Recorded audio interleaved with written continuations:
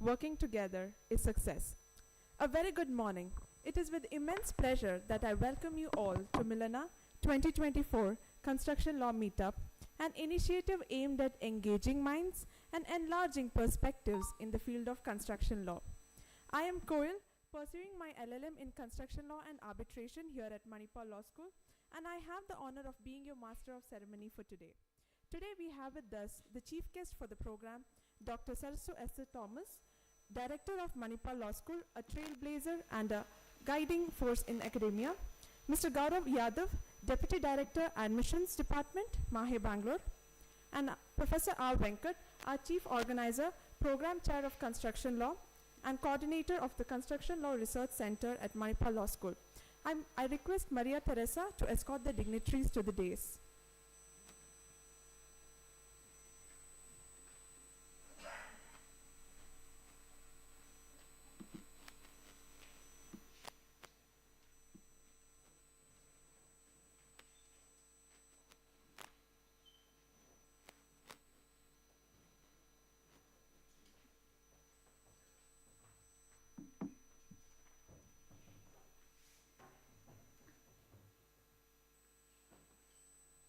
Thank you. This enclave is a first of its kind opportunity where seasoned practicing engineers meet practicing lawyers aspiring to foster a deeper understanding of construction law through collaboration. Together, we aim to pave the way for a more robust legal landscape in this field. Let us now begin with the lighting of the lamp, a ritual symbolizing enlightenment and knowledge. I kindly invite our esteemed dignitaries to light the lamp and illuminate the path ahead and pay homage to the founder of this esteemed institution, Dr. Tonse Mohandas Anantapai.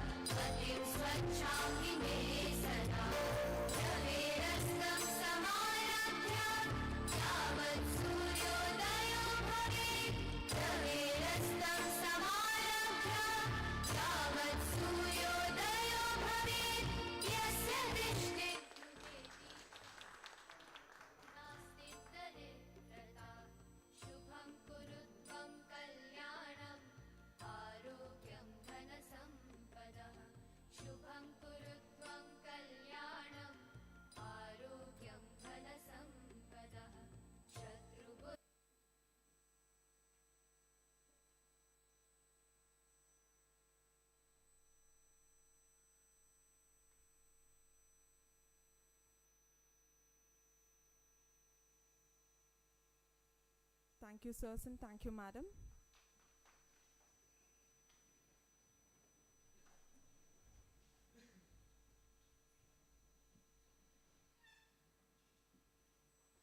In the flowers, we find shared happiness. I now request Professor R. Venkat to florally welcome Dr. Sarsu S. Thomas and Mr. Gaurav Yadav.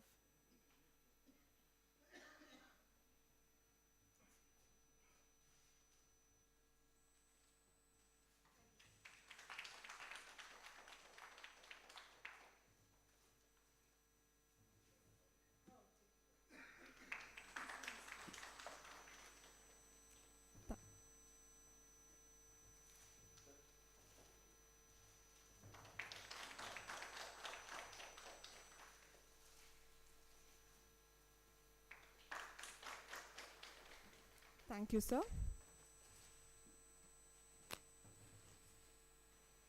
We feel incredibly privileged to have the presence of our esteemed guests and invitees. I request Professor R. Venkat, our Chief Organizer, to deliver the welcome address.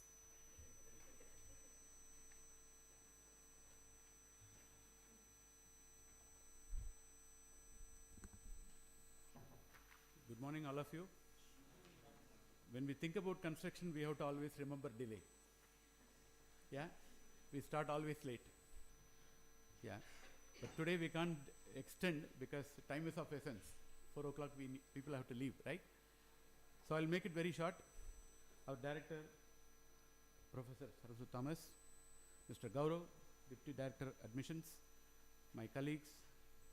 Okay, they will be joining. They are invigilating the exam. Dr. Saha, Dr. Farhan, Dr. Pavan, Dr. Hola from MIT.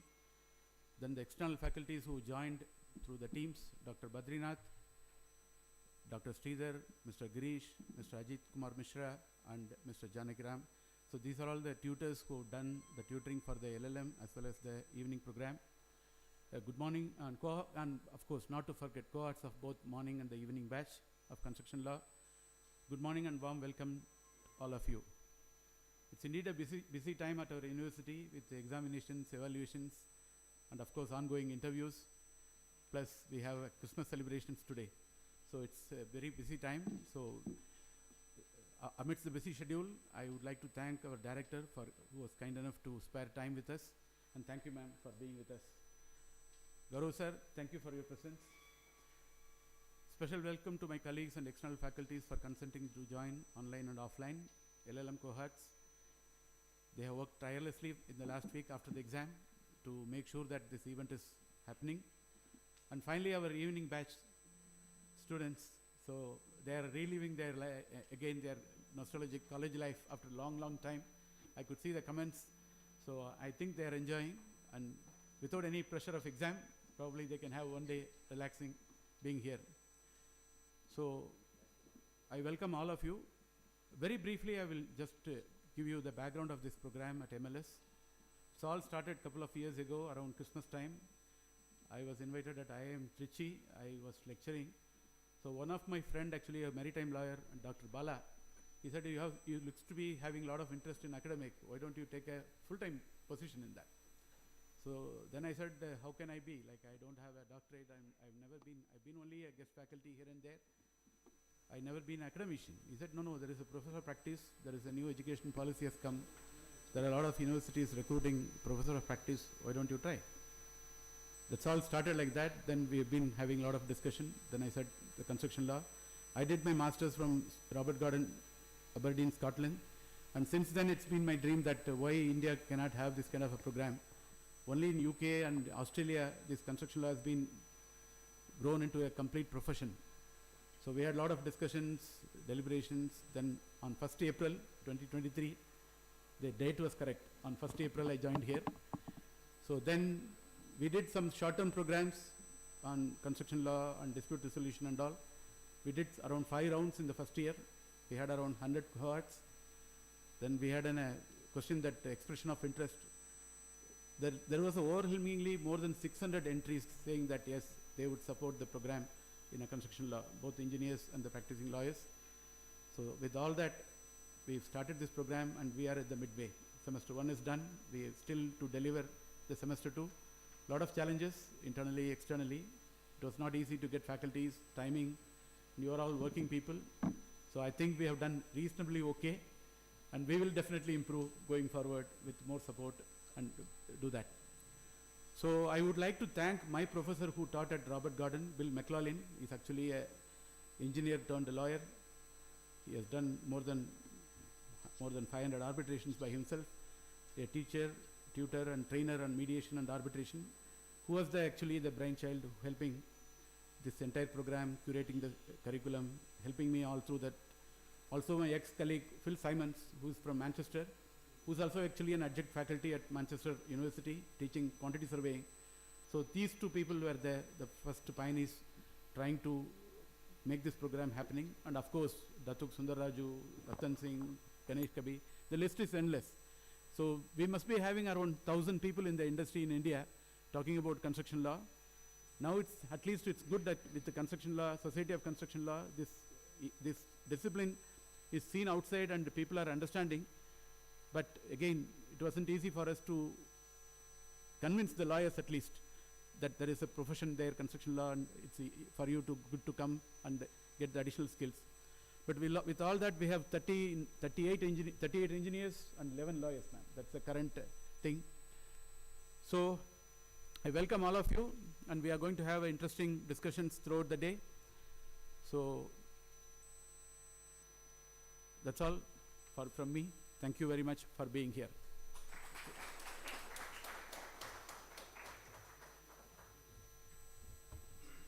Thank you, Professor. Your vision truly sets the stage for construction law in India. May I now request Mr. Gaurav Yadav, Deputy Director, Admissions Department of MAHE Bengaluru, to address us on this occasion.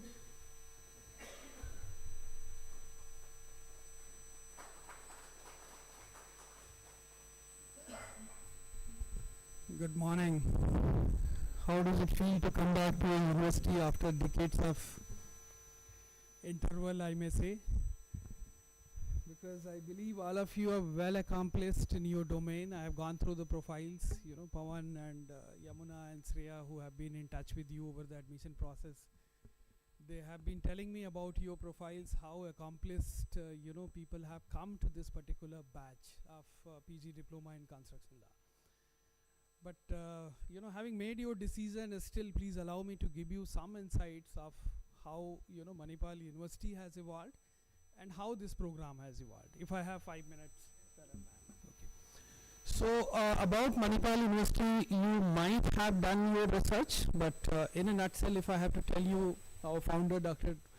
Tunse Madhava Pai, established in 1953 in the barren hill of the place called Manipal. So that is where the Manipal Academy of Higher Education emerged. We don't call it as Manipal University because of certain, legal terminology related issues. We call it as Manipal Academy of Higher Education. And our main campus is in Manipal, which if you look at it today, it is rated as Institution of Eminence. Now, Institution of Eminence is a status given by Ministry of HRD, Government of India, to a very limited set of institutions. Initially, it was given to only 12. Out of that, 9 used to be public institutions and only 3 were private institutions. So MAHE is one of those 3 private institutions which was recognized as Institution of Eminence in the year 2020. And that's when this concept arose that, okay, let us have a campus in Bangalore, and MAHE Bengaluru was kind of conceived and established post receiving the status of Institution of Eminence. Today, if you look at overall MAHE's, kind of ranking, All India ranking is 4th. Only 3 institutions are above us, which are again public institution. I have no hesitation in naming them. AIMS Delhi is there, JNU Delhi is there, and Jamia Millia Islamia Delhi is there. Now if you look at their legacy, they all have almost 2 decades of legacy, and that's where they have reached over, over their journey. Where MAHE has reached in the last about 70 years. In fact, less than 70 years when we got this ranking and all. So in Manipal, we have, in the Manipal campus, we have 36 different institutions. We offer more than 350 programs. But in Bangalore campus, when it was established, we were only having a design school and an engineering institute. So we started in the year 2021 with the design school, Srishti Manipal School of, Arts, Design and Technology, and Manipal Institute of Technology. So that is how a modest beginning was done in the year 2021 with a very small number of students in engineering, about 300, and another about 400 plus students in the design school. But this year, if you see, we have, put together 10 institutes, including Manipal Law School, which started in the year 2022. And we have admitted more than 3,000 students. Now, coming back to this particular program, this cohort that I was mentioning, see, this is a very niche program. I think Professor Venkat has already given you as to how he conceived the idea, how he was motivated by, his colleagues in the industry to conceive this program. And for us, the lucky thing was that Manipal Law School was not there in Manipal campus. This was a new beginning in Bangalore campus. So any institute which is new has certain kind of, liberty to experiment and bring new programs. That's how, you know, entire support was given by the MAHE and of course the director Manipal Law School and the Pro Vice Chancellor of MAHE Bangalore campus also came together, and this particular program was conceived. Let me also acknowledge the difficulties that you have faced during the admission process. I think, you know, since I'm talking to you, I must acknowledge that. We introduced the program as LLM professional. We had to change it to executive diploma because of the regulatory issues.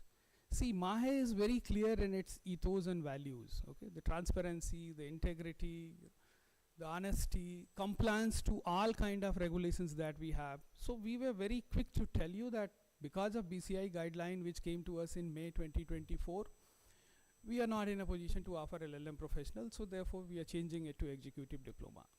Your admission happened to executive diploma.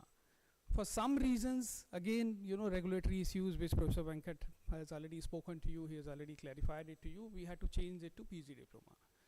So we do acknowledge the difficulty that you have gone through. We had to keep coming back to you saying that, okay, we are not able to offer LLM professional, would you like to convert to executive diploma? And of late we came back to you saying that nomenclature has changed, we are calling it as PG diploma. So anyways, all those things are well settled by now. You are here, you have appeared into your exams and all. I'm sure you are having a good time here. Please do enjoy your stay here at MAHE Bangalore. I know that this is your last day. I'm speaking to you on the last day, but I'm sure you must have had some good experience here. And if you have some time, particularly when you come for the second semester, please do interact with you know, other institutes also. Maybe Institute of Engineering, Design, you know, we have a management school also. We have very thriving humanities department, commerce department. We have some niche department which may be of your interest, like public policy and all. So since you are working in the construction law, even public policy may be of your interest, and there may be certain, you know, kind of workshops or programs offered by public policy which you may like to explore and you may like to interact. So I, you know, will take this opportunity to once again kind of thank you for your patience which you had during the admission process. I'm sure Pawan, Yamuna and Shreya have dealt with you through that process. But you know, hopefully you have been kind of happy with the process that was concluded by the admissions team.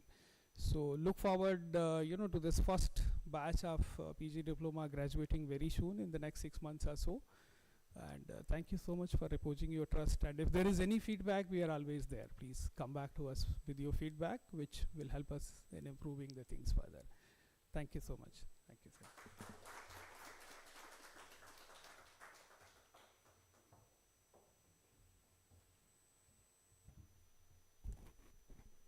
Thank you, sir, for sharing your valuable insights about our institution. May I now request our chief guest, Dr. Sarsu Esther Thomas, Director of Manipal Law School, to address us and share her valuable insights.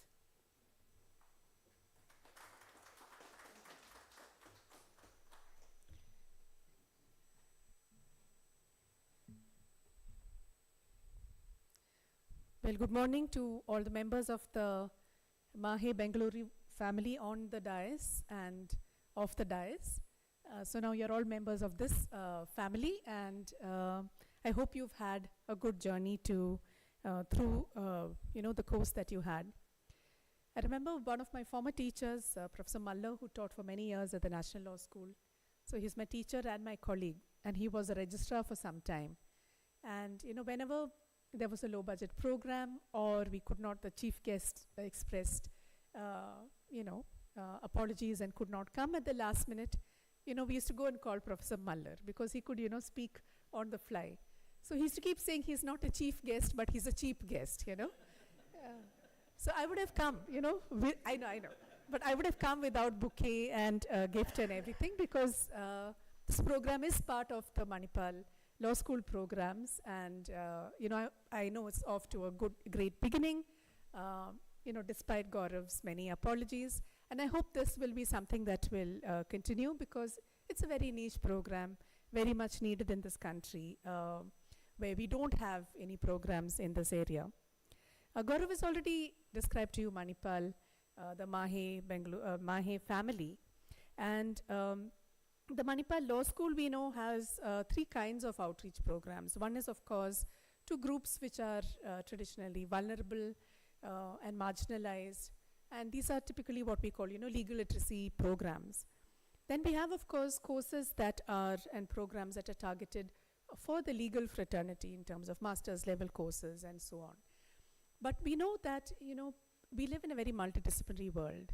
And even though many of us are literate, in our own field, sometimes we feel we are legally illiterate. And we don't know, how to, handle the legal problems that come up in our professions from time to time. So we have a huge task ahead of us to fulfill this need in terms of executive programs and in terms of PG diploma programs to a growing group of professionals who are also seeking legal education. So legal education has moved from being the domain of just lawyers to also coming down and being used by laypersons who are working in the field. So we have made a great beginning with this course, and of course Professor Venkat deserves all credit because he has been the driving force behind this course. And I hope that we will be able to make many more offerings in the future. One of them which is high on the list is of course one on medical law and ethics, because Manipal is also known for its healthcare systems and education, and so we would like to also contribute to that. Now, I'm not going to talk about construction law. I come from a family of engineers. I accidentally found myself in law, but I know very little about construction. But I do know some about the disputes in construction contracts. We know that very often time is of the essence, and the codes that we have are not really an alternative. So I think what we need to do also to brainstorm at some point of time to find alternatives to court. I mean, I'm not just talking about arbitration, but other kinds of innovative solutions which will reduce the burden on the courts and which will help us find solutions that are commercially viable and necessary for the professions that we are in and the business that we are in. And I hope that we will continue this dialogue outside the law school as well once you graduate. And if you ever come across areas in which we can collaborate or areas where we can work together, particularly on dispute resolution, that is something to which the Manipal Law School will always be open to. So I don't want to take much time because I know we have a late start and you have a very busy day ahead. But I'm also glad that this event is happening on our campus and in Bangalore, because as you know, Bangalore has 4 seasons: summer, rains, almost winter because it doesn't get that cold, and construction, because there's always construction happening in Bangalore. So have a great day and a great future ahead. Thank you.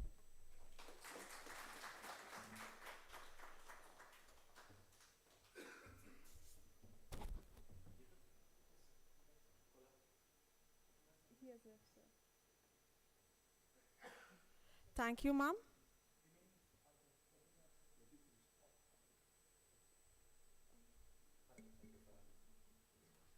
Thank you, ma'am, for your inspiring words. Your message resonates deeply with our mission here today. Next, we have a special session of faculty speeches where our distinguished professors, both present in person and joining us online, will share their perspectives and expertise. Firstly, I would like to request Dr. Ali Farhan Gulres, Assistant Professor here at Manipal Law School, to share his thoughts with us.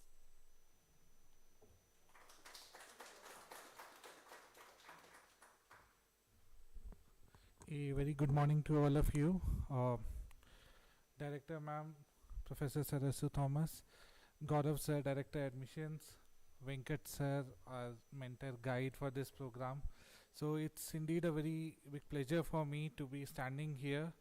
Though if you see that on papers I was your teacher, but to be honest, whole this journey you were my teachers.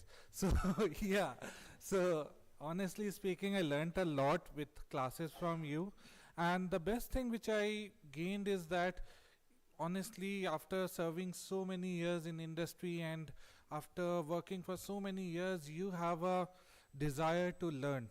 So I remember one hadith also in Islam also it is said that Prophet Muhammad has said that if you want to अगर आपको पढ़ाई के लिए इल्म के लिए चीन भी जाना पड़े, that is China was far ahead at that time, so he said तब भी जाओ. So education is so important in that time, and you also, it's like I could not have even imagined before coming to this program that at your age and after working for so many years I will be going to learn something new. So but uh, when I will be, yeah, after 20 years, 25 years in this stage, I will also be inspired to learn to engage in new programs. So it was very good session, and to be very honest, every week 7 to 9 on Thursday when we interacted, and when I used to tell you the basics of torts, evidence and limitation act, the urge in you to understand each and every, the way you related it to arbitration, the way you related it to the construction, it was awesome. So I am very thankful to Venkat sir that you introduced this program, sir. And this program is first of its kind in India, and I'm very sure that with the help of the Manipal higher management and with the help of director ma'am, she's so cooperating, it will go to a newer heights in the future years. Thank you so much. It was great to teach you all. Thank you so much. Have a great day ahead. Thank you.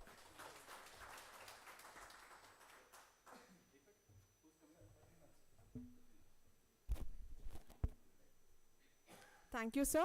May I now request Dr. Badrinath S., Senior Manager, our visiting faculty for the course, who will be joining us online to speak a few words.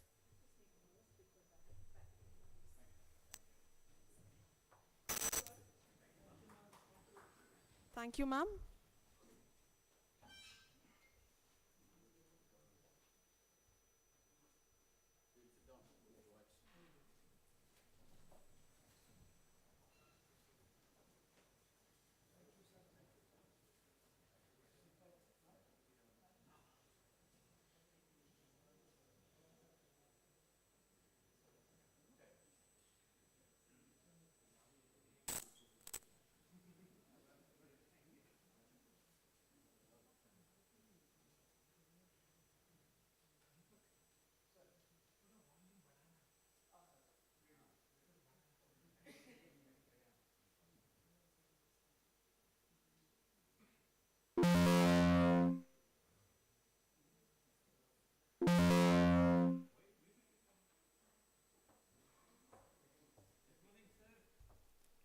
Sir, can you please unmute yourself?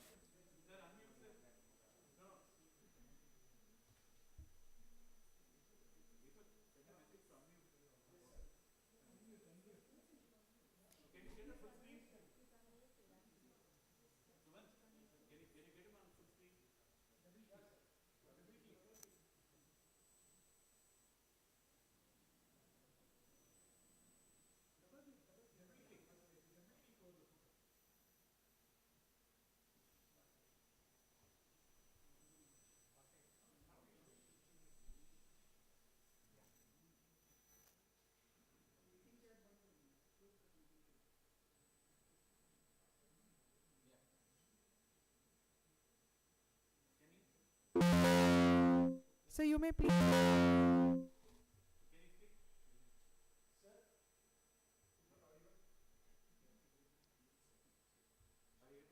Sir, we are not able to hear you.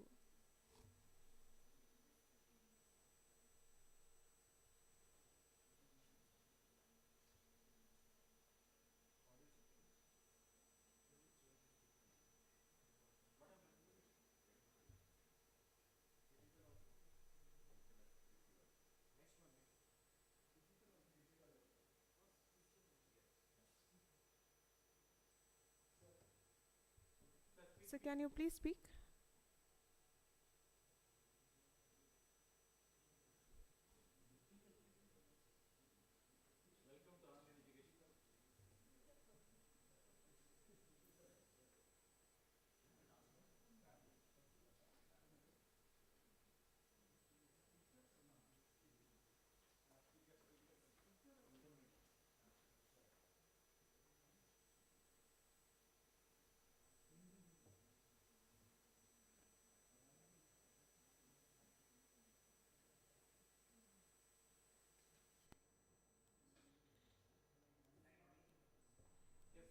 Yes, sir, you're audible now.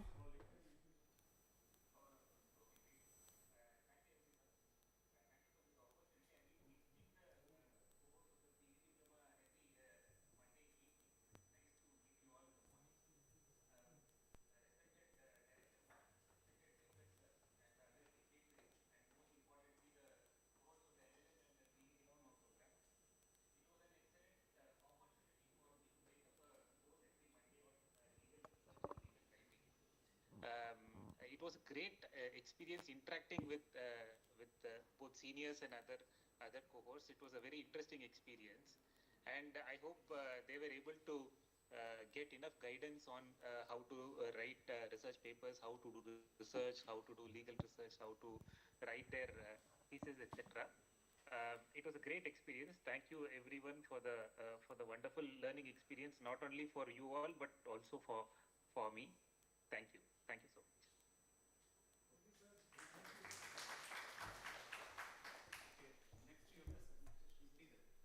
May I now request Dr. Sridhar Mote, sir, to speak a few words on this occasion.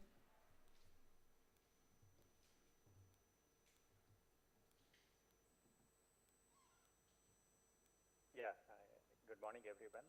I'm audible? Yes, sir, you're audible. Yeah. Respected Director, Madam, Professor Venkat, other dignitaries, co-tutors who are online, and the dear cohorts of both the courses, LLM as well as PG Diploma. So what I mean to say is engineering fraternity as well as the legal fraternity, right? Nice to see you, so many here. It has been a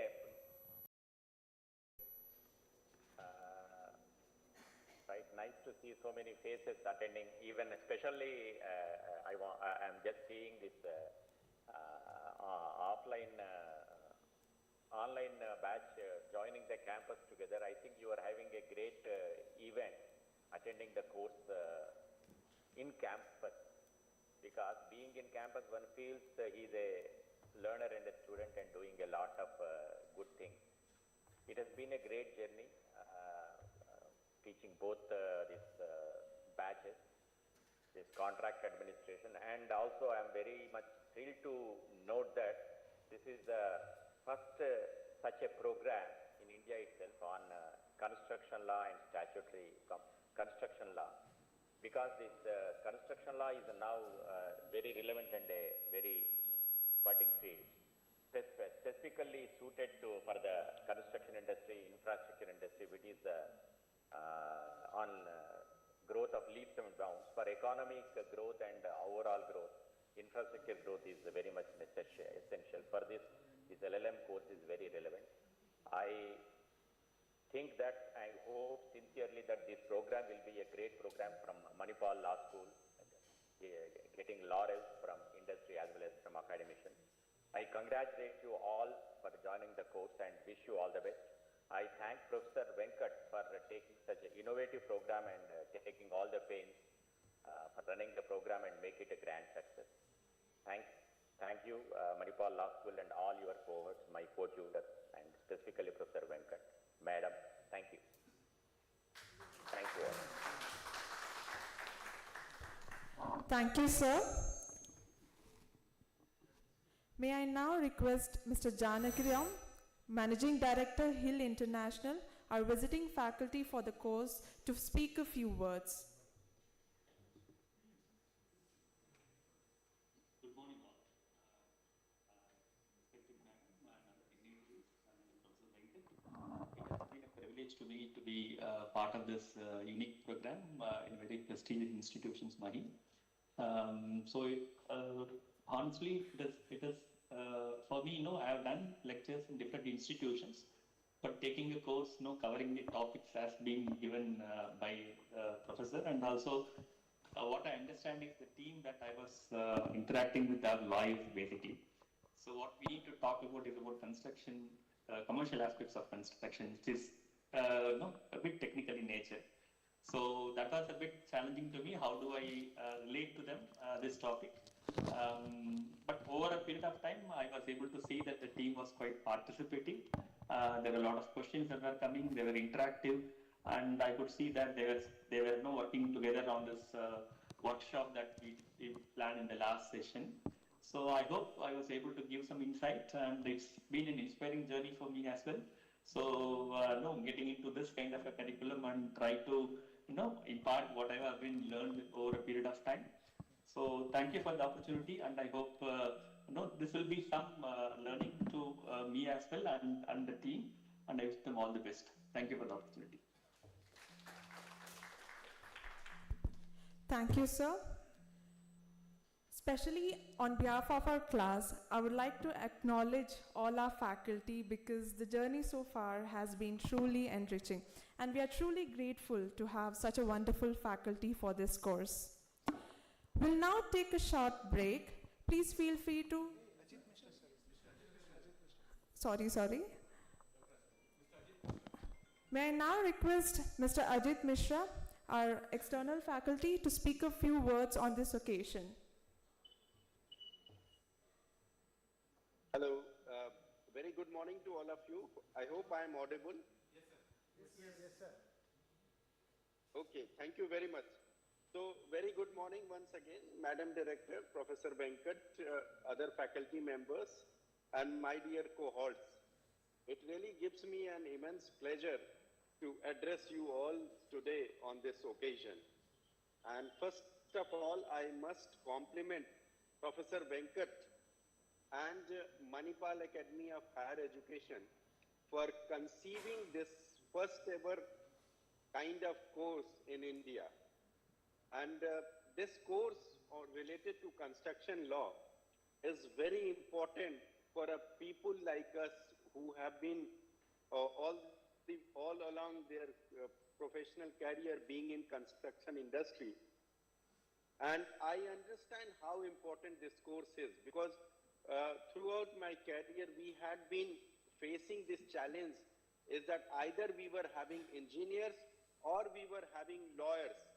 And when a dispute arises, it's basically techno-legal kind of things, and where the two domains don't understand each other, and there is a dispute between the two domains themselves.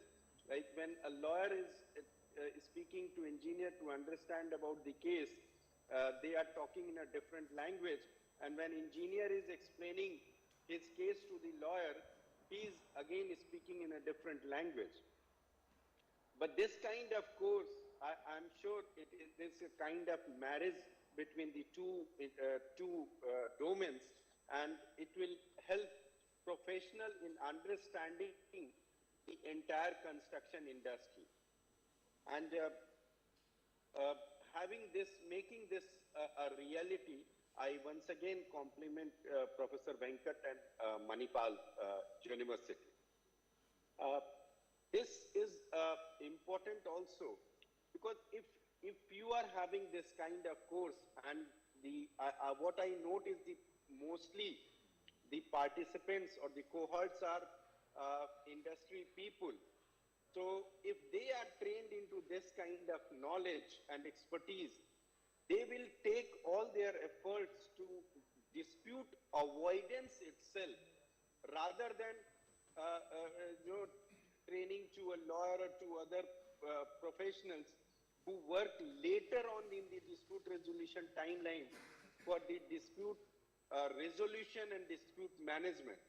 So if people like these cohorts are trained into this kind of subjects, they themselves will work for the dispute avoidance. And that is, for that reason also, this course must be complemented once again. So I'm sure the cohorts have been able to gain a lot from this kind of course, and it is going to shape their dispute resolution practice in much better way. And on my personal note, when I was interacting with these cohorts, I find them very dedicated, taking their time out at very odd hours for the convenience mostly of the faculty members, and they were so sincere, eager to learn and dedicated that it was really posing a challenge to the faculty members to bring out their best in teaching. So I have really enjoyed this course teaching you all, and I'm sure this course will be going to benefit you a lot in your future. I finally thank you all, the cohorts, and wish you very, very best, very, very bright and successful future in your life. Thank you very much, dear cohorts. And thank you, Manipal University, and thank you, Professor Venkat. Thank you.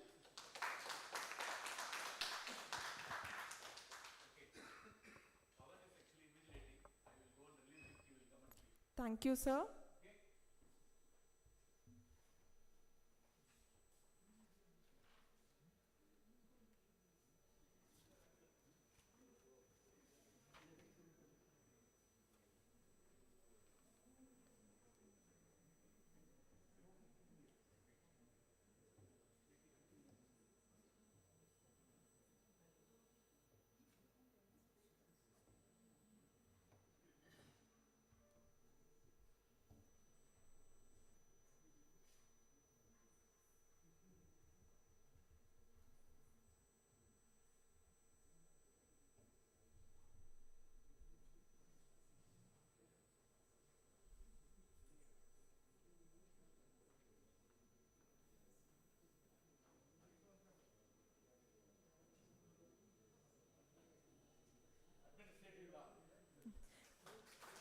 I now call upon Mr. Pawan V, Assistant Professor, to speak a few words.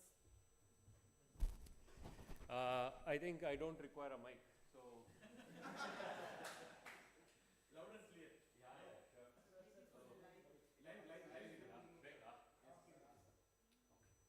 Fine. So since they're insisting, I'm going with a mic. Right. So I'm sure that I don't require any introduction. So we have discussed quite a lot of things, and we have learned quite a lot of things with respect to constitutional law, with respect to the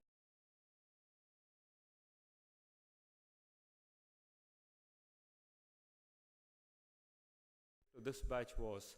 So I had a learning curve also on a daily basis. So rather than a daily basis, I would put it in the other way. So whenever I came to teach, or whenever I came to tell about few things, the good thing was I was asked or I was questioned about what is this, what is that, and what not. So which definitely is a very good thing for a teacher. So it means to say that each and every one, or most of them were listening to what was being taught. So that is the primary thing. And second thing was, I really like the way the questions were posed at me. And I believe that I have answered most of the questions.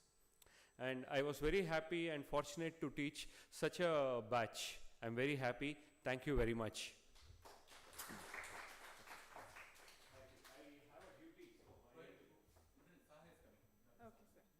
We'll take a moment as Dr. Indranil Saha also will be talking.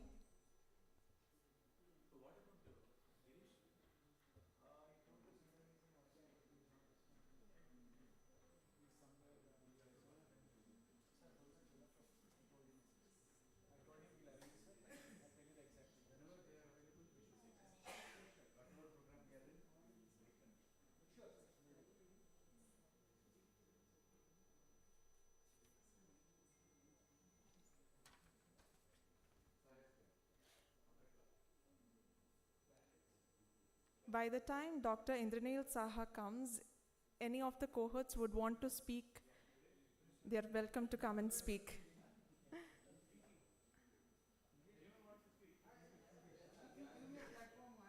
Yes.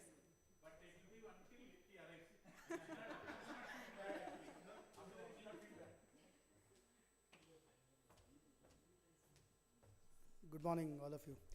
See, whenever I get a platform, it's my liking talking. See, I was mentioning to DT, so what happens, I'll speak my mind here. See, what happens with the construction is that, unfortunately, it doesn't get the value which it really deserves. You just imagine the place where you are living. You just imagine this university where we are doing this course, we are enjoying this course. But who has built this?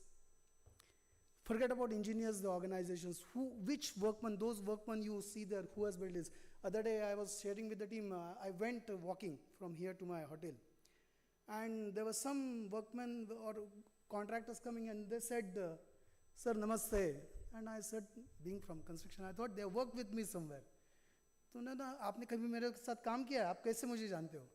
Sir नहीं, हम हमारे आपके साथ हम काम कर रहे हैं मणिपाल पे, वहाँ पे हमने आपको देखा है, आप वहाँ पे काम करते हैं. But all these people, do we really count for these people? Do we really care about those people who have built? See, for us, a house is like a temple. Where we live our life. This university is producing all lawyers, engineers, but who has built is where those workmen have gone. It's very difficult. It's my wish that I do something for those workmen, start something for those people in my life. So this is very, I always talk this, whenever I get a platform, I always mention this. Care for those people. They are always a moving population, you never know. And it's very, you have to keep it in mind. And other day, just the November is the quality month. That's how we celebrate in construction. And my boss said a very important line. Recently, we visited China, Shanghai. When I was doing all my exams from Shanghai, the MCQs. And we saw how the infrastructure is developed there. And he said very important thing, that whenever you come to a new city, this is the first time I'm in Bangalore, that how somebody knows the city is the first impression of the airport or a railway platform. It's the first impression of the roads. So the amount of responsibility which is there on the infrastructure engineers to build this infrastructure, that's the first impression you're going to give to any visitor about your city, about your country.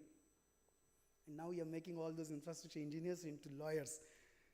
Sir said, right now, Ajit sir said that they will try to avoid the disputes. I'm not sure, but by taking this profession, whether we'll be interested in creating disputes or we'll try to avoid disputes.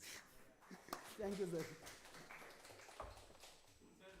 one thing I can tell you about the migrant workers, at least one cohort is doing a dissertation on that. Yes. Probably if we ask you to talk to you, you can share your wisdom. Yes. Thank you, sir. May I now invite Dr. Indranil Saha, Associate Professor, to address us and speak a few words. Good morning, everyone. Sorry for being late. I got just stuck up in traffic. One of the offshoots of civil engineering, I believe. Okay. I don't know how many of you are here in Bangalore for the first time, but it's a very good time to be in Bengaluru. More or less, the weather is very good. And our campus, as you can see, is still developing. And we really hope to make it a world-class infrastructure facility base for students. Right now, we do not have facilities for people like us, the teachers, to stay inside the campus. But in the long run, the management is planning to have teachers inside the campus so that once you start doing research, you cannot be going home at 6 o'clock. So you need to stay back in your lab because research does not happen during the working hours. We are mostly busy with the administrative work and teaching. And whenever I used to take your class, I used to study myself and come, because one aspect of your class was that I am dealing with people with minimum 20-25 years of experience. So addressing you and addressing an 18-year-old, 5-year BLLB person is completely different, because they do not know exactly what question to ask. But you people have faced real-life problems, real-life challenges, especially with lawyers, I believe. Okay, and the lawyers have their own way of manipulating and maneuvering things. I hope that area between the technical knowledge and the legal knowledge, especially in the contracts, has been breached a little, and I have tried my level best so that you are now in a platform to talk one-to-one with the lawyers, where when they say that this was the case law, this is how this section needs to be interpreted, you can also stand with the queue and say that I also know how this section needs to be interpreted and stuff. And it's very important for all the technical people, be it from civil engineering or science, I tell this to scientists also, and that you should understand law. And I think law should be made a compulsory subjects in class 11 and 12. Some subjects of law definitely, a little bit aspects of criminal law, the constitutional law, what your rights are, contracts, labor laws a little, so that we develop a better human being and better citizens of India. Because law is not something, I came into law, I do not know how many of you know my background, but I am basically a master's in physics from Presidency College, Calcutta, and then I have my PhD from IISc Bangalore. But my PhD is in the physics department, but it is on structural biology actually. So I used to make crystals of proteins and I used to shine X-ray beams on them so that we can find out the structure and we can develop drugs. And then for 2 years I worked with United Nations in Italy on cancer research. And that's when actually I thought of doing IPR law. And I came back to India and I did my law from IIT Kharagpur with IPR honors. And I also have a LLM in corporate and commercial law. I also do a lot of corporate law stuff here. I'm also a registered Indian patent agent. I have 2 patents granted of my own as an inventor.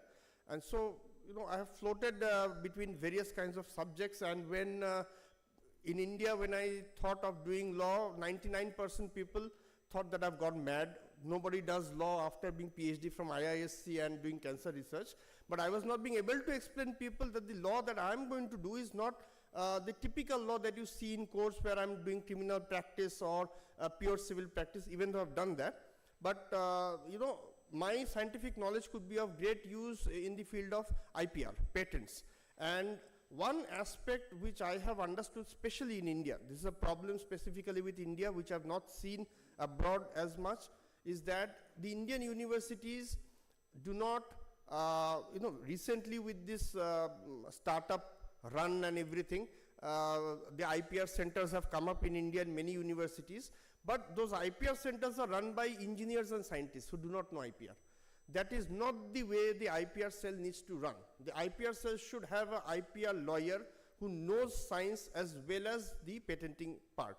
So this is why the law firms in India are minting money basically. They're literally minting money. I have worked with Luthra & Luthra, which is a tier 1 law firm in India, and I was in the patent team. And we have seen the big companies who have, the in-house so-called team. None of the work is actually done by the in-house team, which is coming up to court level. Everything is shifted to the law firm. it's a ball shifting game, basically. So they do the whole work. They will just supervise the work. And ultimately, the work is done by a law firm because the company does not take a risk with in-house lawyers. The company in-house lawyers, they will be vetting contracts, they will be drafting, but at the end, it will be upon the law firm to do it. So, this aspect of not knowing the law, in the way law needs to be learned, is a very big problem in India. So, this aspect, I believe, scientists and engineers like you can overcome because presumably you have a higher IQ level than many other people. That is why you chose those engineering subjects and you passed. So law that way is a very, very vast subject because it encompasses every other subject or every other thing that you know. So important part to understand about law is how the court, interprets law. Because that is how you have to study law. You cannot be interpreting law in your own technical sense. This is the biggest problem in India, where scientists, they think they know patent, but I have talked to many, many dean directors, they don't know anything about patent. Okay, so at the end of the day, one of the aspects of our IPR center, of which I am the coordinator of MAHE, is to give lectures and educate people on what is IPR, how to go about patenting in IPR, because at the end of the day, if you cannot, protect your innovation, then your innovation is of no use. Because your innovation can only come into the market provided you are protected. Otherwise, second day anybody is going to copy it. Okay, and you would not have the remedy. So, building something and protecting it, how to protect it, is also equally important to know. You may not be an expert, but you should know how to protect it. So that was some of the aspects which I tried to foster in the class that I took, where I tried to imbibe within you people how to interpret law in the legal sense, the way the lawyers are interpreting Contract Act, the court is interpreting, and there was a book which was given to you. So it's full of case laws, and so you can see how the court, Supreme Court specifically, interprets law. So that, when you say something to your lawyer or your legal team, they should not come back to you saying that, sir, you are talking in a technical sense, this is not the legal sense. That should not happen. Okay, this is the problem which happens in every company, be it in pharma, be it in construction, because the person who is heading that IPR part, he is not a lawyer, he is a technical person, and the IPR team is in the legal team, so they have a mismatch. So that should not happen, and contract law is just one of the laws. In any other laws that you might be interested in your working sphere, you now have the ability to understand how the law needs to be interpreted, what are those interpretation sections, how the things need to be done. And I really hope that this course has helped you, even though a little bit, in understanding actually the Indian legal scenario, because most of the companies where you work on, their head offices mostly are in India, and you are dealing with a huge class of people in India who are running the show, from laborers to big managers. And one other aspect which I would request all of you to read upon your own interest are the labor laws of India. So you get a compendium of labor laws in India, you buy that, and at least read the Factories Act, read the Compensation Act, 4 or 5 basic acts you please read, so that you know when you end up into a labor problem, you exactly know what to do, what not to do, what are their demands, should it be met or not met.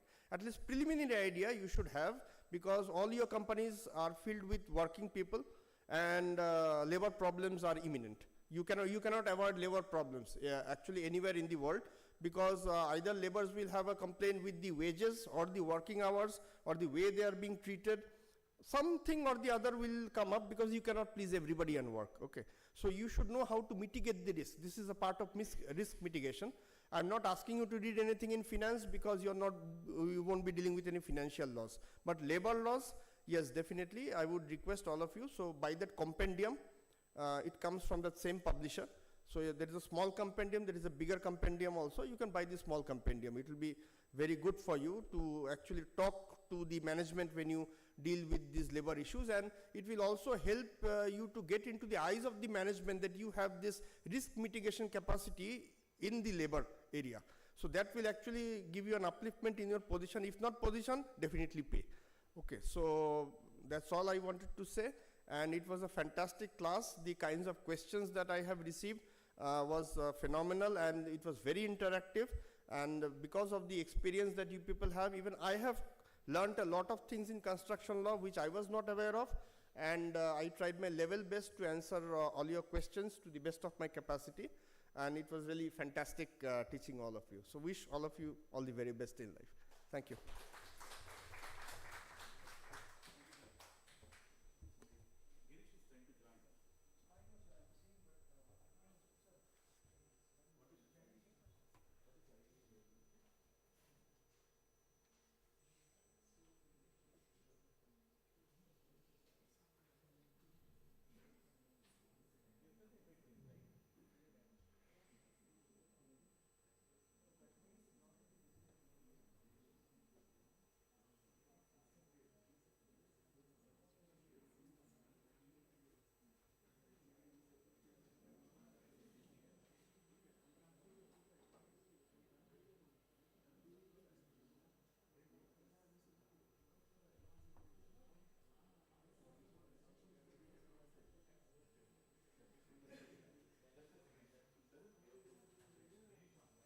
Kindly a moment. We have one more faculty who will be joining us.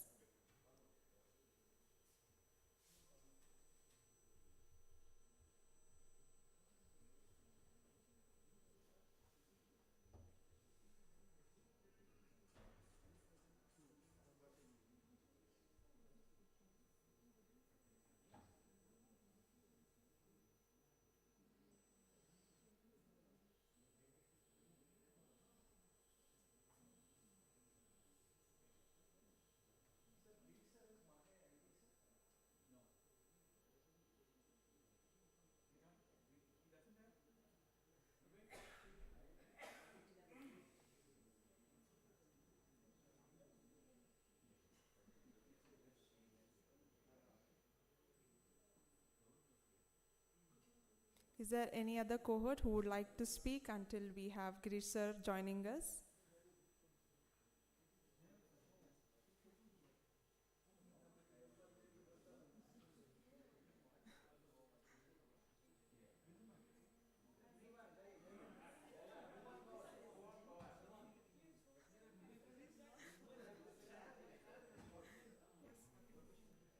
Yes, sir.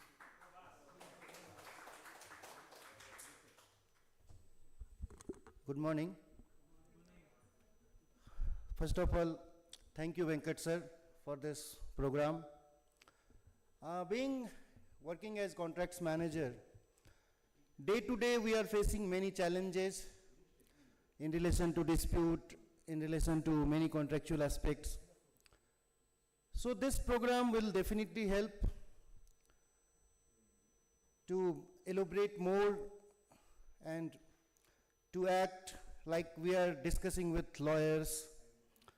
So they cannot manipulate us. At least we will, sorry lawyers, at least we will able to understand. I mean, we will know, yeah, how to interpret this, and it will definitely, this program will help us. Whatever in semester 1 we did, it was very useful, not only for academic purpose, but it will definitely enhance our working abilities. And once again, I would like to thank all the faculties, especially Venkat sir. Thank you very much.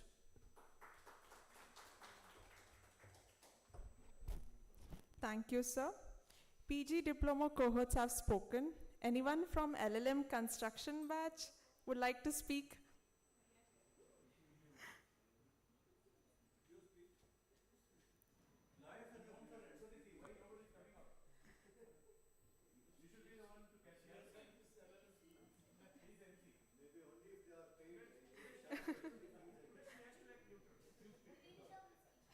Yes.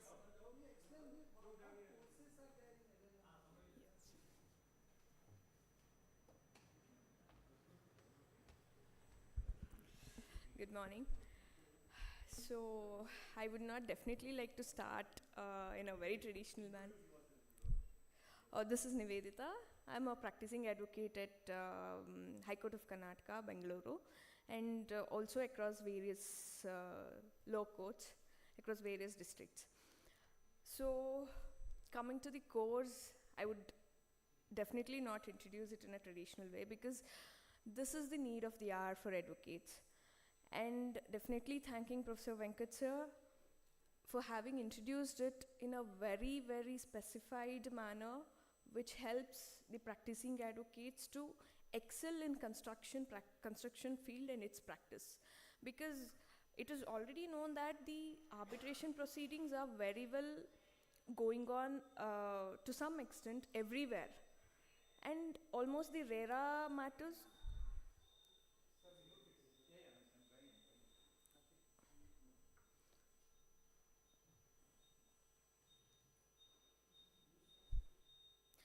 So the rarer matters are being contested before various tribunals, including the arbitration.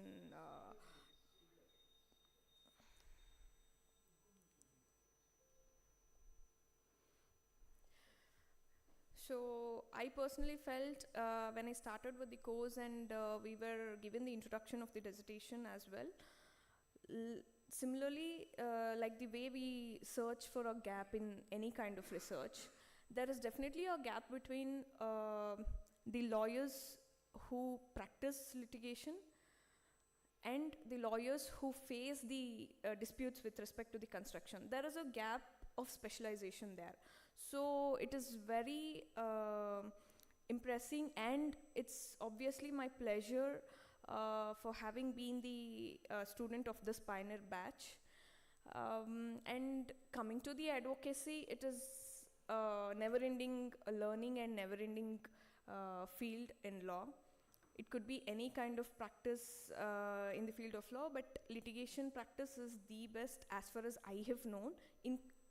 Though other practices like corporate practice or any kind of corporate offices, though they give consultancy and there are in-house counsels and all other kinds of roles which lawyers play, I personally felt this was the need of the hour for litigation practitioners, and that is where I found it useful. And there's much more to go in the construction field, so that we can also contribute to the same, so that you engineers and many professionals who work for the field, specifically the construction field, would it would be of some help to other professionals as well.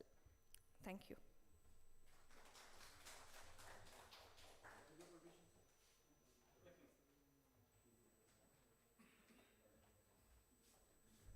Good morning, everyone. Okay, I'm Colonel Ashish Sharma. I'm from Corps of Engineers of Indian Army, presently working in military engineering services with a service career of 19 years. So, I will be speaking on two aspects here. One is when we started this course, why we required construction law in India when we have a contract law. The answer I found in the first slide given by Dr. Badri when I was just preparing for this exam. The first slide says about the descriptive and normative. My answer, I found it there. The contract law in India is descriptive, and for construction law, we require a normative law, because construction cannot be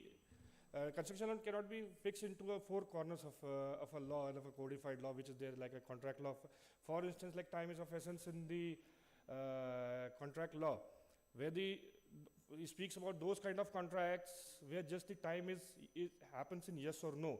I want to take a cab to go to a station at 1700 hours in the evening. If I don't take it at 1700 hours, it doesn't solve my purpose. If the cabs arrived at 1705, the contract is void. But in case of the construction law, the time is at definitely a essence, but it always at large. So by means of extending the famous case law of Hind construction, always quoted by the contractors and always defended by the department. So we cannot have that kind of a descriptive law for we need to have that kind of stages for the construction law. That codification is required. So that is why I feel yes, construction law is very much required, like we have in English law. Secondly, regarding this course per se, the postgrad diploma in construction law and arbitration run by the MAHE, we should be thankful to the Dr. Venkat, and I'm associated with Dr. Venkat for the last 2 years. I did his first course of dispute avoidance, advanced certification course in dispute avoidance and claim management under his able guidance. I have done last 2 years. I have done 2 separate diplomas with NALSA. NALSA is again a very good, high reputed college. But the kind of effort which has been invested in this particular course in last 6 months, it actually, we all as a cohorts from the technical field and switching into the techno-legal domain, actually made that kind of a difference. So we expect the same, sir, in the next 6 months also, and future course of our professional journeys. Thank you so much, sir.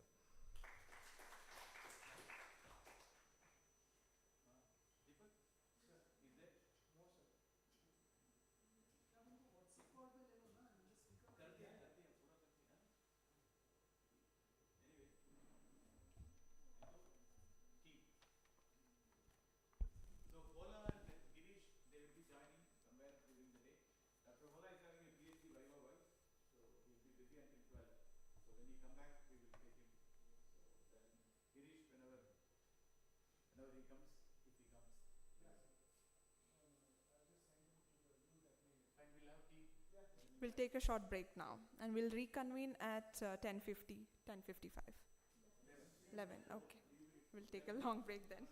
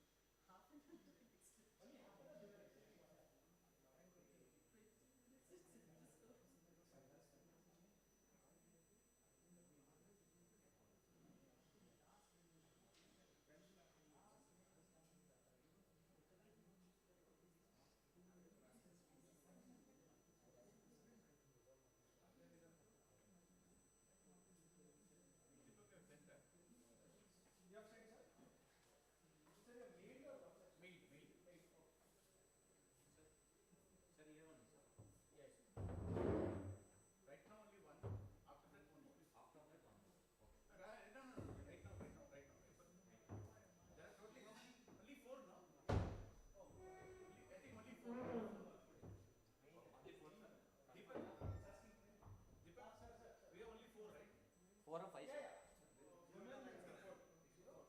4. ಒಂದಲ್ಲಿ ಇಟ್ಬಿಡಿ ಬೇಕಾದ್ರೆ ತಗೊಂಡು.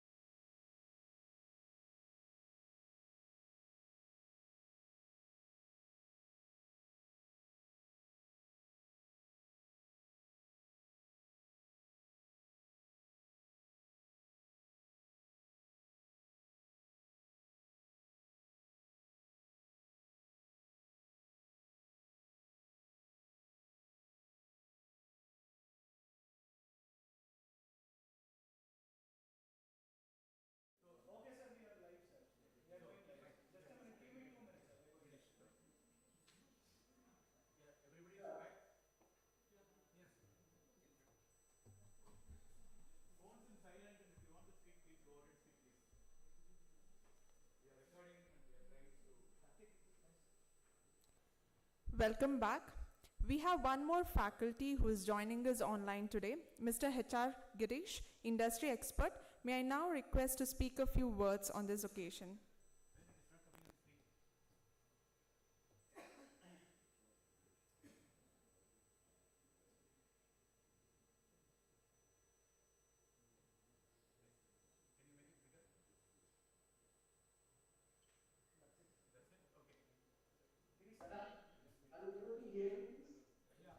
Yes, sir.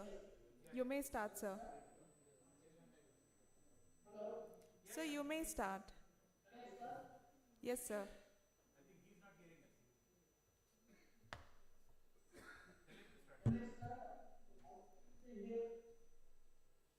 Yes, sir, you may start. Thank you. Thank you so much. The outset, I would congratulate entire cohorts batch. Also place my thanks and best wishes to MAHE, Mr. Vinkat and SI to have fulfilled and this post batch of LLM in construction management and construction law. Like to have a lot of knowledge at real time. Challenge aging technological development of the construction and infrastructure sector. And at the same time, coincidentally, we are aiming to redefine the world economy, which we are on the to grow more. The other challenge that we also face is that the sustainability factor. And as we all know that sustainability is something which each and every professional connected to the construction and infrastructure sector, directly and indirectly, needs to take very seriously. And I think in this background of challenges, having put up this LLM in construction law is really commendable. And I would like to say that going forward, this is going to grow only by leaps and bounds. Coming from the core sector of construction and infrastructure, I can very well see the humongous dearth of qualified professionals who can lead the techno-legal aspect of construction and infrastructure. And it is here that MAHE is playing a very pivotal role. And in fact, this is a maiden postgraduate program. I think this is not there anywhere else in our country as of now in the format that is there in MAHE. And in this maiden program, I think MAHE has made a mark. When I myself I go across various forums because I am also leading certain associations and important initiatives. I am asked this question that why is it that we do not have experts in the techno-legal domain specific to construction infrastructure to the scale that our country deserves. And here I would like to say that MAHE has really played a pivotal role, and more specifically, their cohort, the first batch of LLM in construction law, is something I would think will be ambassadors, just not to address, just not only to address the various challenges of filling in this gap of techno-legal experts, but also being the ambassadors for the wannabe techno-legal experts who perhaps are now practicing in other domains of law. And I'm sure that going forward, we need to play a pivotal just not in dispute resolution, but also in dispute mitigation, bringing a lot of value to the technological domain, which is the need. Today, it disheartens me to see a lot of construction projects which otherwise would have been completed on time, on budget, on the specifications mentioned, and would have served the society and the country and the world at large to a large extent. But this is has not been made possible because of certain challenges on the contractual front, on the litigation front, on the dispute resolution front, and a few other important causes. And I think this LLM in construction law degree, postgraduate degree, will play a pivotal role in addressing most of these challenges. I wish the cohorts group all the best, and I would appeal to each one of you to deploy your knowledge that you have gained across these months, having interacted with the professionals, with the practitioners in the domain. And this knowledge needs to be deployed in a very systematic, in a very enviable way, so that the resolution is very swift, is very fair, and it is more on a win-win situation, taking the facts into consideration. Thank you all so much, and all the best. Thank you, sir, for joining us online today and sharing your thoughts. Next, now it's time to move for our first roundtable discussion on an incredibly pertinent topic, women in construction law. This roundtable discussion aims to shine a spotlight on the evolving role of women in construction law sector. Mrs. Nivedita, Ms. Bindu, and Ms. Maria Teresa and myself will be taking part in this roundtable discussion. I request the participants to come forward.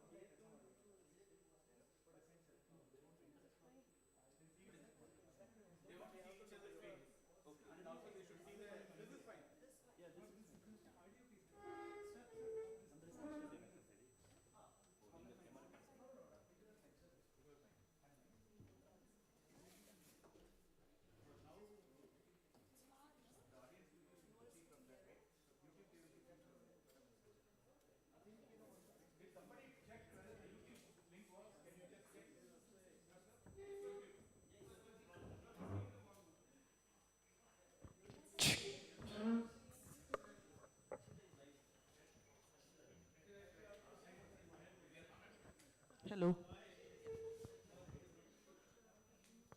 Check.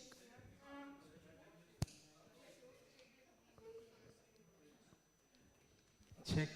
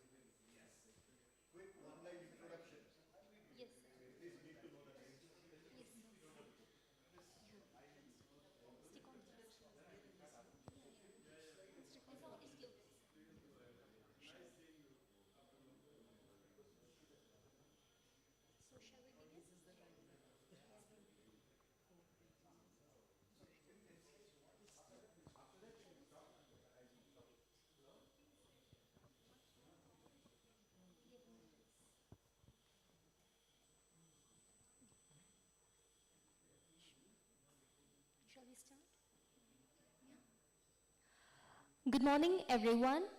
I'm Maria Teresa. I'm an LLM candidate for Construction Law and Arbitration program here in Manipal Law School. On behalf of the organizing team, I would like to extend a very warm welcome to all of you to this roundtable conference on the topic Women in Construction Law. We're thrilled to have you all join us today for this important and timely discussion. I have the honor of moderating today's session alongside my esteemed co-moderator, Ms. Koyal, who is also an LLM candidate for Construction Law and Arbitration here in Manipal Law School. Together, we are excited to guide this conversation and delve into the challenges, opportunities, and advancements for women in the intersection of construction and law. Thank you all for joining us today, and as we embark on this important conversation, I would like to pass the floor to my co-moderator, Ms. Koyal, who will guide us through the first part of today's session. It's an absolute pleasure to co-moderate alongside Maria Teresa. I'm Koil, currently pursuing my master's degree in construction law and arbitration here at Manipal Law School. Today, we come together to explore a topic that is both compelling and necessary: women in construction law. Before we begin, I would like to give a short introduction for the topic today we are discussing. India's construction industry is the second largest employer in the country after agriculture and contributing around 8 to 9% to the country's GDP.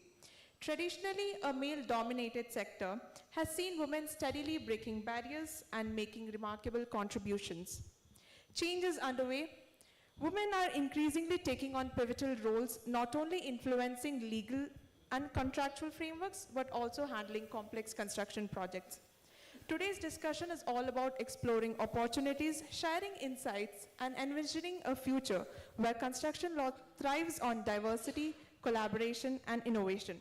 This dual impact is highlighted by our esteemed panelists today. We have Mrs. Nivedita, practicing advocate at the High Court of Karnataka, and Ms. Bindu Ramakrishnan, project director and engineer at Grandstand Consultancy Private Limited. Together, they represent the intersection of law and engineering, a powerful synergy that is important for the growth of the industry. We encourage an open and engaging discussion where everyone's voice is heard. So we will begin by having each of our panelists guide us through their thoughts, and then we'll open it up for an interactive exchange. So please feel free to reserve any questions you have, and we'll be addressing it at the later part of the session. So without further ado, let's start a discussion by delving into your journeys in your respective fields. Mrs. Nivedita as a lawyer specializing in construction law, and Ms. Bindu Ramakrishnan as a project director managing large-scale construction projects. Both of you bring unique perspectives to this session. Your professions present two pillars of the construction sector: legal practice and project execution. Could you please share with us your experiences in this field and what inspired you to come to this field, and any defining moments if you would like to share with us? Hello everyone. So coming to the defining moment for me to choose law, or specifically to choose master's program in construction law, is the need for the lawyer to be specialized in a very particular field. That is the niche, what we define it as. And basically for me, after my graduation in Bachelor of Science, it was never my choice to choose law, but it was only on my father's instincts, or I just trusted his wish of pursuing law. But it's later on that I dwell deep into it and I developed my personal interest. And that is how I ended in litigation and as a practicing advocate.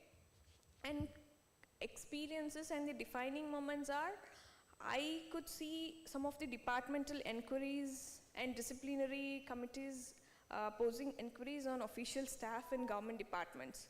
So that led me to start my practice in litigation. Though I am not actively participating in the service matters, that is what led me to litigation and practice. But I would definitely like to contribute my service towards the officials, be it any official government department. So that's how, that was the defining moment of mine. And there are also very small defining moments from case to case which I handle, which alerts me to take particular decisions, and also alert me for any kind of new knowledge which I feel that I should be knowing at this point in time. So that is it about my experience and the defining moments. Well, what inspired me to take this profession is my dad. He's a civil engineer and he was working in the government sector. So I grew up seeing him thinking this is the best career. That is how I take up this project. And after my graduation, I got placed in hospital sector. They were doing a medical college in a place, and I got placed there. That made me feel that, okay, this is a very interesting job, because the site work, I was very much interested in the site work. So pursuing the site work as a site engineer for 10 years, then moving forward, I mean, as a civil engineer, we need to take quick decisions and all. For that, I thought something I need to study further, so I did my post-graduation in construction management. Then moving forward, after a few years now, we are looking into the projects, everything, then the need for knowing the law. Construction law was emerged, and luckily I got a seat here. And I'm pursuing that MLS post-graduation diploma from LMS Bangalore. That's my journey. There are a few things which I would like to tell. As a lady, when I started, everybody is thinking it's very difficult to be a civil engineer as a lady, but it's not so. Being very few, if you go into a site, it's also a confined area, we'll be protected. But the thing what we face is the facilities given to a lady, because it's a male-dominated area, the facilities what we expect is not there at the site. Sometimes the company might not be able to give it. Sometimes they're ignoring the need of a lady. That is how the difficulty comes. But now I think the top-notch companies are doing a lot of things for the women to get into this field. Thank you, ma'am. It has given us a good start for the discussion. Being fresh graduates, we feel it is interesting and intriguing to learn from the journey what they have had, because we'll get to know how our journey can be and how we can improve our journey. Moving forward, balancing a career in such a high-pressure environment with personal commitments is a challenge many professionals face. But it can be particularly nuanced for women given the societal expectations and responsibilities. So I would like to ask, how do you navigate the challenges of work-life balance in your respective fields? What strategies have you found effective in managing both professional excellence and personal well-being? Okay, the work-life balance is something which is very subjective in nature to every individual. Because talking about the work-life balance, it depends on a person's inner voice and decisions, how every individual handles it. And coming to my personal experience, I'm very positive in maintaining the work-life balance, be it personal time or the professional expertise, which I'm getting it and I've got it till now, is all because I've managed it well so far. And it also depends on an individual's thought of how he could manage or how she could manage each and everyday challenges he or she faces in their respective fields. So that being very subjective, it is left to their vision and intentions. Come to the construction field, it is a very demanding and require a lot of time. There is no time limit for construction. So that is one challenge the women are facing. I think that is one of the challenges women. If you ask per se for me, no, I had a good support from my family. Construction means if you have concreting in the middle of the night, my dad used to send someone, to accompany me. So I could do whatever I want as per the construction, time is concerned. But I don't think most of the people here will be having that kind of privilege to enter into the sector and do a work like that. Day and night work and all, it will be difficult. That is one of the challenges. Then the other thing is work-life balance depends on person to person. If you have a family support, good family support, and the company also give them good support, I think it should not be so difficult for women to excel in this industry. It is a passion. If you don't have the passion to do this, yes, whatever facility you get also, you will not come up. But that is one sector. The other sector, another section, there are people who wants to come, but they are not able to do so. That we need to really look into that and do something about it. There are people who wants to come. Nowadays the trend is everybody does engineering. Most of the girls they excel, but they immediately write the bank test and go and sit in the bank. They are comfortable there. If that is, we have to, whoever is in the industry should tell this is also a very interesting job and it is safe. if we give the awareness to them, I think a lot of girls will come into the... I think adding on to Ms. Bindu's thought, definitely family plays a very important role, be it for a male or female. Since the topic is women in construction law, I would definitely tell that nowadays, even though parents are not educated, meaning irrespective of they being educated or not educated, they want their children or daughter to get into the field so that they give whatever the support it is required. I've seen, I mean, it has been improved. It is not like before now. So I don't think work-life balance is difficult for women anymore in any field. I think more than the work-life balance, what holding them back is the mentorship. Like how a guy gets to get into this field, girls are not being taught so much. That is one of the area we need to give and bring them up. That is what I feel. Like you have said, the family support, and also I believe that the personal interest, what we will have to achieve, we can do wonders in any industry, no matter what. So being a legal profession, we have some idea about the barriers, what we face in the legal profession. Ms. Bindu, I have a question for you. What are some of the barriers, significant barriers that women face in the construction industry as a participant in the construction projects? This is a male-dominated field. Everybody will agree to it, though ladies are coming up. You see, the thing is, when I just read, I've heard about only 8% of girls are doing civil engineering, or 100%. So if there is an interview also, how, I mean, if 10 guys are taken, only one girl will be taken, there will be an odd man out there.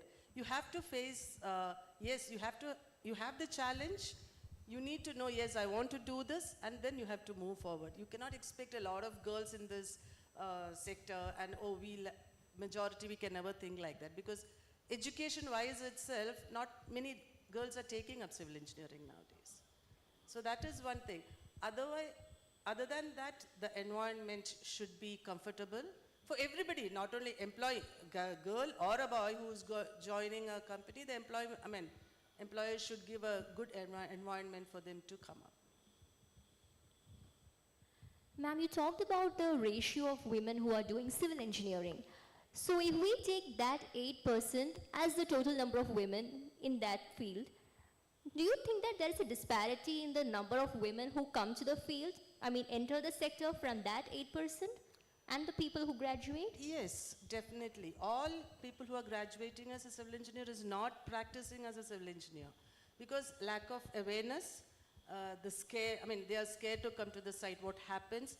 We need to give awareness in the institutions itself. When if the girls are there in civil engineering, we need to tell them how it is. I think all the top-notch companies can go and take classes and let them know, oh, this is, yeah, you're safe here, come, we'll encourage you. So I understand there is a lack or there is a more need of guidance, and I think this session can be an informative session for people who are watching this on YouTube right now. They can know, they can see how to navigate this field, because many people have the passion, but they do not know how to navigate it or how to reach such positions, or they do not know what are the exact positions that are waiting for them as well. So while talking about that, I want to ask you about the importance of this intersection between construction and law, where we call it here as construction law. What are your takes on that, ma'am? Ms. Nivedita? Okay, coming to the intersection of law and the engineering, the construction industry, like I already mentioned some time back, this is a need of the hour for both practicing advocates as well as the engineering professionals, because like one of the professional mentioned, at least they'll be prevented from manipulations from an advocate. That is true in some of the cases. That's not at all a thing which has to be controversial. That is in fact true. So in that way, it helps engineers or any professional in the construction industry to become aware of what's happening and what should happen and should not happen in law. And in the same way, for any advocate, in order to understand the technical terms, because reading the lengthy documents and going through the entire document process itself consumes time for advocates. But that forms the basis of the skill which we portray before the courts or any tribunals. So when that is taking so much of time, I think education on this technical aspect provided in this course or any other upcoming courses would definitely help lawyers specialize in that field, which will be helpful to both the professionals out there in construction field and also the lawyers for their own advocacy practice. So it's definitely worth the course or the upcoming courses which we wish many colleges or institutions would bring up. I would like to add something that this course, what I believe as a fresh law graduate is that going forward an interdisciplinary approach where engineers are given knowledge about the legal aspects and where legal professionals are given knowledge about the technical aspects of the construction law, it can move forward to a shared language between the profession, which is important in this industry. Ms. Mindu ma'am, would you like to share some thoughts? Sure. When you take the tender for the first process for qualifying the contractors, when we take a tender, we have a contract. In that contract itself, now there are some disparities will be there. The contract forms, the contract we let it out. During the pre-bid meeting itself, I used to find some difficulties. When the pre-bid meeting itself, there'll be a lot of questions asked by the contractors, which technically it is possible for the engineers to explain it to them. When it comes to the legal side, when I talk to if in some cases when we talk to the lawyers, the jargons of those lawyers, the words you use, we don't understand. And the nuances of the construction, what we say, pure technical, they don't understand. So this course definitely, it's very important. This is a very important course. Understanding and to take forward the contracts.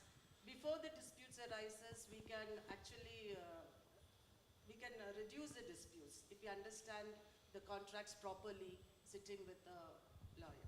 That's what I feel about this subject. Moving forward, one of the key factors in fostering great female participation in this field is education. Education institution plays a crucial role for the future of aspiring professionals, and the right academic programs can help make construction law more accessible and appealing to women. So my next question is, how do you think educational institution can better encourage women to pursue careers in construction law?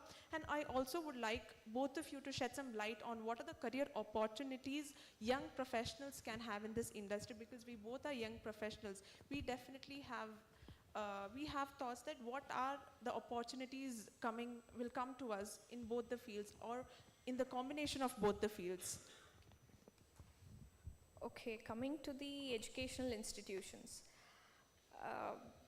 be it anyone, when someone lacks knowledge in any particular field, it is definitely the educational institutes one looks into. So bringing up more and more courses with respect to this specialized niche area would definitely help both the engineering professionals and the advocates or lawyers in pursuing their careers. But coming to the opportunities or career opportunities in this intersection of both the legal and the construction field, there are definitely many opportunities both in the construction boutique firms who practice construction disputes, or an in-house counsel, or an independent practicing advocate. There are many such opportunities, because since this is a very new field in the entire country, I think we should be the pioneering batch to create opportunities in the intersection of these two fields. So, but I'm sure that there are a good number of opportunities even in the career aspect of. Regarding construction industry, it is diversifying. when it comes to construction, people think it's just coming, supervising the job and going. That is not construction or engineering anymore. There is a diversification in that. So this course especially will, for women who wants a desk job and not a site work, they can really pursue this, and this course definitely will help in them taking up this opportunity, coming forward into the construction industry. That is what I feel. Thank you. And yeah, please continue. And maybe the number of students, when these such courses are there, more and more, a lot of people might be interested, who is not interested in engineering, who are interested in law, they might take up this and come forward. And the online courses is very important for me, because I could not have come and joined the course here, leaving my company there and coming. So online courses, definitely, it will help a lot of girls.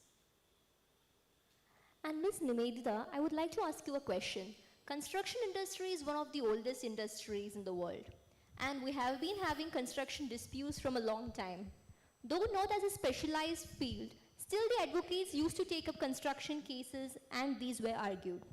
So, how do you think that, you have already spoken about the intricacies and technicalities of this field which need to be understood by both engineers and lawyers. How do you think that specializing in construction law, or knowing more about this field in a specialized manner, or a practice in a specialized manner, can help the industry and the legal practice? I think the very first point which I can mention is to mitigate the risks and the disputes arising out of the construction field. That is the very big contribution which we would be giving as practicing advocates or as a lawyers to our Indian courts. That is the very first point which I would like to mention. And the next point would be, like I told, the difficulties. It could definitely reduce the difficulties for an advocate to understand the technical terms, or in interpreting any kind of contracts, be it any standard form contracts or bespoke contracts. We need not burden engineering professionals with explaining the technical terms, because if we get educated upon these matters, like the technical aspects or technical terms used in engineering, the very basic things we won't be aware of. At least not every advocate will be aware of. So in that aspect, I think burden will be lessened in the construction disputes through all these measures. And ma'am, I have one more follow-up question. Most of the construction disputes, they go to arbitration instead of going to the court. And arbitration can happen in many matters. But I've heard that arbitration in construction disputes consumes it forms part of the major arbitrations in India. So do you think that there are some technicalities, or there needs to be more focus on construction arbitration when we go for arbitration in construction matters, that we need to study more about that?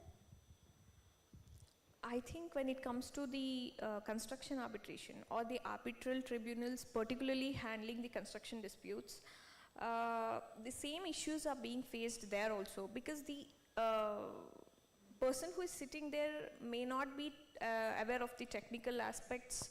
He could only interpret the contractual terms and contractual aspects.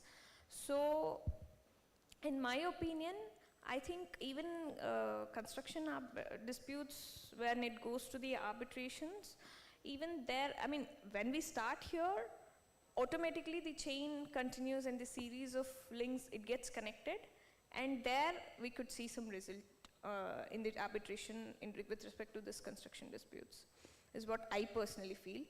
But I still do not have much insights on it to its depth, because I'm yet to explore in this particular field. So I would keep it open. Ms. Bindu, would you like to shed some light on arbitration procedures from an engineering lens? It's the same, like once we have a construction law, I think construction law will stop it will resolve it by its site, and then it will not go into litigations. Once it goes, the arbitrators also need this construction law. That is what I feel, because Anyway, you need to have a knowledge on the engineering, whether it is construction law before the arbitration or after, I mean, during the arbitration.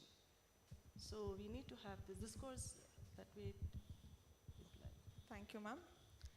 So I believe that when it comes to medical professional, MD is done so that they specialize in that course. Whereas when it comes to construction, I feel this is the MD for our profession. And this, I believe that this will be a quality for the profession. Listening to our esteemed panelists, Ms. Nivedita and Ms. Bindu, it is clear that women are not just participants in the construction and legal industries. They are change makers, driving innovation, bridging critical gaps, and building a more inclusive future. The need for greater collaboration between law and engineering, and today's conversation has revealed how much potential exists in this field and how much progress is already being made, and we can hope for a brighter future ahead. May I ask you something? Because we have been talking about our experience. I mean, as a freshers, how come you have come into this? Why did you take construction law as your post-graduation? Ma'am, during our days of LLB, we used to go for internships. So in my case, in the advocates chamber where I used to do internship, I've seen that many of the disputes or many of the cases are relating to construction. There are many clients who are contractors, road construction contractors, bridge construction contractors, etc. So I was not planning to do an LLM until I saw this brochure here about LLM and construction law. When I went through the syllabus, I found that they are teaching about RERA, they are teaching about construction technicalities, construction contracts, etc.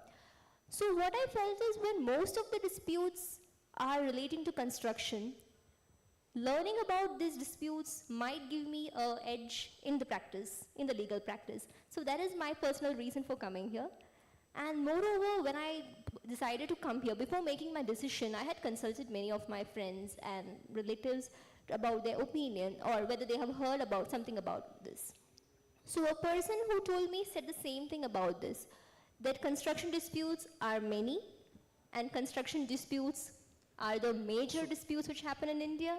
So learning about it gives an edge in practice. So that's my reason. Thank you. And what about you? Yes.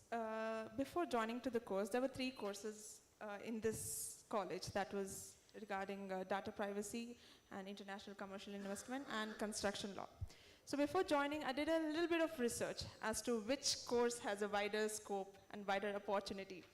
So, and then construction law, when I did a little bit research on it, it was a unique course, and construction industry is definitely a blooming industry, a developing industry. And there is also a specialization in arbitration, ADR. Now, what professionals and also the industry is focusing on going for ADR procedures before they go into litigation. So when it comes to the career opportunity, I personally felt that this course will have a wider opportunity in terms of career in the coming years. That is the main reason why I chose this course, and also my personal interest to involve deeper, and I felt that the subjects are quite interesting where we'll also get to learn the technical aspects. It's not just theoretical. So that is the reason I've joined this course.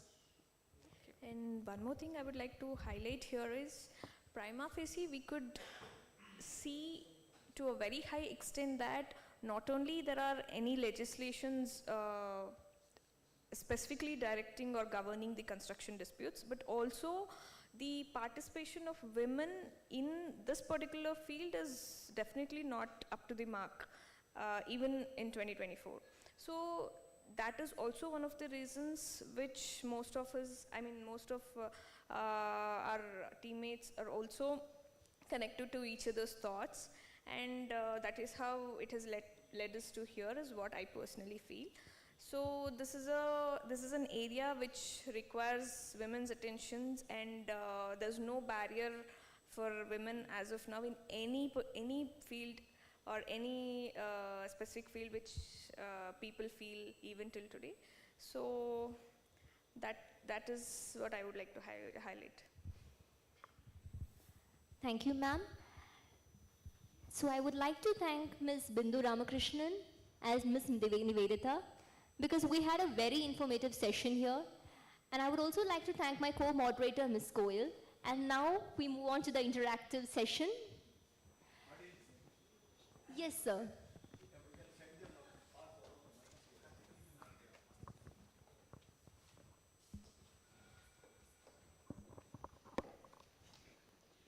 Hello. As you all agreed that the construction is a male-dominated industry. In this also, when if you see in our organization now, every year we are taking thousands and thousands. Is not audible? It's okay now? It's okay? Yeah. Yeah. In our organization, every year we take thousands of graduate engineering trainees. Oh. In that also, if you see, it is 30% of them are women. When they come to site, most of them prefer to sit in office. It's true. Okay, we agree for that. And if they are put into site, the physical endurance, yes, lot of things are required.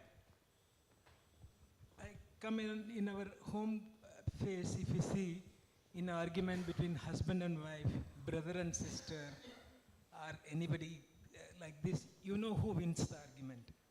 So predominantly, what I feel is women makes better lawyers. Coming to the point, question to both Nivedita and Bindu, what actions you are taking to make more women coming towards construction law? So I'm having a firm in Chennai. I take, every year when I take, at least I take 40% of the girls, because I cannot take 60, 40.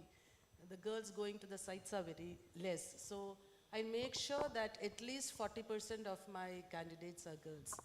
And whoever is at office, quantity surveying, quality people, all of them I take ladies only, girls or ladies. So I'm giving opportunities, but the thing, what also I'm facing also, there are not much girls coming up for this. So I think we need to give awareness. We need to go to the institution, give awareness, then they might come up. There are a lot of girls doing civil engineering. As I've seen, they'll all write bank tests and sit in the back. So we need to make a change. And I think at site also, my experience, we say one thing and we'll not change it. So we get the things done faster. My experience at site is when we say something, they do listen. The workers, I'm not talking about the high level, the lower, we cannot say them lower level, but the workers, they do listen to us. It's not when a girl go and tell them they do not listen, they do listen to us. So we need to get more girls into this field. Then only that gender bias, what they are talking will not be there, though it is a truth. So from my end, I can surely drive the people or advocates coming to me or junior advocates who approach me towards this field as their niche, so that they also get a good reputation in the field, and also that they spread it across, so that there comes at least one or two legislations specifically focused on this particular field. Because one of our guest lecturers, he has put in so much effort to bring an enactment regarding the practicing engineering professionals.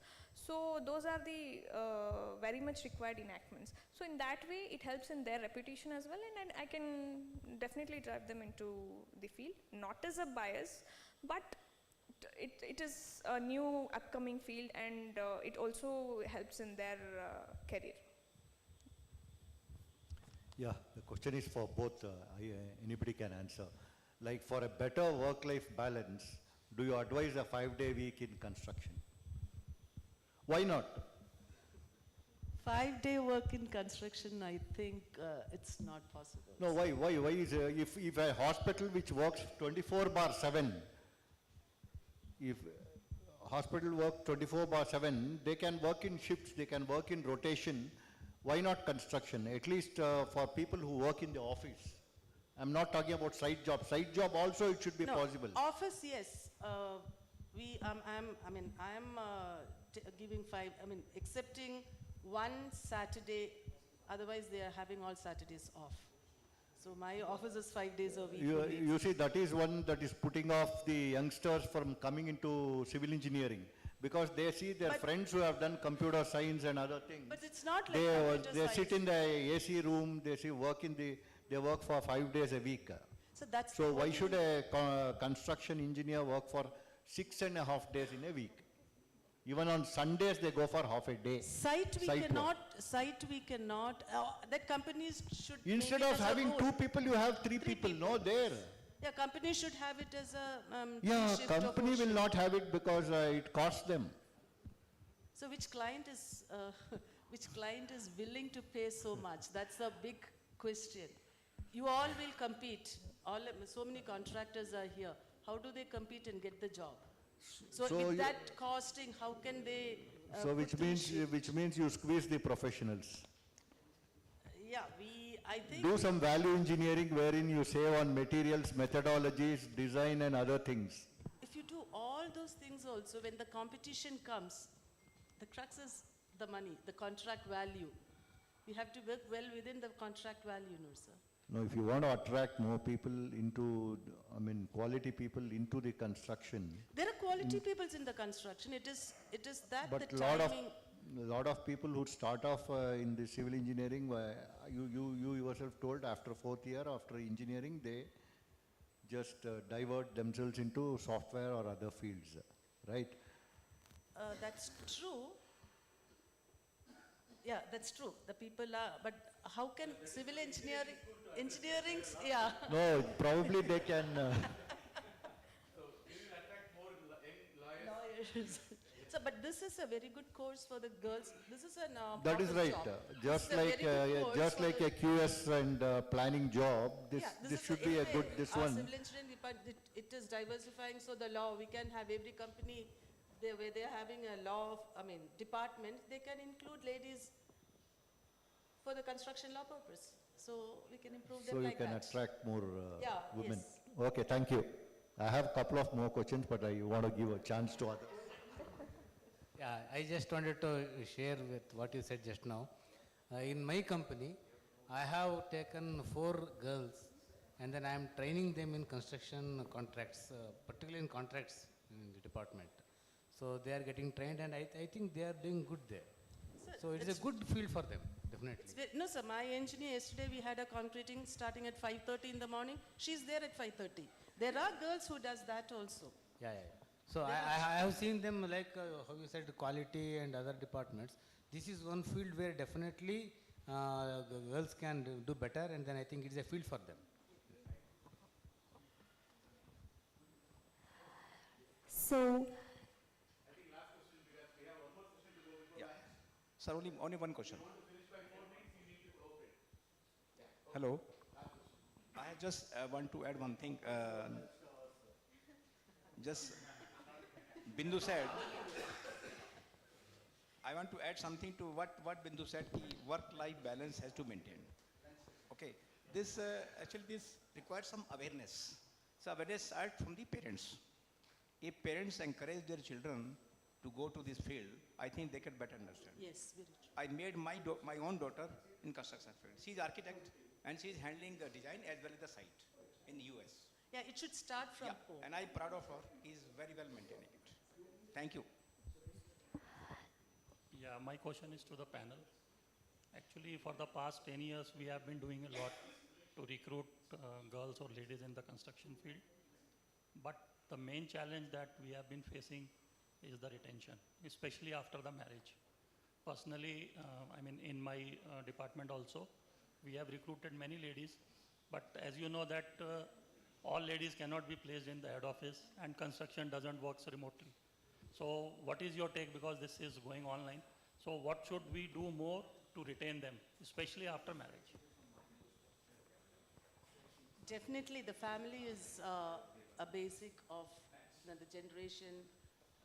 To have a better generation, the people need to take care of their home. So I think you give absence, if they have to take caregiving people are there in your company, you give an absence of 2 or 3 years and then ask them to join back.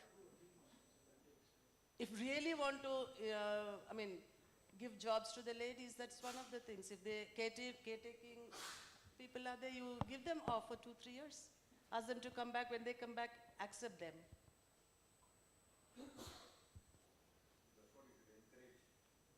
Yeah, so that it will encourage them. Let me tell all our cohorts and the faculty here. I am from L&T, and a good news is that the girls in our office are doing this construction law and arbitration already. Oh. So this is a cheerful situation for all the girls who are going into this field. They are going very well. When I started this course, I called this one of the girls there in my cabin, and she explained how L&T is going ahead with this construction arbitration and all. So cheers to the women. Thank you. Thank you, sir. Thank you, everyone. So I would like to add on to that. In our LLM class, we have 5 males and 5 females. I think that's also an appreciable thing. Thanks to Venkat sir for this program. And when we come to the end of this session, I'm so proud that this session has gone so well, which I understood from the keen demand for more time from the audience. But due to time constraints, we have schedules where we have to wrap it up here.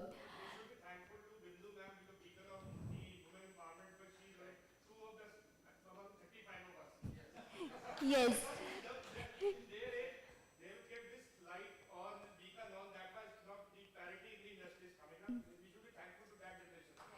Yes, ma'am. We are so proud of you because you are one of the very few women in the PG diploma batch, and moreover, you are showing that age is not a barrier to learn.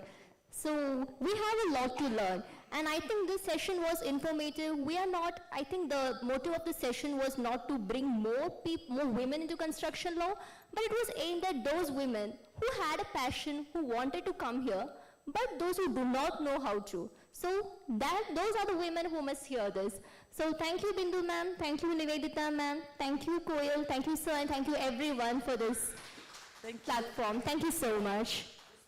Thanks to Manipal, this picture is very, very important because all 100% woman panel on construction law is something new that we are seeing.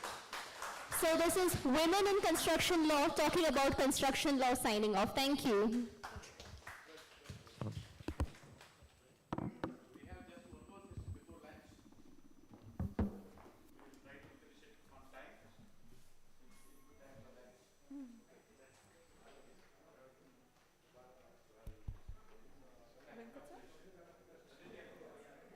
Up next, we have an exciting session, a fireside chat headed by...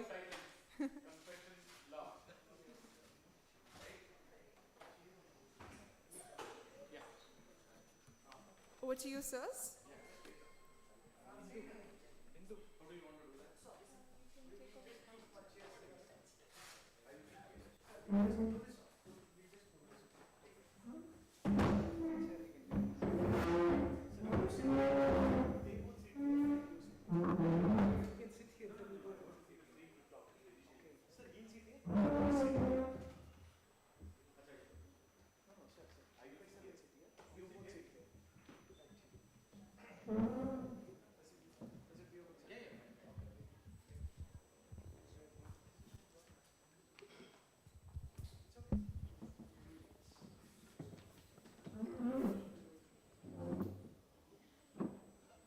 So time is of essence, right? So we should finish by 12:45 or so. So where is ma'am? I'm searching for you. Okay. So there is no fire, but we call it a fireside chat. That's a nice terminology to put it. So this is the topic actually. Originally we wanted to do a debate, but due to the paucity of time and your exams and other things, we thought that we may not do a debate, we may just do a kind of a conversation. So is Construction Act for India will be a game changer, right?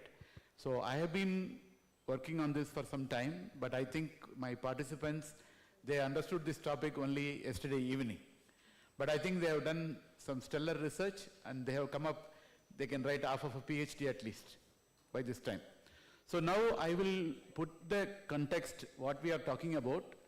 Then I will ask some questions. So they will provide their response from the industry as an infra contractor, and from a practicing lawyer from the legal perspective. This is what we are going to be doing it. So now it's not a secret that our industry is full of ridden with disputes. So any project which we start today, tomorrow it claims, day after tomorrow it's a dispute. It's quite common. So there are some surveys where they have done for around 2,000 projects. So almost 42% of the projects are all cost overrun, and around 25% of the projects are delayed also. So this is a common phenomenon. So now we all know the construction industry is very unique. There are a lot of challenges, unforeseen conditions, longer duration, labor intensive, environmental, everything could impact the construction industry, and things are waiting to happen. Like you go to site today, so we don't know what is going to unfold on that day. So what kind of challenges we are going to have. So this is the kind of environment we are working with. So it is not a surprise to have claims and disputes. So we all know that this is happening. The industry is very bespoke, one-off kind of type. So we have to live with that. So next. So now, what we do normally, there is a dispute, it goes to arbitration, then it goes to the enforcement proceedings in the court. So the average time taken for any dispute to see the end of the tunnel is 7.5 years. So it's very, very long. We all say that justice delayed is justice denied, but when it comes to construction disputes, there are cases which are all going. Sometimes I've seen the amount in dispute is small, the interest paid on the dispute is 3 times more than the value of the dispute itself. So we are all known for that. So on one hand, we have an industry full of ridden with claims and disputes, and the current dispute resolution mechanism in the country is not really helping because it is delaying the justice. Next.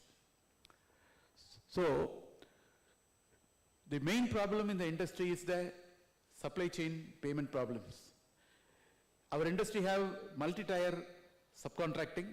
So the tier 1, tier 2, tier 3. In fact, in one of the contracts, there were 7 tier subcontracting we could see, from the main contractor to the real contractor who is working at site, a specialist contractor. So when the main contractor is not paying the downstream, it is impacting the project, it is impacting the progress. Any contract you write, the subcontractors, when they don't see the money, tomorrow they won't be in the site. So again, the projects get delayed, the client have to intervene. So the cycle goes on and on and on. To avoid this, in other common law jurisdictions, they have brought in a statutory legislation. Starting from UK, we call it a Housing Grants and Construction Act, 1996. Incidentally, the same year that 1996 Act of UK also made, and Indian Arbitration Act also started with 1996. It's just a pure coincidence. So there was one gentleman called Sir Michael Latham. He has done a lot of research in the industry. Then he said the current scenario of handling the subcontracts, payment things is not going to work. So he brought 2 major reforms in the construction industry. One is a compulsory statutory adjudication. That means any dispute in the construction industry have to go for a mandatory 28-day dispute resolution process. So that means within 28 days, the adjudicator have to provide a decision that is binding, of course, temporarily. If the adjudicator gives a decision, even in the losing party cannot challenge that. He has to comply. If he is not happy about that, he can open up in an arbitration after the project is complete. So we have some kind of a temporary binding solution which helps the industry. That's one. The second reform was conditional payment provisions are banned. That means the main contractor cannot tell, I will pay my subcontractor, only pay when paid or pay if paid. So there are some jurisdictions they allow pay when paid is only a timing mechanism that is still acceptable. Only they ban the pay if paid provisions. But there are some jurisdictions they say both pay when paid and pay if paid is not legal. That means the subcontractor can challenge that. So we can't have any conditional payment provisions in the contracts. So these two reforms have changed the landscape of UK. Following that, many states in Australia have enacted a similar legislation. Of course, there are some minor variants. Then the Singapore. The last one to enact was Malaysia in the year 2014. So because Malaysia and Singapore, they thought that the payment is the major issue. So they have named that as Construction Industry Payment and Adjudication Act. So today, these common law jurisdictions have one additional layer of a statutory legislation to protect the supply chain as well as to have some kind of a faster dispute resolution. Please, next.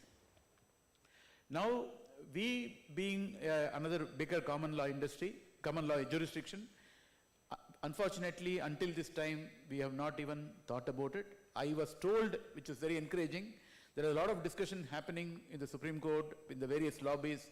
They wanted to have something similar to that in the Indian context. So hopefully, when we meet in few years' time, this will be more discussion on that, and one day it will see the light as a legislation in the Parliament. So next one, please. So what we do currently, World Bank or JICA is funding. So we are forced to have a FEDIC contract. FEDIC contract have a DAB mechanism, that is Dispute Adjudication Board, which doesn't have any statutory backing. So it's only voluntary. Let's say the contractor goes to DAB, he gets a decision in his favor. If the other party is not implementing, there is no legal backing. The only option is, after 56 days, he has to commence the arbitration. In fact, FEDIC goes to say, if you don't commence the arbitration in 56th day, the DAB decision is final and binding. But again, even though the contractor have a piece of paper in his favor, he has to go to arbitration to have that proven that, yes, I have a decision, I need to be paid. He has to necessarily open an arbitration. So we have something which is a voluntary mechanism, but it is not really helping us or giving the fruits what it is supposed to be. So without a legal backing, the DAB is not going to really helpful. Next one. So we all know that India is going for a huge infra push in critical infrastructure, anything you name it, ports, airports, seaports, metros, anything, anything. Like we are talking about a huge infra coming up in the critical infrastructure where semiconductors are going to be manufactured, all this software and other things, we are moving to the hardware sector. So for the next 10-15 years, the amount of spending is going to be phenomenal. One of the main reasons is easy funding is available at a very, very economical interest rate. That's one main reason. I was told in one of the meetings where JICA was informed $400 billion is available if India wants to take.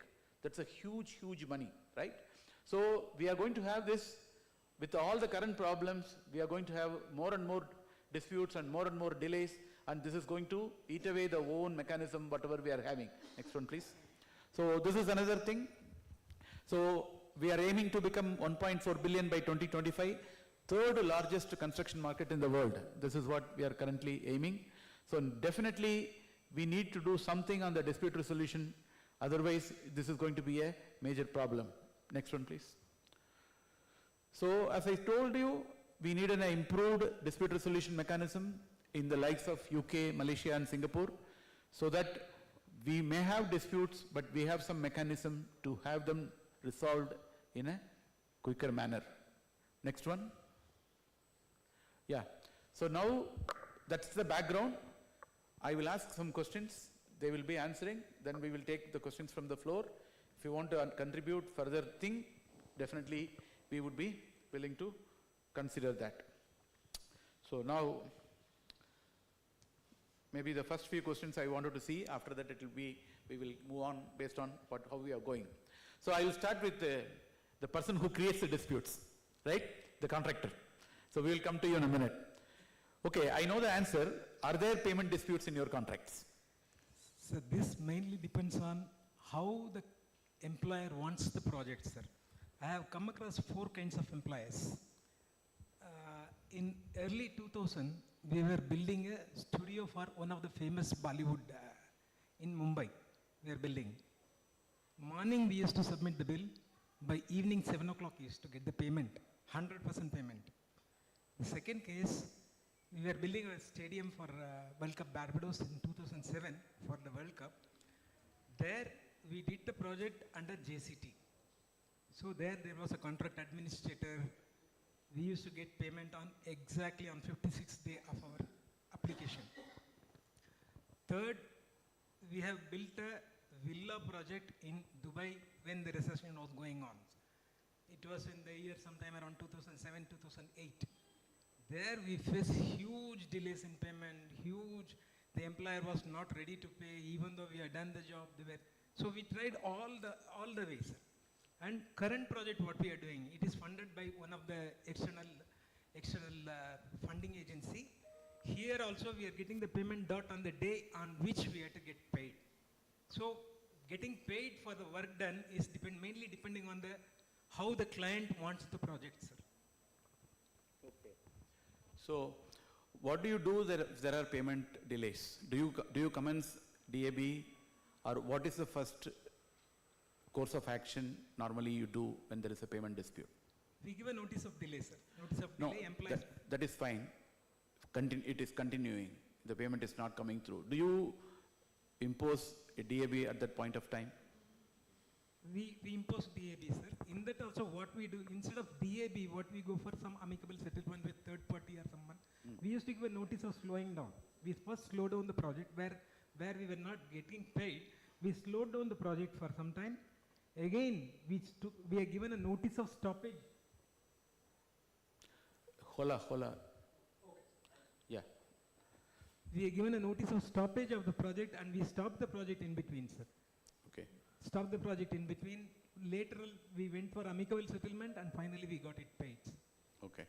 So now, small break. Raghavendra Hola wants to join from MIT. He has finished his PhD Viva Voice. We will just have him for 2 minutes, then we will continue, right?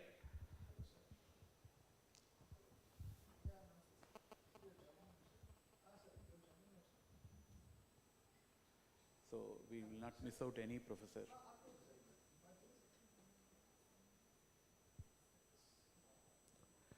Your Teams is there? Okay, before that I will ask a question. How often you get the payment disputes from the contractors and they wanted to go for a litigation, perhaps after a termination? Payment disputes are quite common.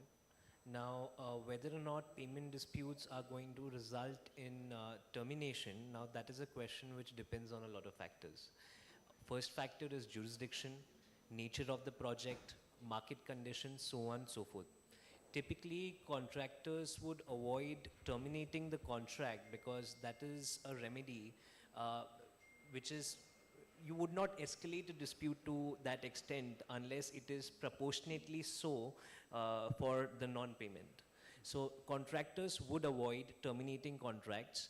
However, the contracts that are terminated would almost always go for arbitration or litigation. So that is the general experience which has been. However, one more thing which is important to realize is specifically with respect to PSU projects, and you guys have a good awareness of both the reputational risks and the financial risks, because you wouldn't want to be a litigious contractor. At the same time, you want to be in the good books of the government. So it is rare for even the contractors to follow the contractual mechanisms at times.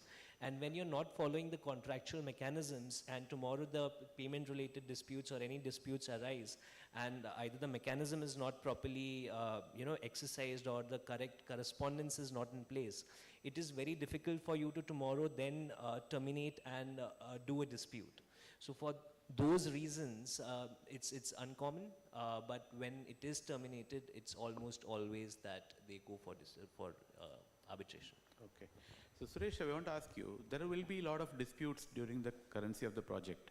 If the project is having a FEDIC form, which is having a DAB, and thankfully it is not struck out, then naturally you will start the DAB proceedings. And you may get a decision in your favor also. Do you normally see that they implement the DAB decisions during the currency of the project, or what is your experience on that? Currently, sir, we have raised our raised at least around 82 things in current project. We raised DAB, out of which we have sorted out somewhere around 30% of that in favor of us. Okay. In favor of the contractor. DAB has given resolution in favor of contractor. Although DAB has given favor, as you rightly asked, the client is not ready to accept it as it is. They are going for further this one. And we know what case we know, it is damn sure we are going to get. We are supposed to get. What we do, we know some particular portion of the contract, some particular one, once we have to finish, after that next portion of the contractor has to come and do the job. Otherwise, the work will get delayed. Although we don't have any provision in the contract to hand over a particular portion of the area to the other contractor, the client is coming and asking us, hand out this portion of the area so that the next contractor comes. So when this DAB is, these are not honored by the employer, what we do, we would slow down there. Say we had to hand over a particular kilometer of viaduct so that the other guy come and do the job. So we slow down handing over. By the time employer knows that these people are slowing down for this one, his project is also important for him. So what they do, they come some sort of amicable settlement. Like that we have settled at least around 10, 15 of our claims. Slow down. Don't stop the job fully. If we stop the job, it is loss for us because we have a huge resources at site. Yeah. Huge thing. So we slow down. We work or we complete the job, don't hand over. So we do such kind of things so that the DAB's majority of that are getting honored now. So. Okay, one question is, if the DAB decisions are not honored within 56 days, then it is final and binding. Does the employer commence an arbitration to stop that anytime? So far, no, sir. So far, they have not started that. It doesn't happen. Okay. Now, coming to Aditya, what is happening in UK and Malaysia and Singapore? Do you think that a similar legislation in India could be doable? And what challenges you see from a legal fraternity? So this is similar legislation in India, whether or not it's sort of doable and sustainable depends a lot on implementation. Now, Malaysia legislation, the Singapore legislation, the UK legislation, if extrapolated to India correctly, then it stands to contribute a lot to the industry here. However, of course, there are certain issues which might come about if and when such legislation is introduced. First, it has to be designed in a manner that certain problems can be avoided at the outset. For instance, the enforcement has to be given teeth properly. Second, the timelines have to probably be kept in check. Third, it needs to be ensured that there is no satellite litigation, that it's not further leading to more issues.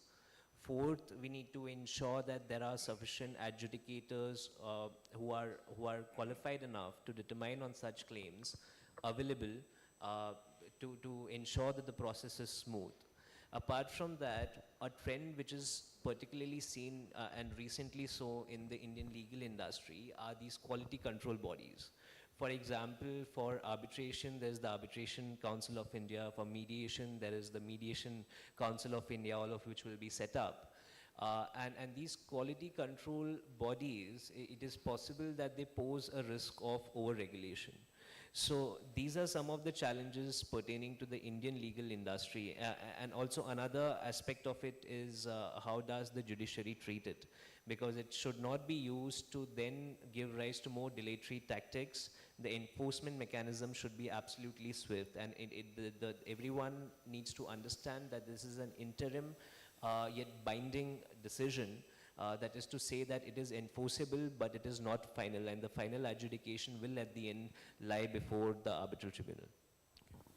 So Suresh, what is your thoughts that if at all India enacts, do you think that contractors would benefit from that? And you fully knowing that this is going to be a problem for you, because downstream, if you are not making payments, the subcontractors also can use this against the main contractors for the payment delays. So how do you think legislation on adjudication, like a housing grants, will fit in the Indian scenario from a leading infra contractor perspective? Before going into that, whether it will be enacted in India or not, first let us discuss where India stands now, Okay. sir, in that. If you see, sir, UK, as you said, UK has enacted that in 1996. There the contractor has to raise the bill in 5 days and they get paid in 7 days. In Singapore, the construction industry security payment, SOP, they call it as SOP. It was done in the year 2004. The contractor has to raise the bill in 7 days and they get paid in 21 days. If you see in New Zealand enacted this in the year 2002. They get paid in 20 days, sir. After that, Australia they did in 2004. They get paid in 10 days. Singapore and Malaysia, they have adjudication panel. USA, they have a Prompt Payment Act, PPA. In that also they get paid, there is a mechanism. From 1790, 50 states are doing this project. China, construction law was enacted in the year 1997 and amended in 2001. If you see all these things, sir, when the fast developing nations are there, India is behind at least 20, 25 years. So it is definitely we need to have a construction law and payment law is to be done in India. A prompt contractor, I'm coming to the second question of your part, sir. When a prompt contractor, when he expects his clients to be paying him in time, unless he pays his subcontractor in time, the job cannot be done, sir. When I am telling contractor, my employer has to pay, I should pay my subcontractor also. It will help win-win situation in both, sir. It will help employer, it will help contractor, it will help subcontractor also. The project success will be very much ensured if this law is enacted in India, sir. Okay. My question is now, currently, what is the kind of payment mechanisms do you have in your subcontracts? And what do they have in their downstream subcontracts? Do you look at that? Is there any conditional payment provisions do you really include? Or your payments to your subcontractors are independent of how the upstream payments are happening to you from the employer? Our payment to our subcontractors are independent, sir. We don't link it with our clients. It's independent. We don't link it. It is independent. And while we are paying our subcontractors, we get the documentation from them. They have paid their labor, they have paid their, although we are engaging only the labor-only subcontractor for our huge project. All the materials are given by us. So we ensure that the labor payment is made, then only we pay them, sir. So it is at the downstream also at the end of the bottommost person, the labor, he gets paid, we ensure that, sir. Okay. So Aditya, if at all India wants to implement, so where do you think that we should start working as an industry to help? Because we all know that there are a lot of disputes and not feasible to start an arbitration midway through the project. So by the time you balloon them up and finally make them into a big claim, the payments are going to be still pending, and the contractor have to have the financial muscle to go through the arbitration of at least what we see in the worst case of 7.5 years to see the money at the end of that. Perhaps a lot of contractors may not have that kind of a strength to stay that long in the industry, notwithstanding that third-party funding and all happening in the industry. So if at all, if the industry feels that some kind of a legislation would be beneficial, so where do you think that we must start? So I believe with respect to contractor payments, absolutely it's a huge issue. If the payments are not being cleared, the problem is that it creates ripples through the supply chain, because then there are subcontractors and so on and so forth. Financially heavy projects can even risk putting contractors into insolvency. Apart from that, contractors may resort to short-term finance, which may further reduce their already limited margins. So absolutely there is a requirement for interim disputes to clear out, and like you rightly mentioned, it also, the interest accrued also becomes a significant issue in such disputes. Now, so in order to remedy all of this, I mean, pay now, argue later principle can definitely benefit the country. But how we're going to implement it is first we need to change our approach, because so far the approach in general has been that, you know, arbitration is a way to reduce court's burden, it is a way to reduce backlog, And another approach is that mediation and etc. are alternatives to arbitration, and neither should be true. See, mediation is a completely separate dispute resolution mechanism, consensual one, and arbitration is a mechanism wherein you're following the legal process and so on and so forth. So far as the approach of unburdening the courts is concerned, that should never be the primary objective. So when we are introducing a legislation such as to give effect to statutory adjudication, we need to go in with a clear perspective that one, we are not taking a justice-centric approach but a clear approach. We want to de-risk any cash flow disruptions. And while we are going about implementing it, it complements the already existing mechanisms such as arbitration. How we're gonna do that, I'm not sure. Maybe, and just thinking, just saying out loud, thinking out loud, it would be maybe we are enforcing such decisions under Section 17. So all of those things have to be perhaps taken into consideration, and a legislation has to come out which sort of aligns with the current scheme of things. The idea is not to overhaul, because a lot of the places what we are seeing is there's a lot of overhauling going on. Current draft arbitration amendment bill which was circulated, which it overhauls a lot of things. I believe we should appreciate what we have developed, and after appreciating what we have developed, we need to just give effect to a few things which require improvements. Say, for example, specialist benches, doing something about the repeated assignment changes, and then coming up with a legislation which sort of complements this entire process, and it sort of restricts any form of dilatory tactics by one of the parties. Okay. So now we will take questions from the audience from what you heard from that Construction Act. Do you have any questions for us? Yeah.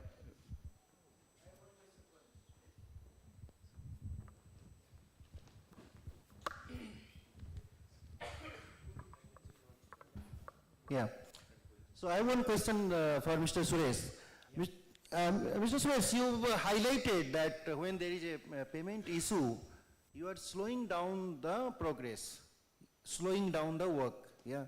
So how you are mitigating? I mean, you have already deployed the resources, right? So how you are doing it? I mean, how you are optimizing resources on your project? Actually, the slowing down cannot happen without a proper notice. We give a notice stating that under this particular class we are slowing down.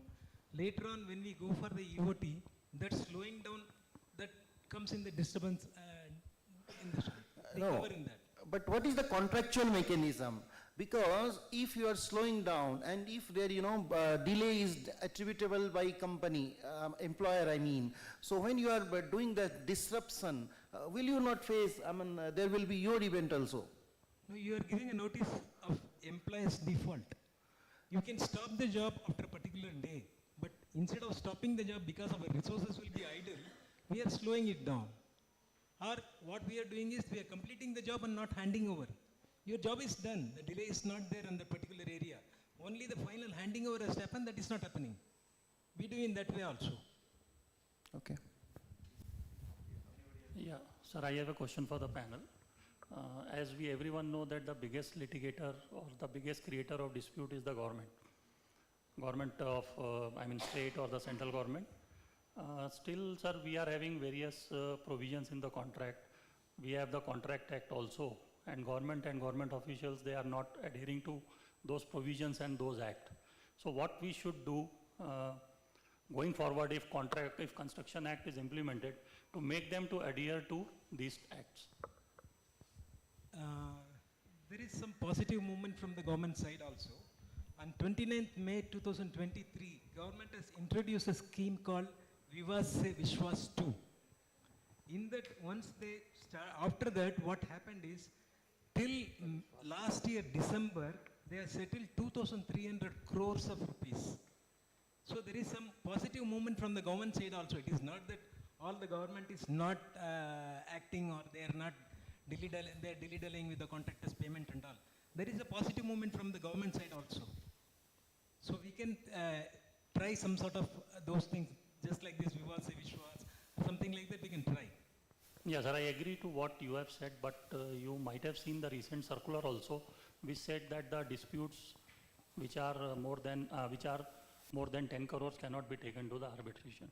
So on the one side you are saying that there is a vivad to Vishwas, and on the other side government doesn't want to go for the arbitration also. So how bringing this construction act, I mean I will come to my first question, how bringing this construction act will help us in compelling the government and the government officials to adhere to provisions of these acts? Once it is legalized. Yes. So I believe I'll take that question. You're absolutely correct in saying that, you know, contractors face a significant pushback, significant issues with PSUs. That is to say that oftentimes there are things which are unilateral and there is oftentimes arm twisting tactics. And the certain notifications come out which oftentimes don't give the brightest of the picture. Now that is a fact, we acknowledge that fact. Contractors have come out with their own creative means to deal with it. It is, for example, not uncommon to see contractors, and I understand that the margins are limited and there are almost always substantial cost overruns. They come up with creative solutions such as using, or I would rather say weaponizing change order proposals and so on and so forth. So the idea is to not create this polarizing positions wherein government and the contractors are at odds.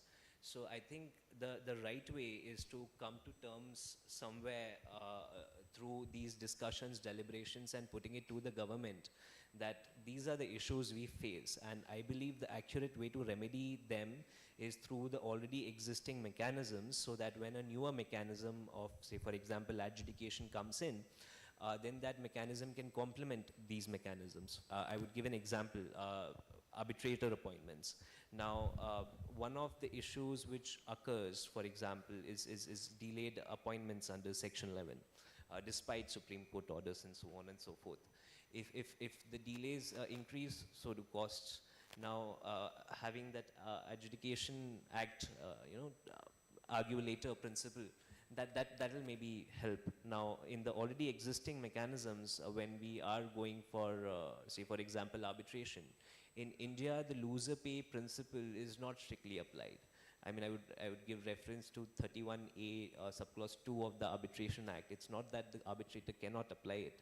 It's just that the practice isn't so. And then the costs become substantial. Similarly, frivolous claims are not sort of deterred. They can in the very next subclause of the section, but they are not deterred. So extreme, substantive costs need to be imposed when it comes to all of those things. And then finally comes in the question of, is arbitration in itself a mechanism which is effective? Because then 3 to 5 years of arbitration, and then you go through all the enforcement mechanisms. So currently that is an implementation problem. When the Adjudication Act comes in and when the payment issues are sorted out earlier, maybe that long drawn mechanism may not be as burdensome. So all of these points, when put to the government, may give us a better way out. And I also understand at the same time with schemes like Vivad se Vishwas that contractors shouldn't be made to either abandon their claim or take a haircut while settling with the government, which also brings to the point that it is not that easy to see government settling a dispute. So these schemes do sort of show some sort of an effort to maybe find a mid-ground and maybe work through. Adding to that mediation, I have my own apprehensions, because most of the time the government contracts, the executive engineer knows that the contractor owes money and he need to pay, but they are afraid about their auditors. They say that you are due for this, please go to arbitration and take it. So they openly say that we cannot do this. So I have already answered you before. I think you are asking your question perhaps. Yeah. Correct. Correct. So he heart of the heart, I know that this claim is genuine somewhere. It's not 1 crore, at least 50 lakhs is genuine. But he's not ready to sign that 50 lakhs also. Correct. That's why the mediation may not work, because this is not only here, even the Middle East. Unless you are the owner of the company, even if you are a general manager, you are a director, if you go to mediation and you agree something and come back, if your owner asks, why did you agree? Is it your money? Then we are back to square. So this is why the mediation, this kind of ADR doesn't work well in these jurisdictions. I was told even in Malaysia the same thing. Whenever there is a government contract, the mediation doesn't work well because the government officials are not willing to take a call, because tomorrow they may be pulled up. Even after retirement, some of them are pulled up with some kind of a corruption charges and other things. So naturally, the intention is there to do an ADR which is voluntary, not go to court, not go to arbitration. But I think mediation may not be a great success in that. Perhaps this adjudication may be possible because it is again imposed. The adjudicator can impose, and it's okay, it's temporarily binding. So the government also will think that, okay, I have to pay now, but I can still challenge it in the arbitration. So that could be kind of a via media. So we need to learn how it's going to happen, because we can't compare all common law jurisdictions as one number law. Like India have our own challenges, but we need to test the water. There are a lot of challenges will be there in the implementation phase, but I think it's high time that we start a dialogue on that rather than leaving it to arbitration.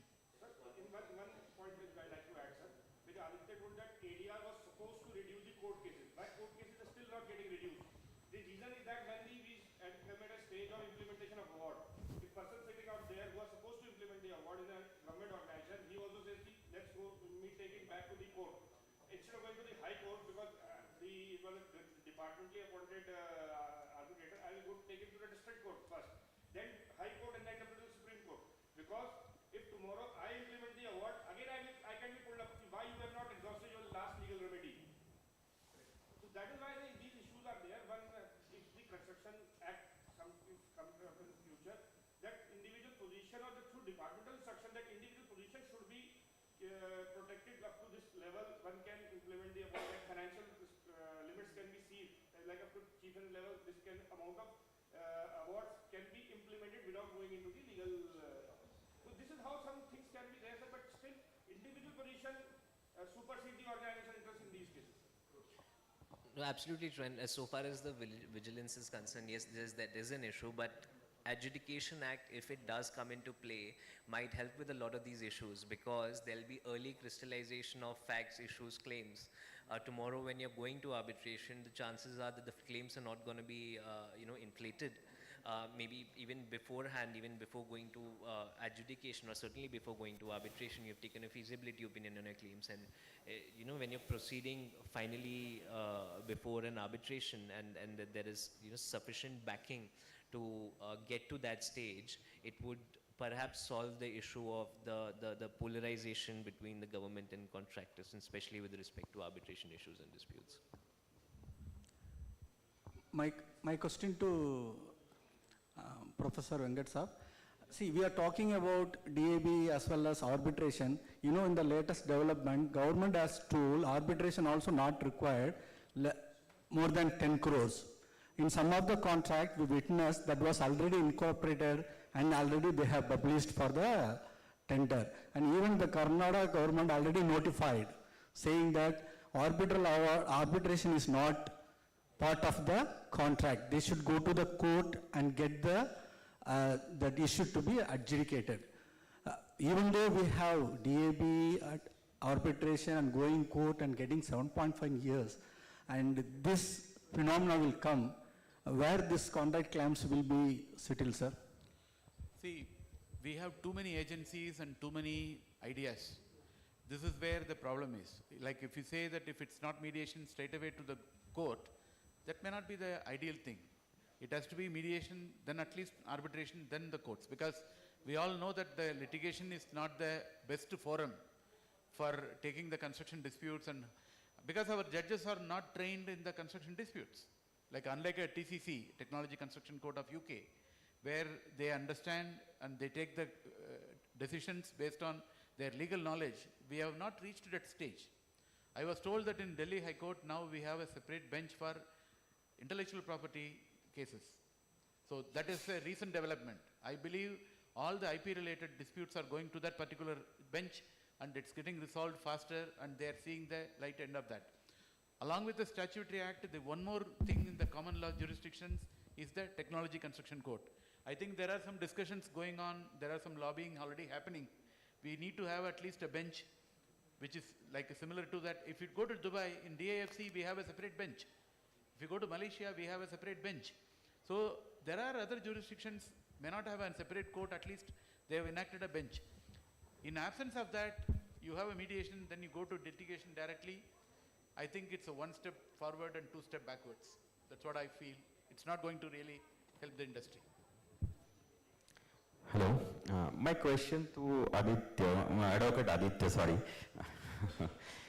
When your construction contractor client approach you to take his case to before arbitration board, what are the challenges you are facing? Is there any influence from high courts or Supreme Courts? They are the monopolies in these sectors. So the challenge depends on a sort of a case-by-case basis. But I'll tell you, one of the primary challenges that we do face is oftentimes contractors are hesitant to follow the mechanism which is provided under the contract. And I'll give you an example. Say, for example, it contains a force majeure clause, and the force majeure is divided into political, non-political, and so on and so forth. And say the right of way was not given, and you had a very legitimate case to make, and that had to be made, say, 1 month from you getting the knowledge of political force majeure, to write to the PSU and be like, hey, there is political force majeure, and so on and so forth. And if you do not make that, if you do not send that notice within a month's time, then it's waived. So now you do not want to, say, ruffle any feathers. You do not want to write any correspondence to the PSU. So you do not raise political force majeure. Instead, you raise under some other clause.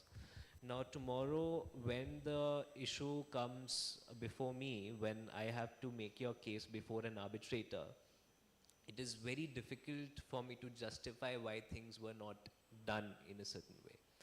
So for that, I think the solution is that you come approach us right at that stage, at the pre-disputes, at the contract administration stage. You tell us this is the issue, and it's not going to be the case that we're going to send some notice and there's all going to be just fire and disputes. No. We will perhaps draft it in a very clever manner on your letterhead, and then that will be sent just so as to ensure that your legal interests are protected, and tomorrow, if and when you are raising a claim before an arbitrator, that claim is not compromised. So that is one of the issues. Another one of the issue with respect to, you said high courts, etc. So high courts, the court-related issues comes in either before or typically after the arbitration. Before, it would be generally at the time of appointment, and after is which is more problematic, is at the time of challenge under 34 or objections to enforcement. And the challenge that I believe one of the challenges which is very problematic is assignment changes. So if the judge's assignment changes and the dispute is sort of ongoing, the challenge is ongoing, it sort of really doesn't help in resolving it quickly. So with respect to that, I think there are certain changes which would be required on a systemic level, wherein a provision is made for such challenges to be heard and disposed of quickly.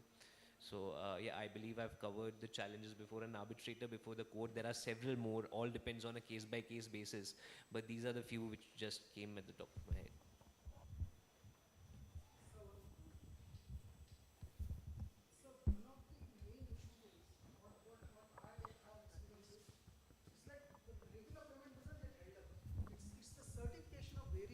And claims, this is where it really goes wrong. And in fact, once that variations and claims are delayed, in fact, the client helps with the regular payments. But this, as you said in Gulf, certifying these variations of client, most of the times now it's like departments, like you go to third parties and get me some supporting that this is, even though they know. So the current contract laws are there for that to expedite. Whether this Construction Act coming in, whether it will help to expedite those matters as well? The statistics says it has helped a lot in UK. To that extent, it has killed the domestic arbitration. Now London is not having many of domestic arbitration because people go to adjudication and it is statutorily backed. So the contractor knows that taking an arbitration at the end is not going to really helpful. So they say, let's not go for that, let's live with that. So the other thing is, because adjudication is imposed on you, it has pushed the parties to go for mediation and do some kind of a voluntary consensual process rather than going for even adjudication. So wherever we have this statutory legislation, the statistics is definitely encouraging. Malaysia has a lot of toothing issues and they are now thinking of amending that. They say that the only main problem is if you go to adjudication with your final payment problem, which includes a lot of claims and disputes, in adjudicator in that given time, it is not possible for him to adjudicate. This is supposed to be for a minor disputes when you wanted to do during the construction of the contract. In fact, for a FIFA projects, they come up with a statutory adjudication, but it was not enacted. They've told your file, one box file should be only the claim, not more than that. You can have only one claim, one box folder worth of documents only can be brought in. So they were trying to restrict. So it is not going to be just easy or cakewalk. It takes time. The industry have to absorb that and they have to start looking at it. The PSUs, we have to sell it to them. But definitely wherever they have done that, definitely there is a statistics to prove that it has helped the industry. Now we are moving away from JCT and London, they are talking about using an NEC contract, where more of a collaborative contracting. So where they were in 1970s, in 50 years time, they have come to a stage where we don't want to have a disputes, we want to collaborate and we want to get the work done. So things are happening, but it will take time. India is a huge country with a very wide and different cultural backgrounds and other things. It's going to be difficult, but I think the statistics is for that. That's what I feel. I think it's 1 o'clock now. We will break and we will take 15 minutes to form the groups for the afternoon presentation. Afternoon, it is mandatory. Everybody, one of you should participate, right? So we have some attractive prizes. It's going to be ranked, marked, and we will see who will be the winner by 4:30. Yeah? So, Hola is here? Okay. So we will have our last professor, Dr. Hola. He was teaching construction technology to the law students. So he taught BIM up to 10D. 3D, 4D, up to that 10D, up to that he taught. So yeah, we can move and we can have Dr. Hola on the screen. Thank you all. Thank you for the interesting discussion.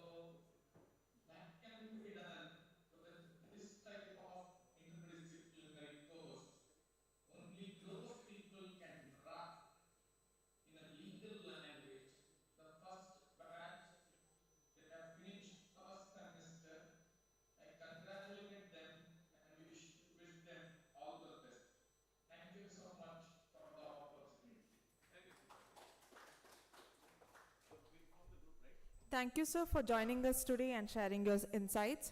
We'll now take a moment to organize ourselves for the group presentation, which is going to be conducted in the afternoon. I request Professor Venkat, sir, to guide us through it.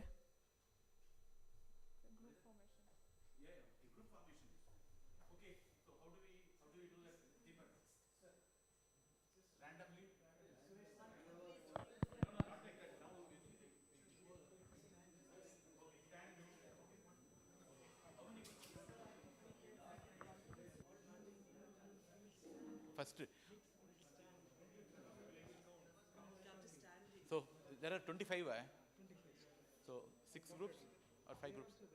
Yeah, yeah, there also. Huh? Yeah, yeah. You're 7. Including them. Including them. Huh? Including her. Including her, 3 plus. So he may not be joining, I think. He's not joining. So 7 from LLB, from LLM. How many are there? Huh? We will have first 2 waves. 4 o'clock train, you have to leave. Okay. So who are all there? Okay. Okay, who are all can join? Please come here. Huh? By 4 we will finish, but he has train at 4 means? Your train is at 4 o'clock or you have to go at 4? Take Shadabdi? Okay. So whomsoever can join. We will finish by 4. What is your time flight? 4 o'clock. Yeah, come. Yeah, yeah, okay. But we have to. Huh? Yeah, yeah, yeah. We will conclude by 4. All of you come here, please. Director ma'am is waiting to join us for lunch. Join with us for lunch. Please come quickly. Come, come, come. Anyway, 4 o'clock it will be over. Go. We will finish. We will cut the time. Karthik, stand. Go, go, go. You don't want to be. Join this thing, but you are leaving now only? Okay, fine. Okay. Please. Come, come, come, come. 4 o'clock we will finish in any case. What happened? No, Bindu. Go, go.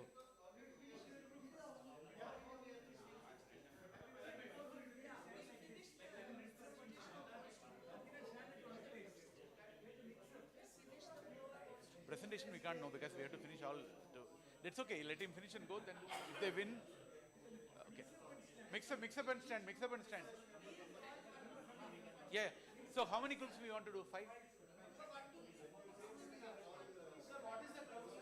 Huh? What? No, we have to. We don't know.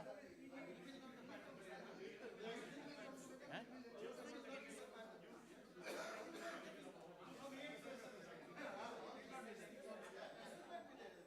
Yeah? Huh? Okay. Okay.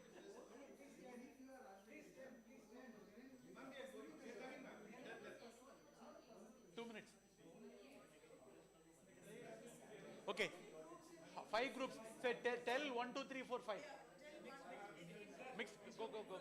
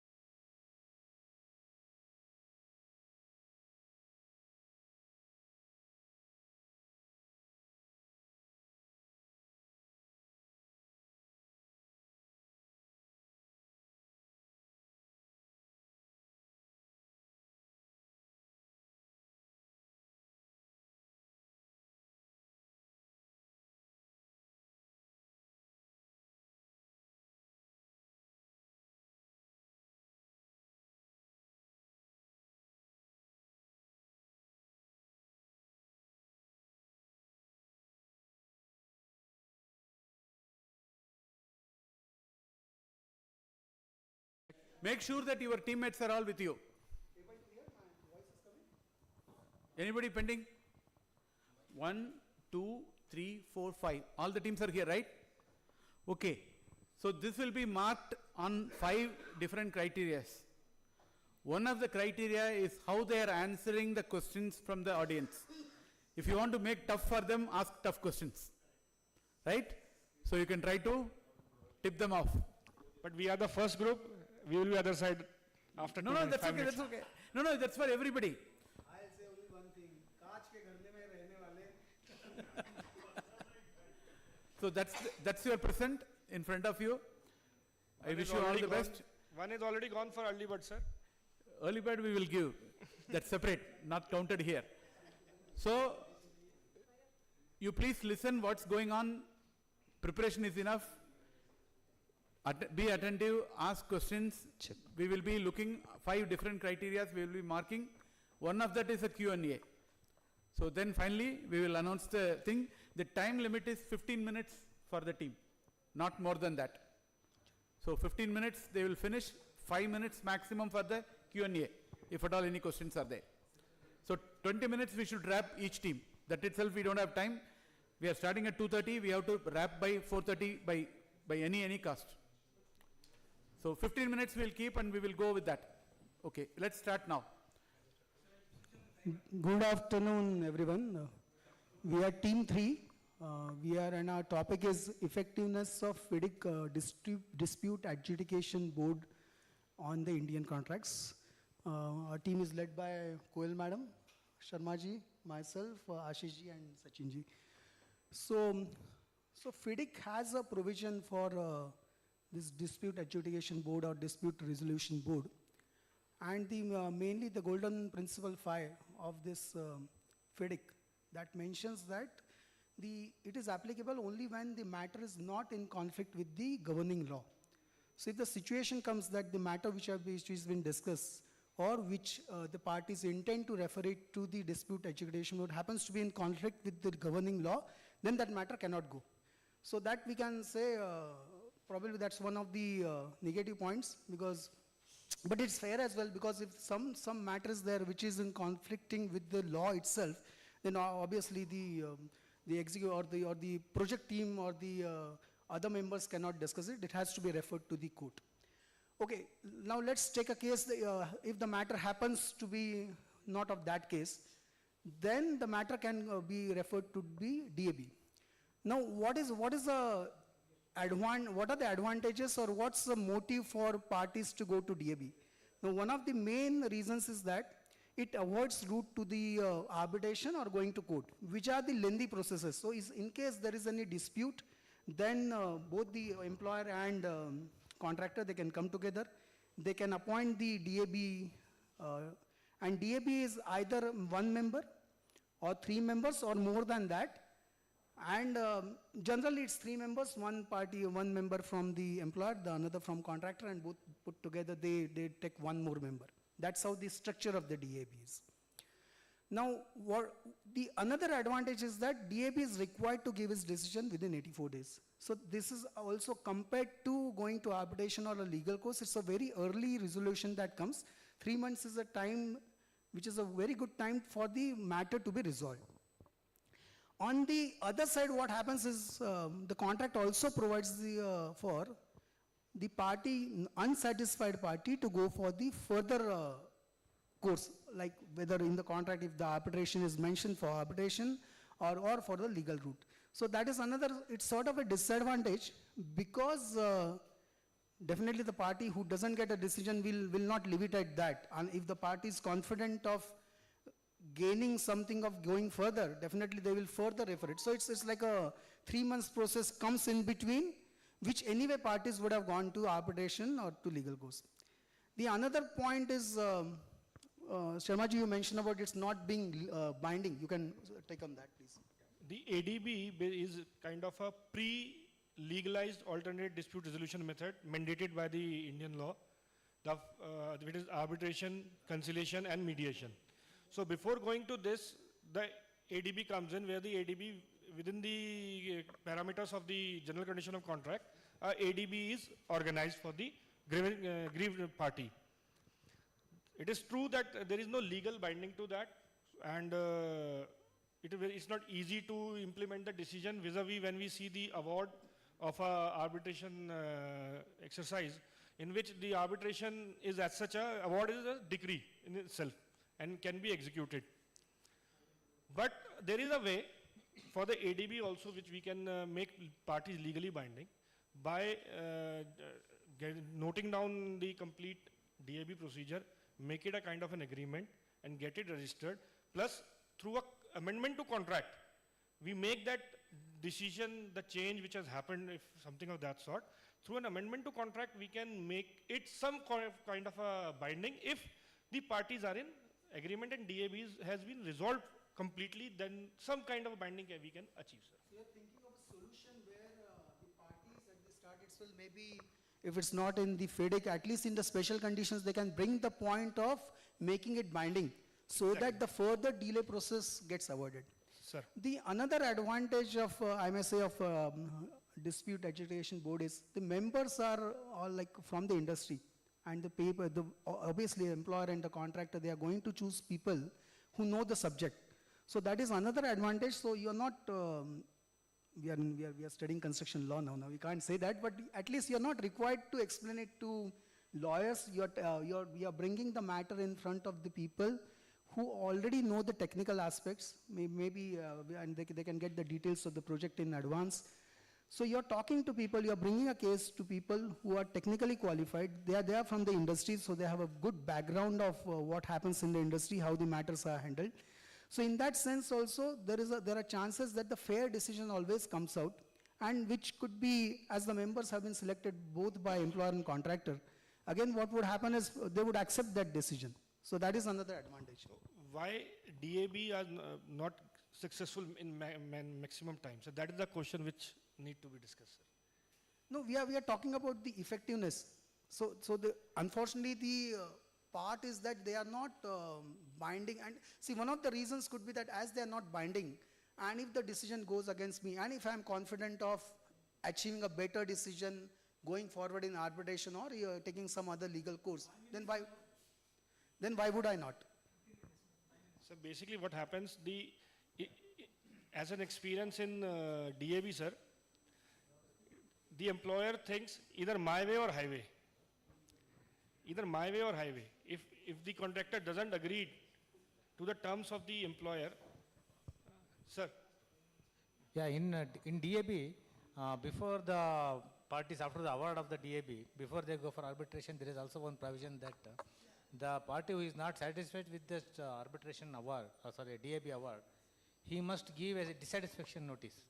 So when both the parties exchange dissatisfaction notice, then they can go for mediation process, and then after mediation they will go for arbitration. This is the provision, yeah. Yes, excellent. So let me conclude, DAB is a very effective solution if it is agreed by both the parties. Then only you can say it is legally binded. Otherwise it's not legally binded. Second thing, as Mr. Yogesh said, it is, can be resolved in 3 months, 84 days only. And it has all qualified members who know the subject. This is a plus point. And there is a respective clauses also. Their case is very well defined, can be taken up further. And in case a party don't agree, then there is no way go to for further step arbitration. Thank you. In conclusion, I would like to say that dispute adjudication. It's okay, sir.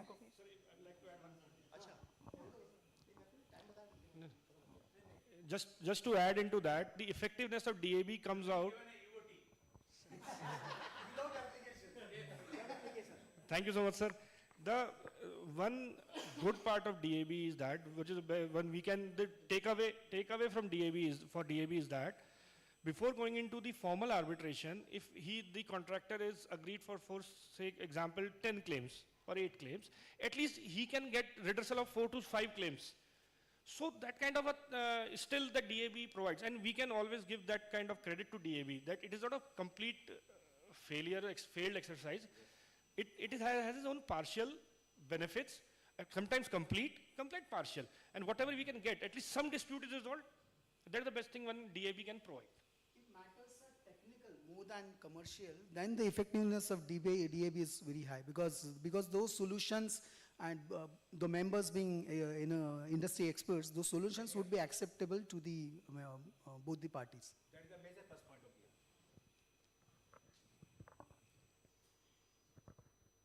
Anybody ask any question?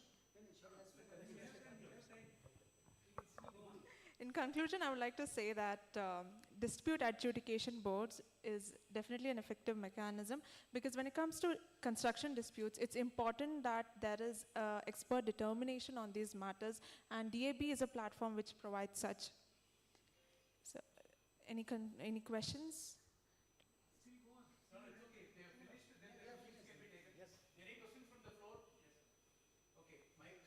Department वाला मत पूछना sir हम answer नहीं करेंगे It has to be only with respect to what I have discussed here, not general questions.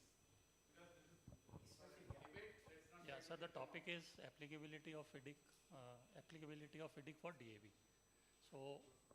So if you see clause 20.4 of the FIDIC, it says that DAB has to give decision in its 84 days. And second thing, it says that the DAB decision is binding on the parties unless and until it is overturned in amicable settlement or arbitration. So what is happening, the DAB members, they are generally not adhering to the 84 days period because 84 days period starts to run only when the RFD has been submitted or advance invoice has been paid. So what they are doing, although after the submission of RFD, they are not submitting the invoice, they will submit the invoice just before the decision. So this is the one problem that we are facing. So what is the solution of this problem? And second, coming to the part of the DAB which is binding on the parties, employer is not giving effect to it. So what is the remedy? So now when it comes to the 84 days, this argument always goes. Now the one important thing is that both the parties are required to submit all the documents to DAB members for them to study because that 84 days period has been allowed for the members to study the matter and come out with their decision. Now it's for the effectiveness of DAB, because with that which is formed by the parties, they need to ensure that all the details are given to the DAB members in advance. And many a times, we know this, that many a times it happens that those 84 days time is used by parties to prepare the details and give the details. Like you can't give a notice of DAB or form a DAB dispute adjudication board without you having all the details prepared. But it generally happens that the parties start using that 84 days period. Now the second point which you said is about the DAB members giving invoice. Nowadays we will not even invoice unless the payment is gone to them, the period doesn't start counting. The count itself comes when the payment has gone to them. So it doesn't happen, this is what I understand, correct me, because it doesn't happen that you have given a notice and DAB is there and the 84 days count has started. So the count will, that condition cannot come that they have given the invoice 1 day in advance. Unless the payment has gone, the count of 84 days doesn't start. The third point which you mentioned about now the party is not accepting the DAB decision. That's where the provision is there for the amicable settlement period. If you're not satisfied with the DAB's decision, you have that amicable settlement period. Amicable settlement period is the one where you have to make efforts to, yeah, that's clause 21.5 which is there, but that's a period which parties are required to use to achieve the settlement.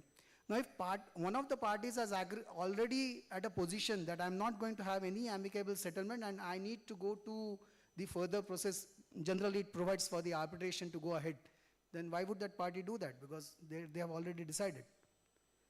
But if it so happens that the party is not going to arbitration, at the same time it is not giving effectiveness to DAB's decision, but then it's a matter like you raise one more DAB for the earlier decision of DAB, because this problem we are also facing in our current project. But see, but this is where it happens. Like if your employer is a government organization, you're not going to go too far with them. It's only that you can pursue, you can keep writing to them, keep reminding that this is what is there, this is what DAB's decision. You're gone to arbitration, so the only route that is left out for you to now like implement that decision. That's the only thing we can do, keep pursuing. I just wanted to know what is the remedy. No, remedy is what? You need to keep writing, suppose you are a contractor or so let's say you are an employer and the contract, if something is not payable to contractor, then that's gone. You need not remind the contractor. But if he's an employer who is not paying you, you need to keep reminding, you need to keep writing contractual letters that you are not following the process. I will give you one example. One more question we'll take, please. Anyone have one more question? The team will be having maximum of 2 questions. Okay. Because we need to evaluate, we need to see. Does anybody have questions? They have no? Then fine. Thank you very much. Thank you.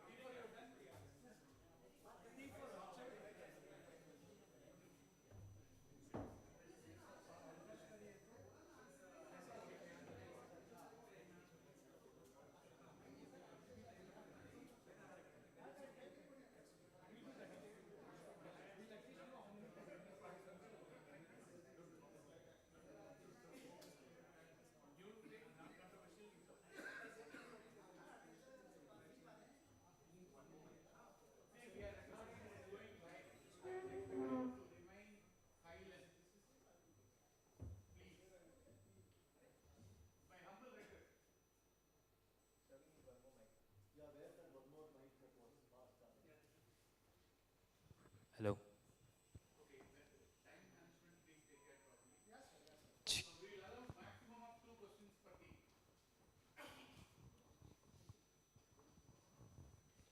All right, so we'll start. So, a topic for our discussion today is analyzing the impact of multi-tier dispute resolution clauses in construction contract. So what we're going to do is we're going to take a unique approach where we will get various perspectives from different industries and experiences in projects, and we will look at multi-tier dispute resolution clauses from that perspective. Now, before we even get to the multi-tier clause, I would ask each of you, which is your most favored mechanism of dispute resolution and why? Yeah. Amicable settlement if we are doing both the party. Yeah. So that would better basically. In many of project with private clients also, I mean, usually private clients for a smaller scale like 10 million, 20 million, if you are going in litigation, you know, that cost efficiency, basically when we are discussing this dispute resolution, so this reduced litigation cost, it is, you are reducing. So yeah? what we'll do is we'll just do a fire chat. So we will just quickly move on to next question. Yeah. So just tell me which is your favorite dispute resolution mechanism and why? My favorite one is conciliation and mediation. And why? As I was explaining, I mean, cost-wise it is lesser. Cost efficiency. Yeah, cost effectiveness. Time frame, time consuming, it's little time consuming, yeah. And if we are deputing, you know, mediation, industry expert mediation, so, since they are having technical team and also we'll get fruitful decision. Got it. So now so who wants to go next? Yeah, I should say, negotiation to be timely decision to be disposed to avoid the disputes further. That is will be win-win for both the parties. Basically, in real estate also, it's mediation, conciliation.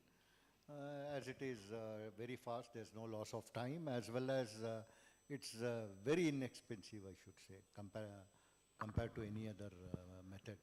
Either it's compared to arbitration or legal, this one. It's very inexpensive and fast. I also prefer negotiation because time consuming, less cost, and people knowing with the facts and figures, it is easy to negotiate and settle down because we are transferring the case to some next level. From basic, they have to start. So it is a time consuming process as well as cost is involved. So that's why I prefer negotiation. Thank you, thank you. So what we've seen over here is a general preference for consensual means of dispute resolution. Now what consensual means is that you cannot go forward until both parties have agreed to a particular thing. Then there are non-consensual means. So the consensual means being negotiation, mediation, conciliation with a very slight difference. Now negotiation is where parties are just coming to a table and talking. Mediation is wherein you have a third party to facilitate the discussion. Conciliation is where third party is dropping in any suggestions. Interestingly, the distinction between mediation and conciliation has been removed. And then there are the adversarial means or the non-consensual means, which includes arbitration, adjudication, expert determination. And the topic for discussion today is multi-tier clauses, which require the parties to first go to another means of dispute resolution, which is generally speaking a consensual means, and when that consensual means does not work out, only thereafter you go to arbitration. So now I would again ask each of you, so I would start with GD Kumara. You have primarily worked in the public works department. So how often is it that parties want to mediate with them because mediate or negotiate with you, because the general perception is that government is not going to settle? Yeah, they definitely interest of first step to show interest to negotiate, because that is time consuming and as well as easily can be resolvable. But would they negotiate with do the parties really look to negotiate first with the government department? Definitely, of course, top level management meeting not happen very frequently. If they call for the top level management meeting to discuss and resolve, definitely many problems have been solved. And settlement has been reached? Yes, definitely. And so then we move to Prabhash. Now Prabhash, you have worked on projects which have high cost implications, hydropower projects, oil and gas projects.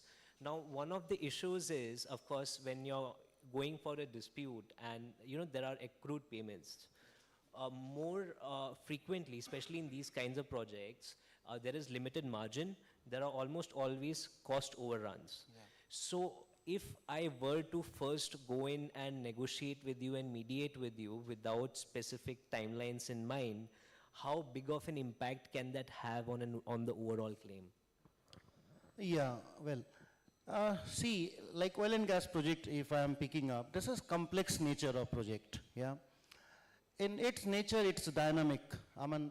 And when we are talking with, I will just take 1 minute.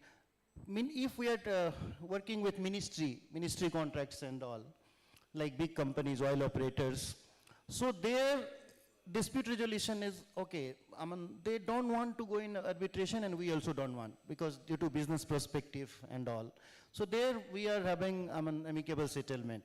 But EPC company, where they are the contractor basically, main contractor, and we are subcontractor, and that subcontract is also bigger, more than 600 million, 700 million, like that. So they are reluctant to settle, since we are getting, these days we are not having good margin as well, yeah.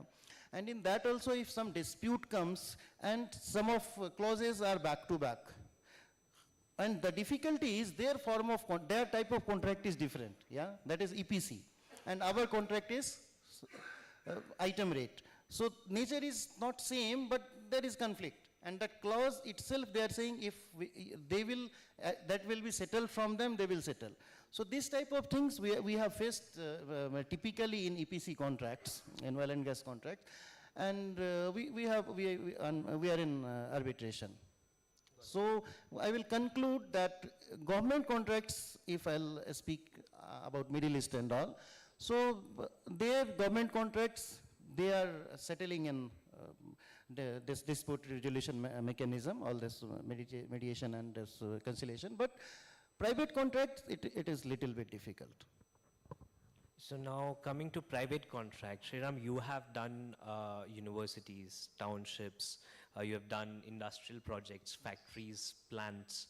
Now what is your experience with respect to the same timelines?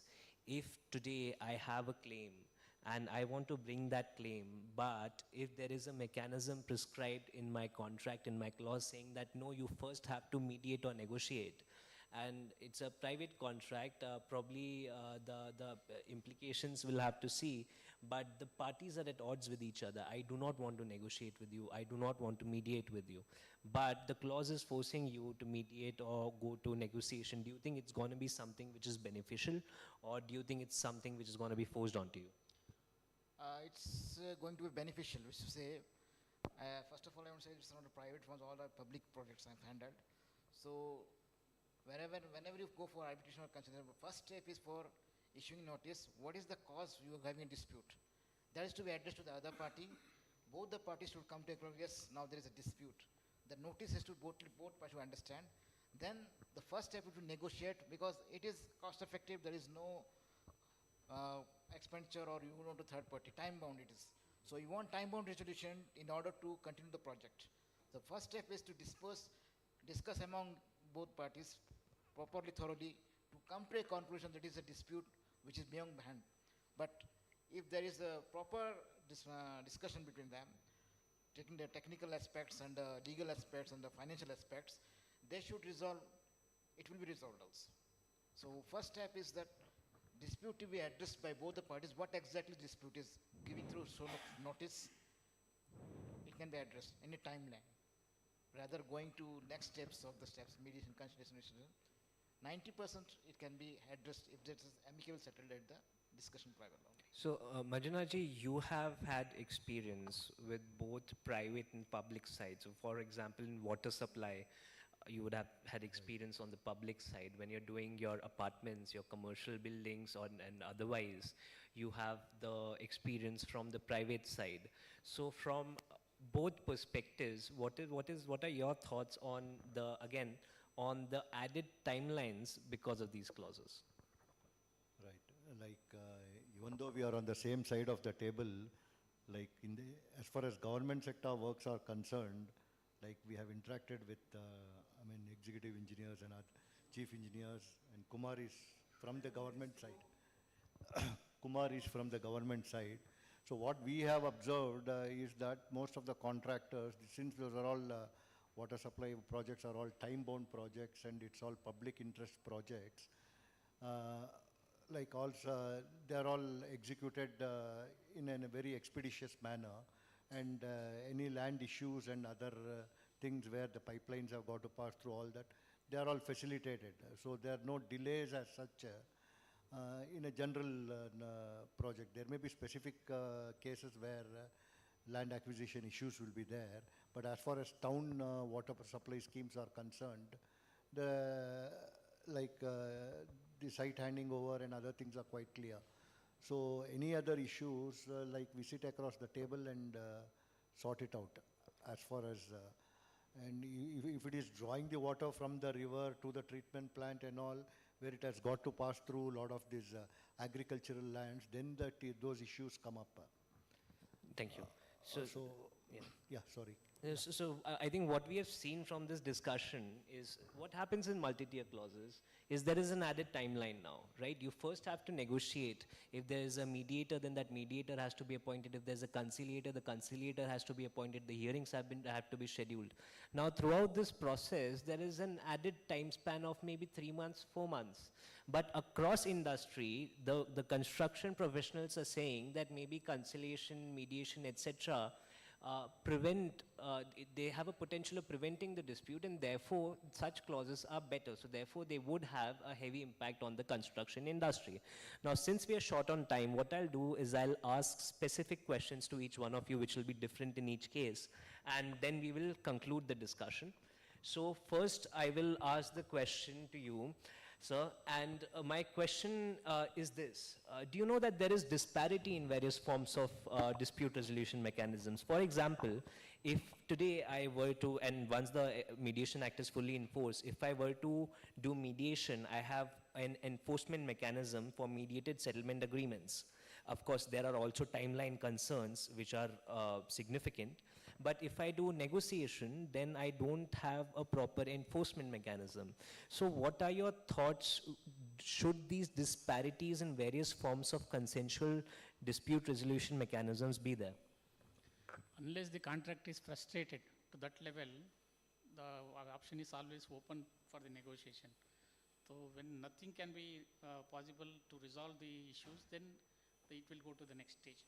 So before that, we have all doors are open for the negotiation, and we invite for mutual talks and settle the issues. So I think what I take from that is, And even they if don't want to spoil the relationship also, everything matters there. So normally they don't take that extreme steps unless the contract starts frustrated, something. So what I take from that essentially is, even if there is no enforcement mechanism per se, it's more about the practicality and the reality, and irrespective the mechanism works. Now, Prabhash, coming to you, I will ask you a question with respect to limitation. Now, if I'm just, there is a limitation to when I can bring the claim to the tribunal. Now, if the limitation period is expiring, now, for example, I believe, and I'll have to recheck, that the Mediation Act provides that the limitation stops when I'm referring to mediation, but that might not be the case in negotiation. So does that change your thoughts on whether you would rather have mediation or negotiation as a first step mechanism? I don't think it will decide. 2-minute extension, sir. Questions, I'll just finish all questions. Actually, no, sir, then we'll just quickly answer. So this will be not the criteria if, as he was, Mr. Padi was mentioning, if my causation, if my cause effect implication is correct, and if I know my case is okay, is strong, then we will, this will not be the criteria. Got it. So I think the idea that we get from this is it's important as to when the dispute is arising. So we have to be robust to ensure that these multi-tier mechanisms work well. No, sir, there are 2 more people left, so I have to just finish their questions. So my question to you specifically is with respect to the clarity of clauses, right? Now, if the clause is not clear enough that you are required absolutely to try amicable settlement prior to going to arbitration, would there be possibility? Do you think there would be a possibility for people to misuse it? Yeah, it's possible. Even if it's not mentioned in the clause or in the agreement for negotiation or discussion, it's the first thing that notice to be given in writing, because that is the base. Wherever if they go for mediation, conciliation or arbitration, that is the first thing they will be asking, the arbitrators or arbitrator will ask whether there is a communication or a dispute discussion. Without this, so when it is not mentioned, we can go ahead, and that is the best way for handling the multi-tier adjudication. And so now, finally, question to you, what do you think would be the costs of this mechanism, and how do you think those costs should be determined? Costs of this, mainly this negotiation, mediation, or all, hardly any costs. And of course, when it costs in a sense like due to the delay and other things, like it will add to the project cost, that's all. Otherwise, like party costs, I'm not, hardly anything. Got it, thank you. So to conclude, what we have discussed is that there is a very good impact of these multi-tier clauses on the construction industry. 2 of the problems that we did discuss about is, first, the claim has to be brought, the dispute has to be referred to these consensual mechanisms sufficiently in advance, or you might risk running into the expiry of the limitation, unless you have mechanisms which have gained recognition, such as mediation, which would perhaps avoid that. Another important aspect that we discussed is with respect to the clarity of the clauses. Unless and until that we know that this clauses is binding, there is a scope for misuse by the other side, so as to perhaps delay the process.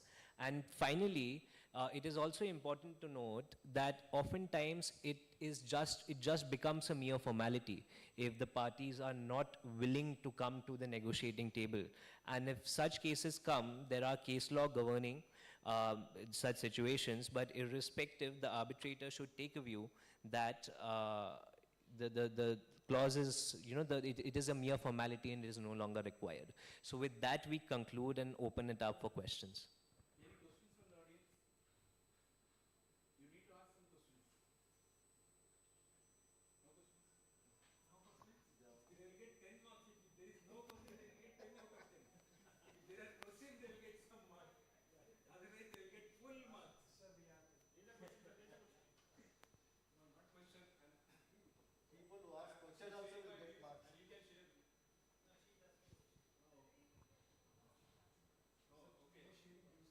So you can both ask. You can both ask. That's okay.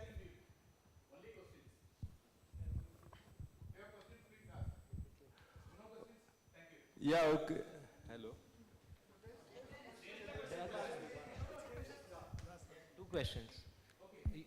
You can both ask the questions. We are very friendly panel. Very briefly, we'll answer.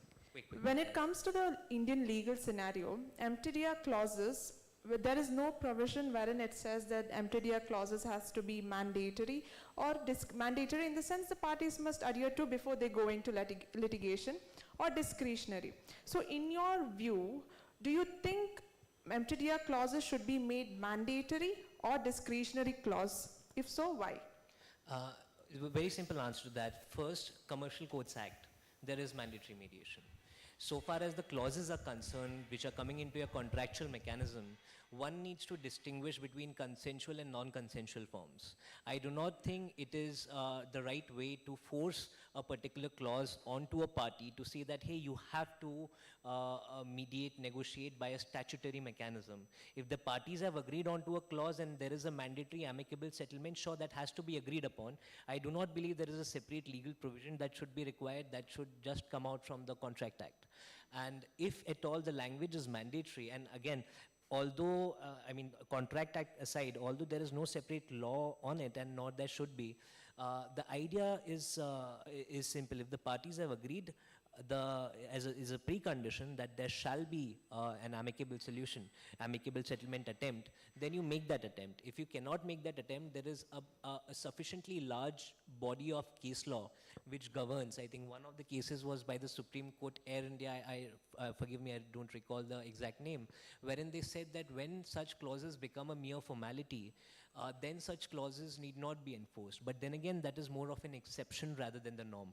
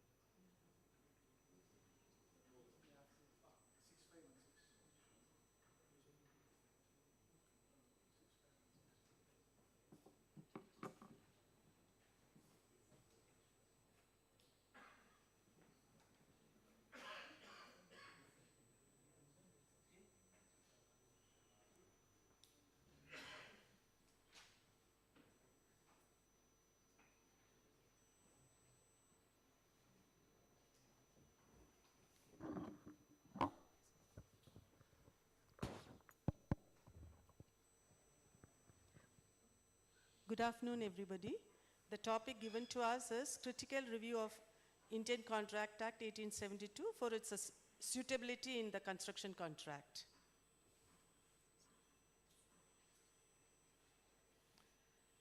The Indian Contract Act 1872 serves the fundamental legal framework governing all the contracts in India, including the construction contracts.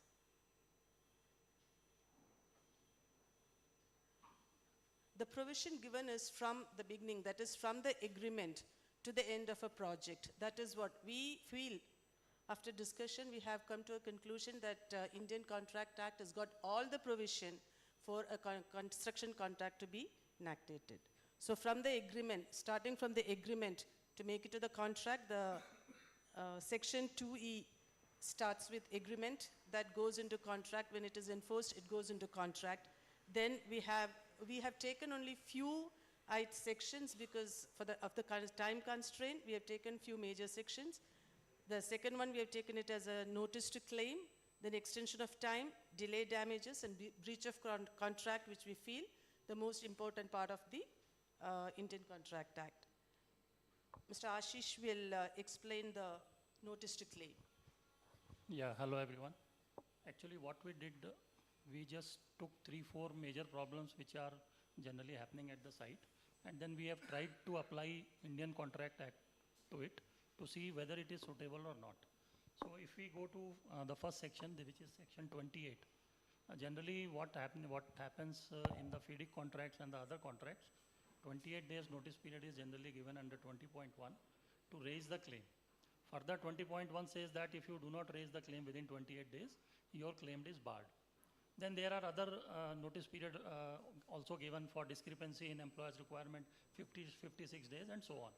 So what generally happens at site, this 28 days period and 56 days period is not adhered, because in change in law cases, generally we came to know that the law has changed after 28 days only. So whenever we are putting a claim to the employer or the engineer, he says that your claim is time barred because you have not given the notice. So generally we are taking the help of this section 28 of the Contract Act. Section 28 of the Contract Act makes arrangement that restrict a party's ability to enforce their rights or initiate legal proceeding voids. What it says that suppose if a period is given which is less than the period what the laws provide to you, then that provision to that extent is void. So as we have as we all already know that the period under limitation is 3 years. So 28 days period or 56 days period, whatever that is given in the contract, that is void to that extent. So this is what the section 28 says, and we can use it to our advantage. Next. Extension of time. In India, extension of time is under the Indian Contract Act 1872 is typically handled through mutual agreement between parties involved. Under the section 62, alternation by mutual consent, force majeure events under section 56 can also trigger an extension. Contract clauses and judicial interventions may be utilized in a specific cases. Always ensure that any extension of time is agreed upon the writing to avoid potential disputes. So next we move on to delay damages. Delay damages or liquidated damages is a common clause which is found in every construction contract. If the contractor makes a delay in the completion of the project, he will be liable to pay delay damages to the employer. So we find that section 74 of the Indian Contract Act, which deals with liquidated damages, it says that irrespective of whether the actual damage cost is proved or not, the liquidated damages has to be provided. But we see that in many of the cases, when the case comes to court, the courts interpret this section in such a manner that many a times the proof of actual loss is asked. Without proving the actual loss, the employer is not entitled to liquidated damages. Especially in Kailatnath versus DDA, reported in 2015, third volume Supreme Court cases, page 136. Even in that case, we can find that it was said that liquidated damages, in order to be provided, first the actual loss which has been caused or the actual damage which has been caused has to be proved. And if that cannot be proved, if the loss cannot be proved, it should be shown to be a genuine pre-estimate. So when we see it in the context of construction contracts, what I feel is the reason why we give why we stipulate an amount in the contract as delay damages, because there is difficulty to prove the actual loss, which happens in the construction industry. Each day's delay can cause so much of loss in a construction project. So in that case, going by section 74, actual loss should not be proved. I mean, it should take a little interpretation of the section. But what happens here is, the Indian Contract Act can be seen to be suitable for this aspect of the construction industry, but its interpretation by the court goes in the different direction. So, my conclusion with regard to the aspect of delay damages is that the Indian Contract Act is suitable to construction contracts for liquidated damages, but the interpretation of courts poses a problem here. Thank you. The next issue is breach of contract, which will be dealt by Mr. Viraj Kumar. No, I will explain. Sorry, by Ashish, Yeah. sir. So, breach of contract, there are three sections, which is 73, 74, and 75. 74 has already been explained by Maria.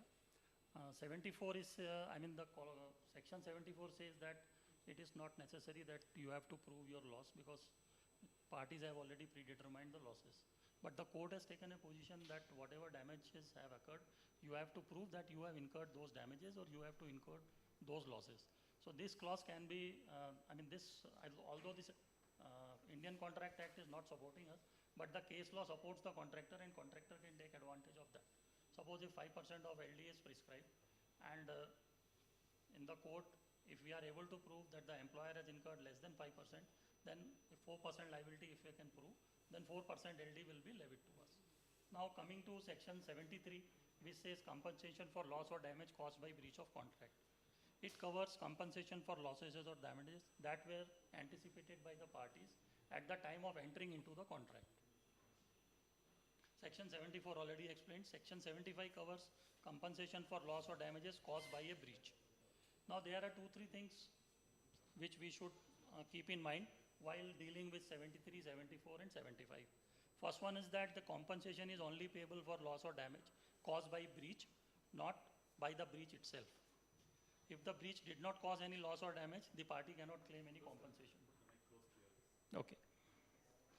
The party claiming compensation does not need to prove that actual damages was caused, but court has taken a different position and they say that you have to prove your damages. The amount of compensation awarded under section 74 cannot exceed the predetermined losses that has been entered into the contract. And last is that in case of some extreme breaches, exemplary damages can also be levied on the defendant. So this is our critical review of the Indian Contract Act 1872. Now to Bindu ma'am. As a conclusion, we found that ICA 1872 is suitable enough for the construction contract, although it is felt it is purely descriptive, but with an understanding of ICA along with the case laws, it will be ideal for Indian scenarios. Any questions, please?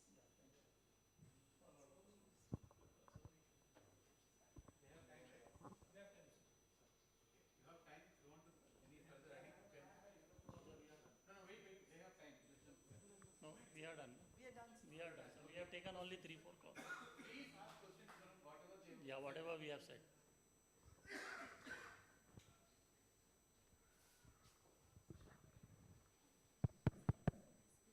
You want to ask first? Like, if you are, if team 2 were to be called a committee 2, suggest amendments on construction, on this ICA Contracts Act, like what would be your recommendations? Sorry, sir, what you are saying? Suggestions from our side? Yeah. What we will suggest the amendments in the Like Indian Contract Act? you said it is suitable subject to a few, this one, right? Yes, certainly, sir, we will. Because morning we discussed in the fire chat that regarding so many problems with regarding payment and other things which are not there in our acts here. Sir, as far as my view is concerned, everything that we discussed during the fire chat can be covered under the Indian Contract Act. As the time was limited, we have kept ourselves limited only to 3-4 major points which we have put out. Having said that, I will say whatever the case laws that we have received, the Supreme Court has given the judgment. The true position of those case laws should certainly be amended in the Contract Act. One example is Section 74 LD.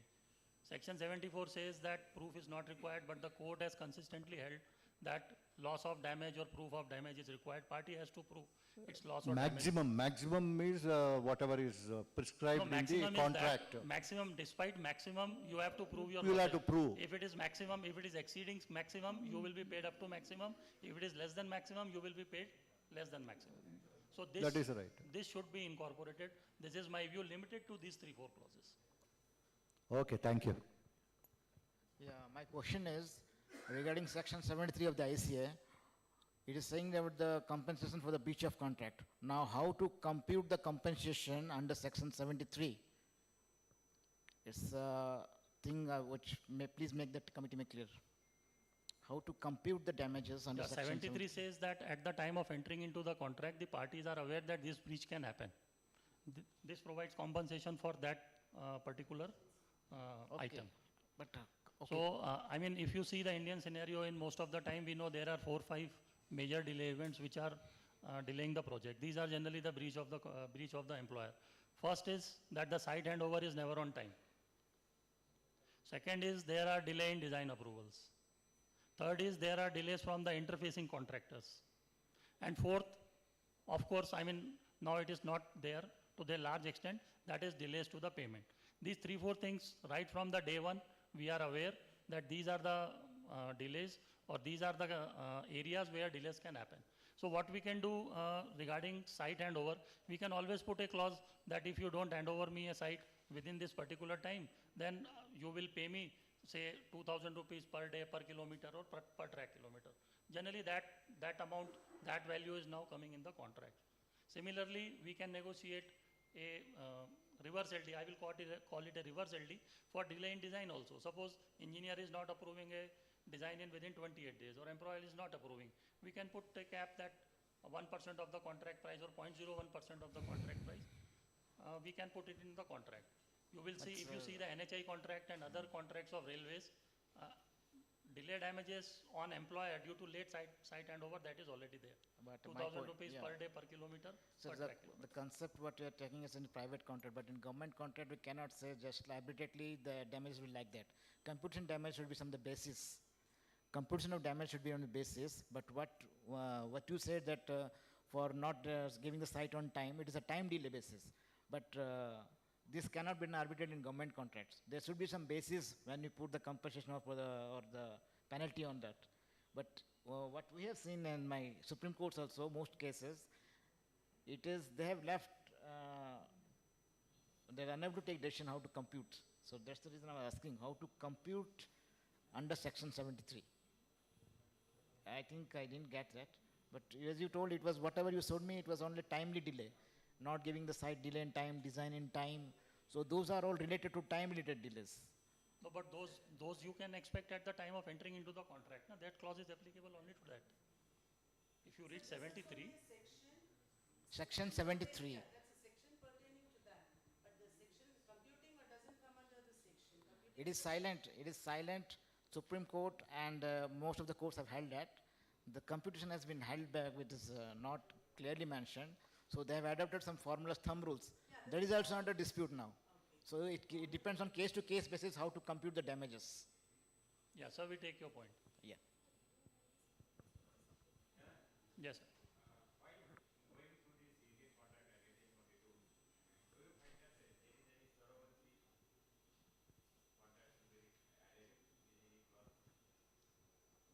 Sorry, sir, your question is not clear. If you can speak little loudly, please.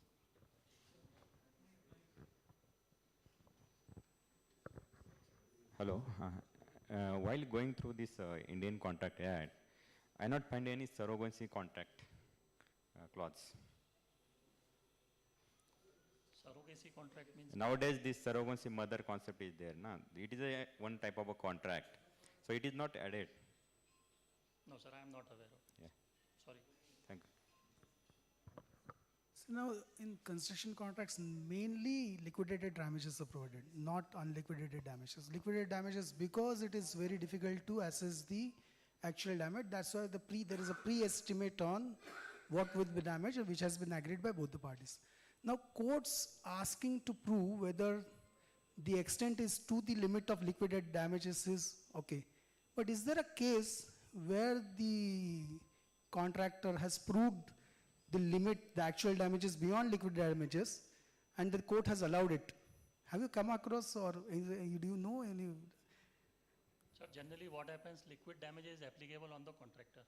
It is the employer who has to prove that he has incurred those damages. Okay, you take a case of employer or between contractor and subcontractor. In most of the cases, employer submits the damages which are more than the liquidated damages. But generally the court allows the liquidated damages only. That's what, see, that's the point is, because there is a pre-agreement that that's a pre-estimate and you're not required to prove that. But when it comes to eventuality, then you need to prove that. And if somebody happens to prove, if the employer happens to prove that the actual is more than the liquidated, then the benefit has gone to the contractor, that there is a limit. Then how does it work? It always works in favor of contractor only. Yes, that is what I said, that contractor can take advantage of it through the case laws, despite the Contract Act mentioning the contrary. That is what I said. We can take advantage of this. That is advantageous to the contractors. Because if you see the losses, say 5%, suppose if there is a loss which is greater than 5%, a facility is not completed on time. Suppose a railway project, if instead of 4 years, it takes 10 years. So the LD that will be levied to us will be greater than the project contract price.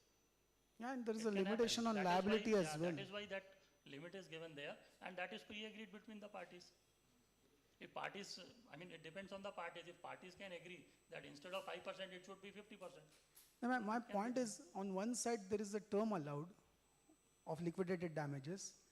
When the situation happens, then you go and check whether it has happened or not. Yes. It doesn't appear to be a fair condition then. Yeah, but that is what the court has taken the view. So though the section says it is liquidated damages, always the law is asking for the other thing when we go to the court. So they themselves are giving a chance to prove, okay, the damages is more and they can approve it. If the question More they cannot approve. No. They can only approve to the limit of liquidated damages given. That is as per the contract. No, even court will not allow more than liquidated damages. No, not more than that, not more than that. Not more than that, yeah. So that is advantageous towards the contractors. Towards the one. Anyway, 10% or even 5% limit is as such is too much. Too much.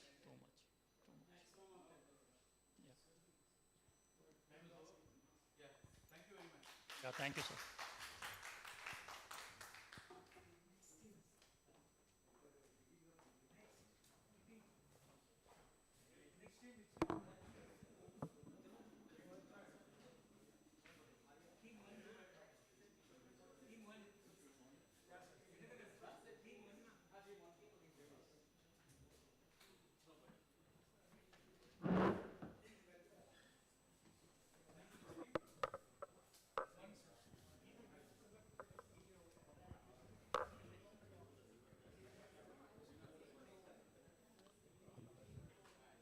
Can we start now, sir?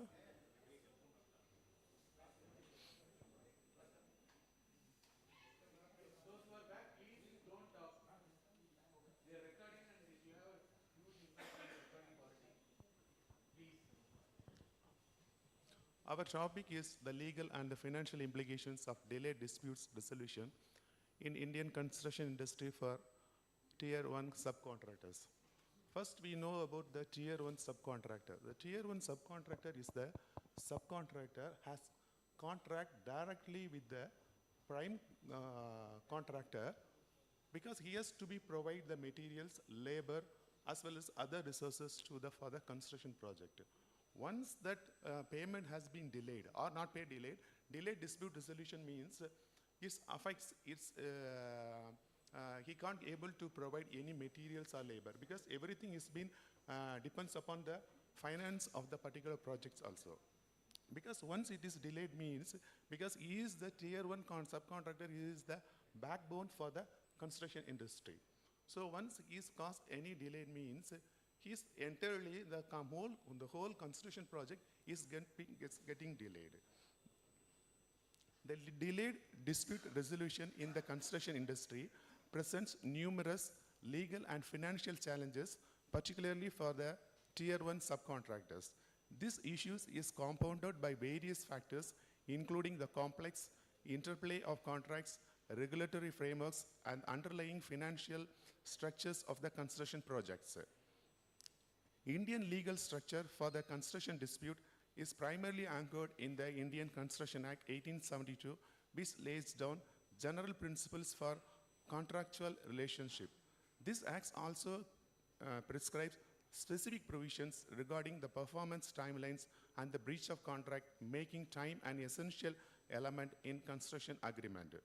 Adverse legal implications arise when delay take place, especially if they result in disputes. The adjudications of such disputes often falls into arbitration and litigations. The financial implications of the delayed resolutions extend beyond the immediate cash flow issues. For Tier 1 subcontractors, these delays can lead to several critical outcomes.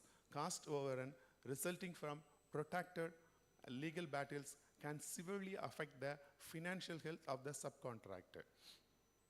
This can lead to a significant cash flow shortage, sometimes resulting in a complete halt in the project progress due to insufficient funds.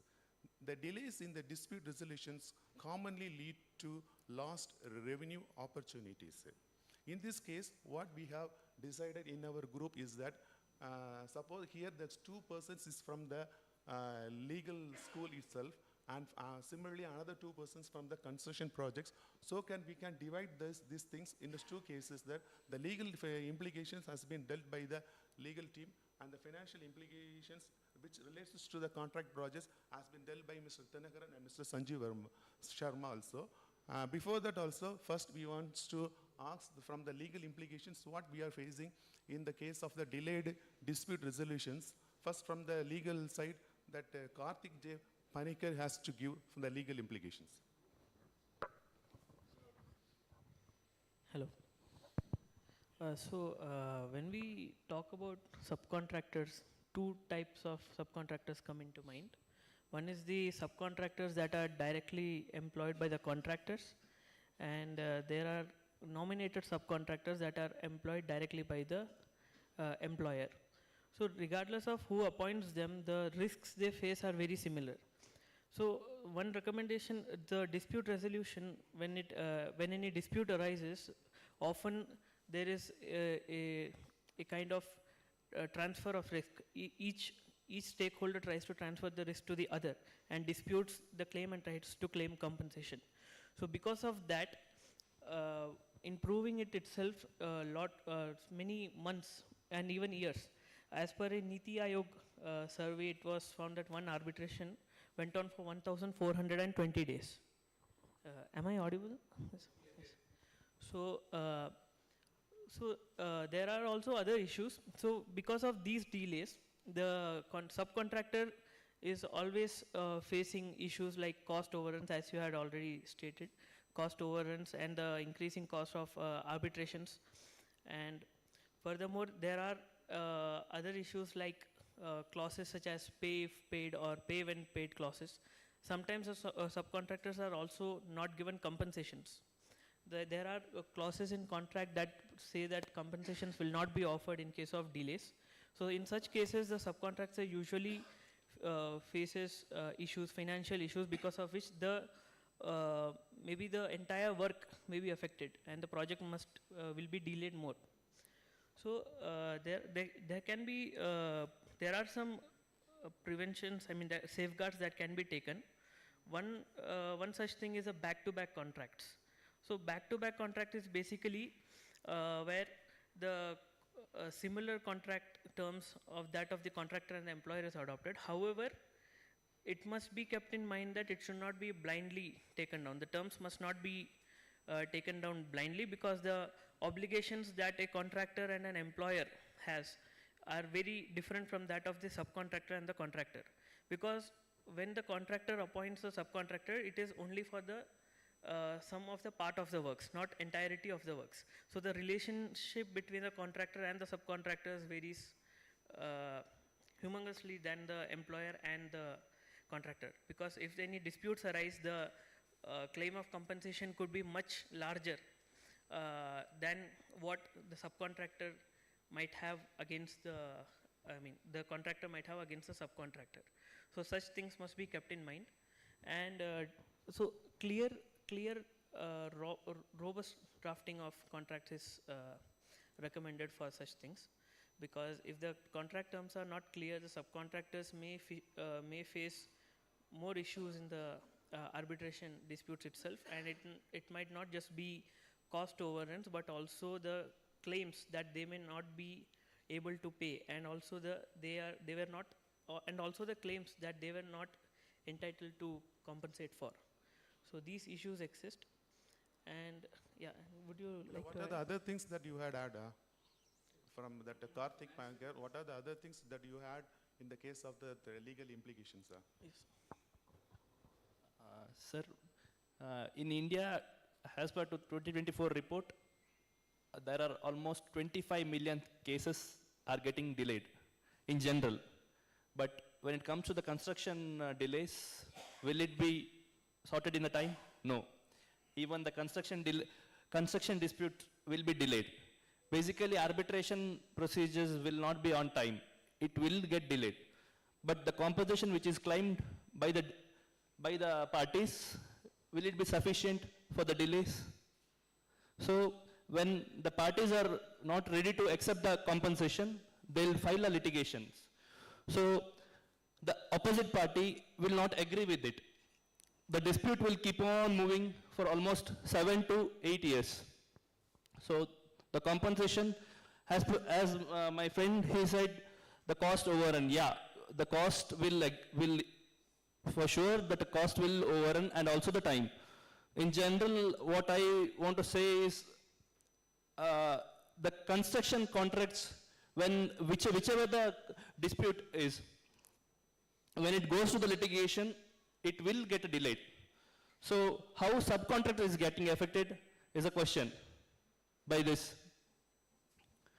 So generally our topic is the legal and financial implication of dispute resolution in Indian construction industry. For the 3 tiers, like subcontractors, tier 1. Subcontract. Yeah. So, as my friend said, If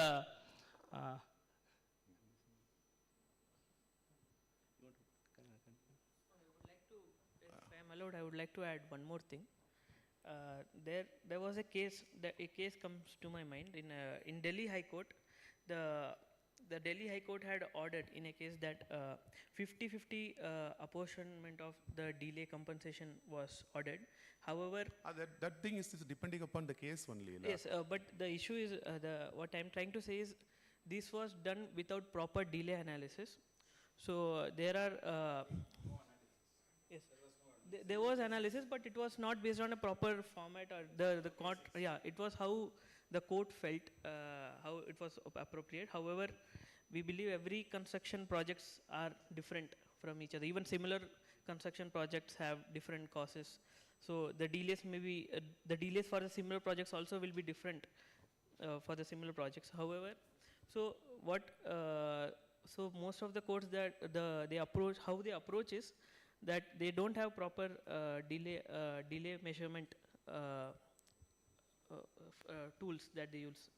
So I think because of that, the subcontractors also end up liable for compensations that they were not supposed to give. So one thing could be that proper delay documentation, what were the causes. I think subcontractors must also take it up, and they must also communicate regarding the causes and delay. Notice claims should be given by both contractors and subcontractors immediately when they understand there is a delay. So I think this could help in mitigating the amount of disputes and ultimately just reducing the number of delay that is caused by the adjudications process. Okay. Next we move on. The second thing is that the financial implications. Mr. Sanju Sharma, asked you what is the financial implications regarding that delayed dispute resolution, sir. Good afternoon. Financial implications as far as the construction contracts are concerned, we have witnessed those by ourselves because we all are construction guys. I can refer to some cases you all are knowing, such a force majeure COVID-19 came here. What a bad effect on the industry as well as on the labor force has happened. Industries have vanished from the scene.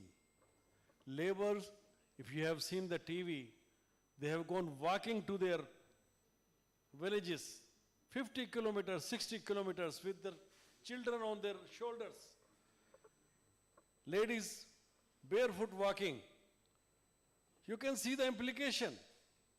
What to talk of the finances when they didn't have any finance, for the transportation was not there. Transportation contractors were not working at that time.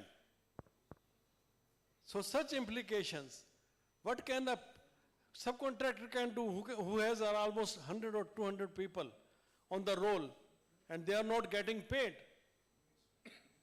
This is the true implication, financial implication. So, another thing I will talk about, we have a democracy though. I talk about the way. In 2007, 2008, the recession came because of the share market went down. Same thing happened there.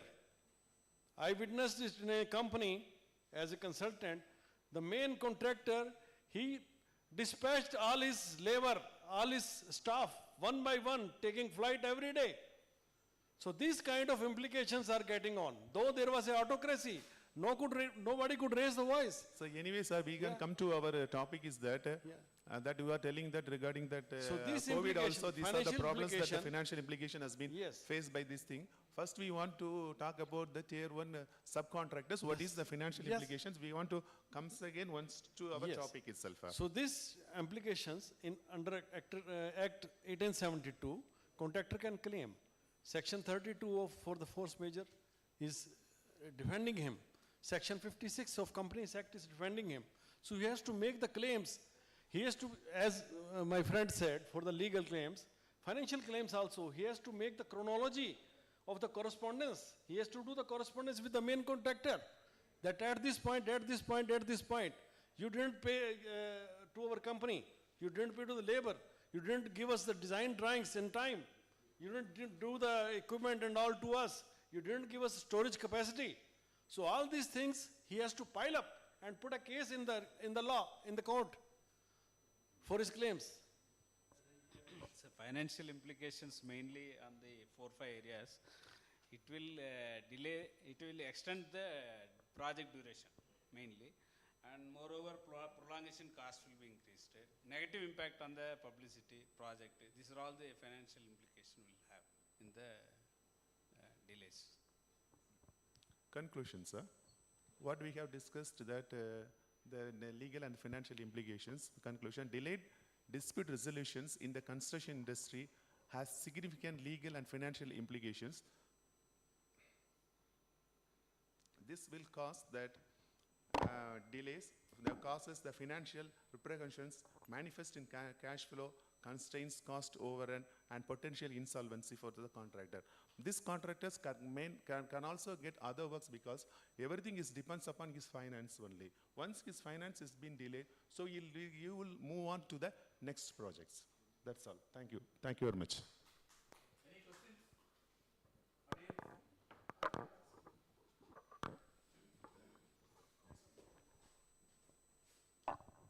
See, most of the subcontractors today, they are, even the tier 1, even tier 2 subcontractors, they are well aware of the conditions.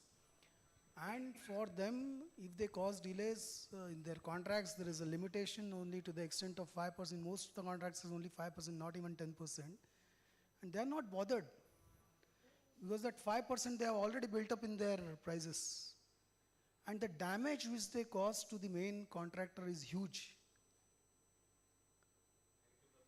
And they are well aware of this. They have already factored that 5% delay damages. They have already, some of them have already factored going to legal cases as well. In their prices itself it is factored. And the damage actually which they cause is huge. Any comments on this? See, when the labor is not there, this is all chronology. When you are not being paid regularly, these all things will happen. The losses which are amounting to the huge money, when the chronology will be there, that this month they have not been paid, next month contractor is giving say 70% payment, part payment and all, because of his cash flows and all arrangements. So he has to be prepared. The main contractor has to be prepared for such things. Subcontractor will make his chronology. Many factors are there. So this is the amicable settlement. They both have to sit on the table, that in the very beginning, in all the minutes of meeting, this is recorded. It's all a documented process. It's a legal, documented, valid claim. Hello. In case of tier 1 subcontractor, if this main contractor had not put the clause of arbitration in his subcontract agreement, how he will deal? How will he put up his case to? No, this is very discriminatory clause. Subcontractor should not go into that clause. It's simply getting him handicapped himself. So such clauses, if you study, these are simply the exploitation of subcontractors. So these clauses, I say, should be abolished. This is simply exploitation of the subcontractors. If there is any legal remedies for that, if it is not put Yes, in again, the claims are there for that also. Section 73, 74, 75, they are in the defense of subcontractors. Any case law? There can be a case. Any case laws you can? Case laws, there are C&C Construction versus Union of India. There are other many cases, very, very reputed cases. You can see, if you go into the history of that, you will find that. Such discrimination clause definitely is against the subcontractors. Okay. Thank you.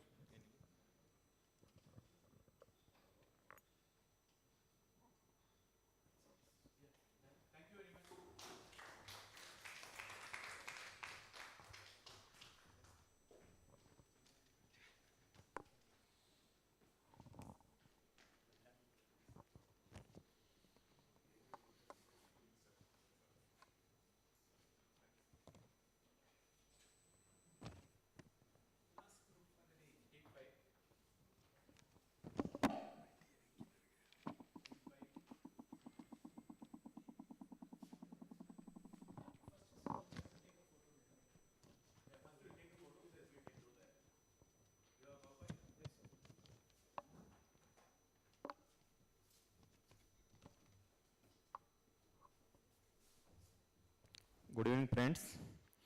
As Professor Venkat sir morning, there is a construction, there is a delay. So we'll discuss here delay in the construction project of National Highway Authorities. The major broad delays that constitute the project implementation it depends on various factors. Construction project in Assam, Jammu Kashmir, and construction project in Gujarat, Karnataka, Maharashtra is not same. The ground conditions, the locations, the political conditions, and many factors that are governing the aspect. One of the major factors is pre-implementation stage of this project. Is government is not that much qualified officers. They are doing this survey. So, in broadly we'll discuss. Let's say you stage to Nitin Jadhav. Yes.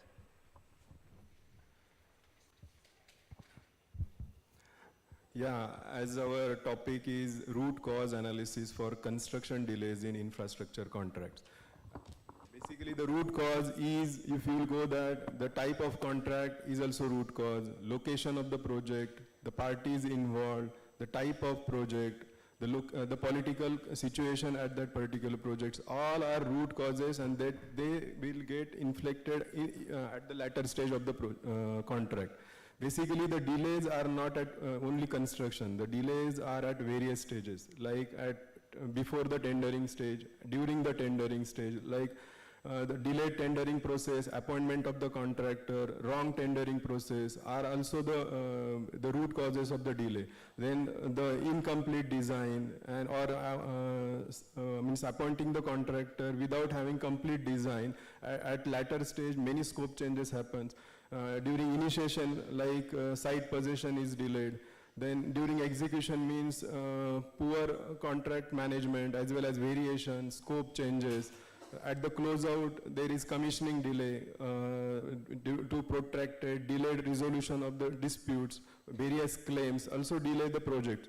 So there are, if you will see broadly, the delays are categorized in, depends on the projects and type of contract, but we can say that the delays can be land acquisition delays, environmental and forest clearance delays, regulatory and approval delays, funding and financial constraints, some design as well as planning issues, geotechnical and site-specific issues, labor and skill shortages, corruption and governance issues, natural disaster, some external factors like COVID and this. Apart from that, ambiguities in the contract, unclear scope, or frequent changes in the scope of work. These are the major root causes, but they can be further divided, subdivided, and discussed in detail. But we will take some few major root causes one by one. Mr. Parshuram will discuss about the land acquisition delays, and he will share his some example and experience what he faced during his. Major delay in linear projects such as the railways and highways it is a land acquisition. And there is a government's rules. They are not every state they have different rates of lands. So the same rate in Karnataka is not rate in Gujarat, as Assam, as Jammu Kashmir. There is an inadequate compensation. The land in dispute litigations, land in forest area, environmental clearance, delay in shifting of utilities, in rehabilitation of these peoples. Again, there is a vested interest of political local leaders. Some of the issue is that in government officers, while taking the lands, they are giving false promises to farmer, and the delay in starting of the project. So farmers are cultivating the crops at the time of taking over the crops is there. So it is very difficult to take the decision for the officer also as well as contractor also. Then additions such as nearby this ROW, there are shops, houses is there. Then the reallocation of that houses is a major problem. We face in our project high-speed rail. There is a delay almost 2.5 years. They are not handed over of 1 or 2 kilometer area. Majority they are hand over, but 1 or 2 kilometer again contractor has to remobilize for this. And again another case is there. It is a just ROW. There is one house is there. Government officer promises that they will rebuild the house. If any issues, they will take care of the contractor. These are the false promises they are taking, giving to during the handing over these lands. But at the while going execution stage, nobody is taking that interest, and it is a contractor's baby how we deal with them. These are the some land acquisition issues. Shortly, I will conclude. Then next move to Anura. Yeah. I would like to add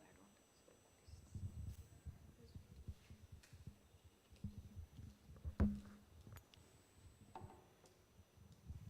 Okay, adding on to the delays in land acquisition, This is basically, and the main reason for such delays in land acquisition is the pendency of cases before the lower courts. And the pendency could be because the land was granted in favor of some common man way back in a very long time ago. And the laws by then were not clear, and today the laws have changed a lot. But even when it comes to a granted land from the government, it could be a grant to any category, any person who belongs to a category of scheduled caste or scheduled tribe or any other backward classes who would have had particular conditions to sell the land. But when developments are happening through that particular way, I mean, when developments are happening in that particular lands, obviously people go and file cases upon either government or any other builders or development or any construction company, and that is how the cases are still pending as on date. And there could be even changes in the PTCL laws, wherein the people from the scheduled castes or scheduled tribes category are given endless time to file their cases. That was a recent development brought by our one of the ministers, Mr. Krishna Bairegowda. So though the amendment is helping the people a lot, but it has also given a scope for increase in multiplicity of the proceedings with respect to that aspect. So in that way, regarding delay in land acquisition cases, there are many cases pending even till date, and they are even more getting worse, and that is one of the major causes which I would like to mention. I would like to add on to what Nivedita told. Nearly 99% of the matters that are pending in the LIR courts are regarding enhancement of compensation. So fixing of multipliers are like not decided, and lower courts come up with copied out orders, like order after order. It's the same order that comes out. So appeals and all are very common in such matters. So this also contributes towards huge delays. So another setting that I want to speak about is like the site-specific issues. Because construction projects are implemented in very dynamic environments. Nothing is constant there. Every day the wetness of the site depends how work can be done. So in a project that I worked for, so every Monday when we go to the site, we couldn't access the site because there is a landslide. So there is dampness in the site. We couldn't access digging. And day before yesterday, I think the high-speed rail network, we had a discussion, and server specifically stating that while monsoons we move out. So that is there. So each these unforeseeable climate conditions are extremely dependent. The delays are extremely dependent on these things. So another thing is the shortage of skilled labor. So I think L&T is the only company that has a 6 months training for labor. So they specifically train short trades, etc. So such innovative practices needs to be implemented in the construction sector. So and another major contributing factors to delay is corruption and government issues.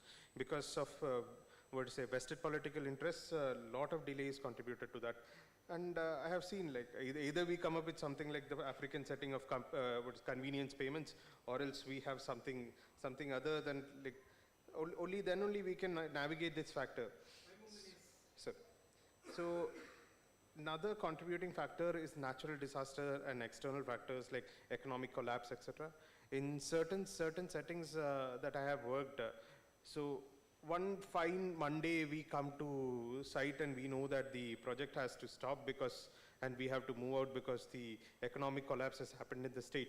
So such collapse and such mitigating factors, because as we see all around India, all states around India are going through extensive economic collapse, and they have very turbulent political times that are happening in states like Bangladesh, Sri Lanka. Sri Lanka, either it's recovering, but still economic recovery and project delay is very dependent factor, because how to pay for projects, because you have borrowed a lot of money and like you can't pay for the projects.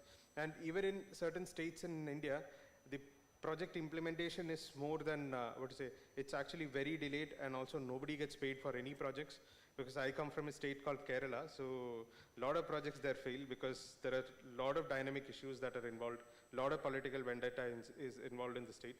So these factors are extremely contributing towards delays.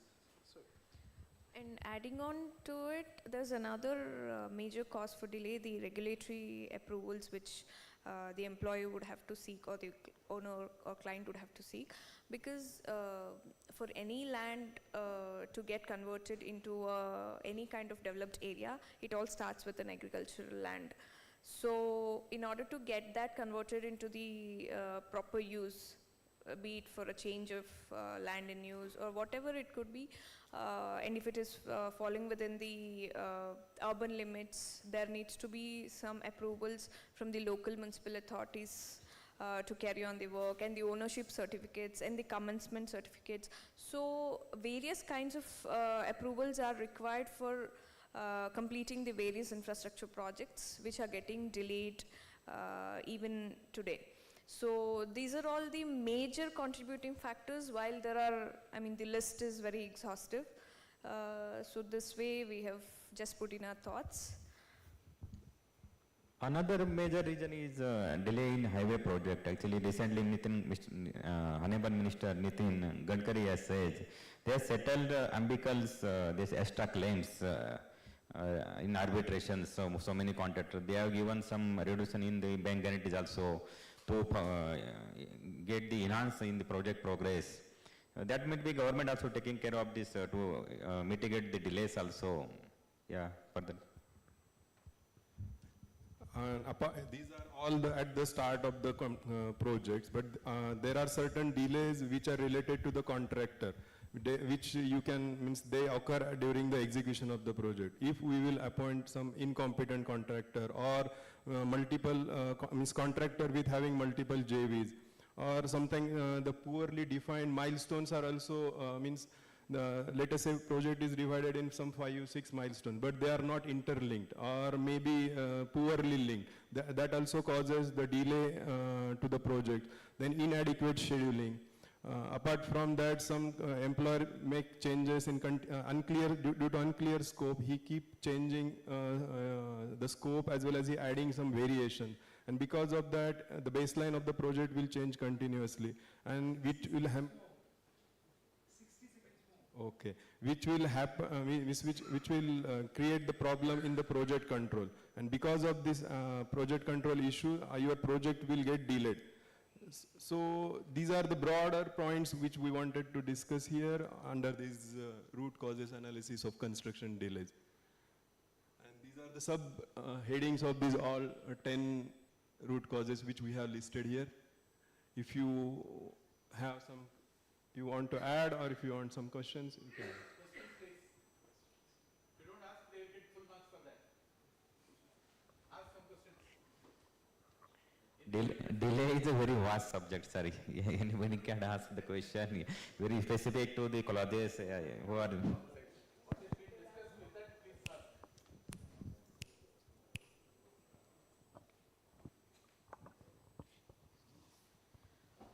This topic is regarding the root cause analysis.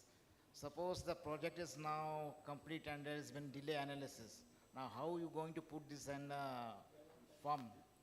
In what methods going to apply this for root cause analysis? Pardon, sir?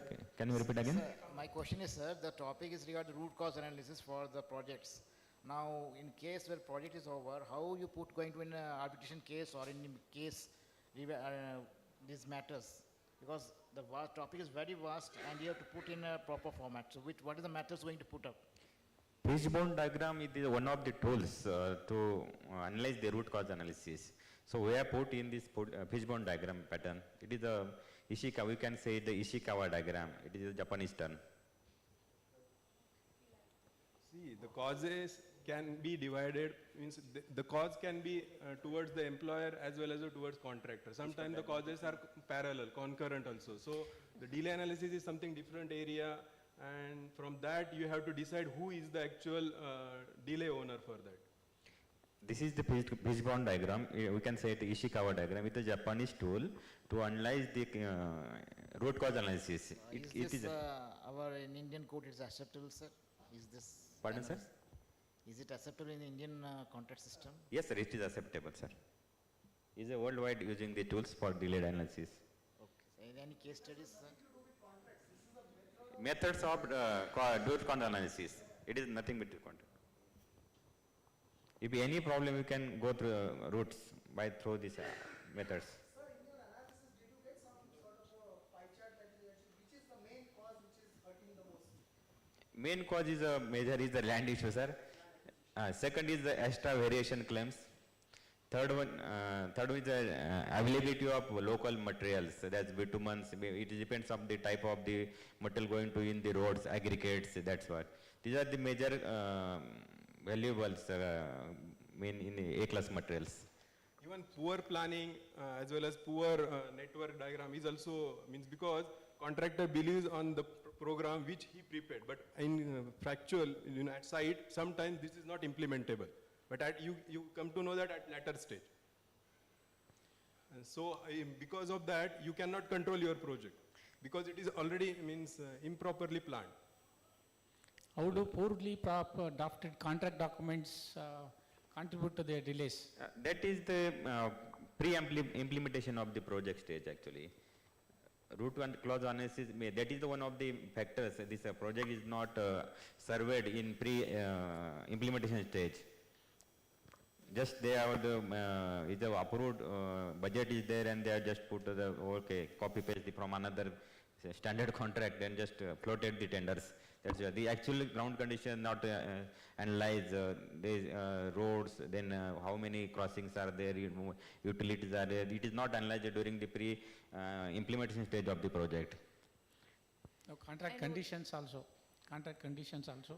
Contract condition in NHI is a major similar. This is a copy-paste contract. They are not changing to one contract to another. Major GCC is the same. And with the poorly drafted contracts, it is always a problem from start to end because it is a problem to commence the work, and also even at the dispute stage, it is a problem for the interpretation of the contract, which further worsens the condition. How global economic trends that we have listed may improve global economic trends.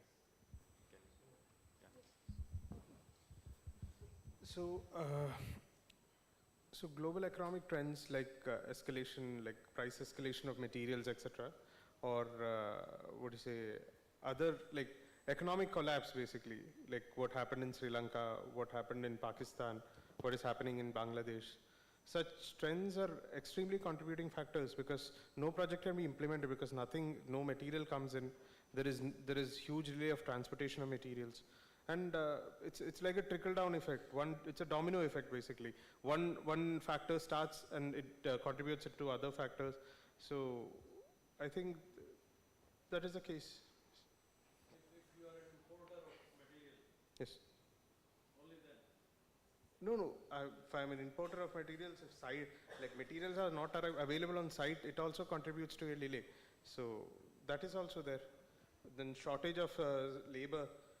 Because labor is not available because, also non-availability of fuel.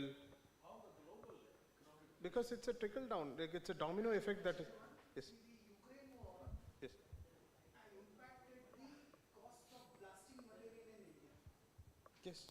No, actually it did not have any direct impact. It's only one of the reasons taken to increase the cost. That is because of sanctions that are going on. Yeah. And the cost of blasting It's because fuel cost also increases, sir. Fuel cost also has increased. This lubricant cost also not increases, sir. It may be No, before the war also the same. When the war started, the blasting material cost was increased in India, citing the reason of war. Today war is still going on. Yes. Compared to that, today the cost has gone down. It may be the decision of this marketing strategy. They will. Just sometimes they try to make it as a reason. Actually, sir. Actually, there is no impact. Okay. Thank you. Thank you, friends.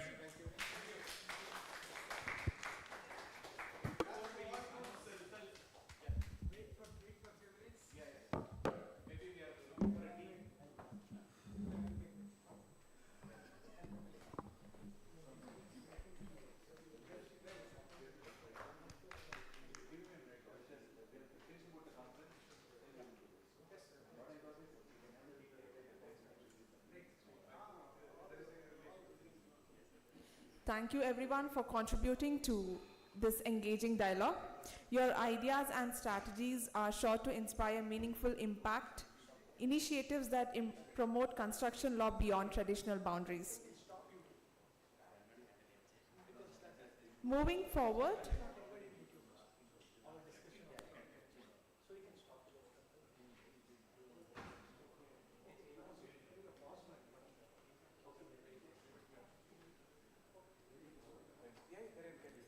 forward, I now call Professor Venkat to discuss regarding the conference which is going to be held in the month of April 2025.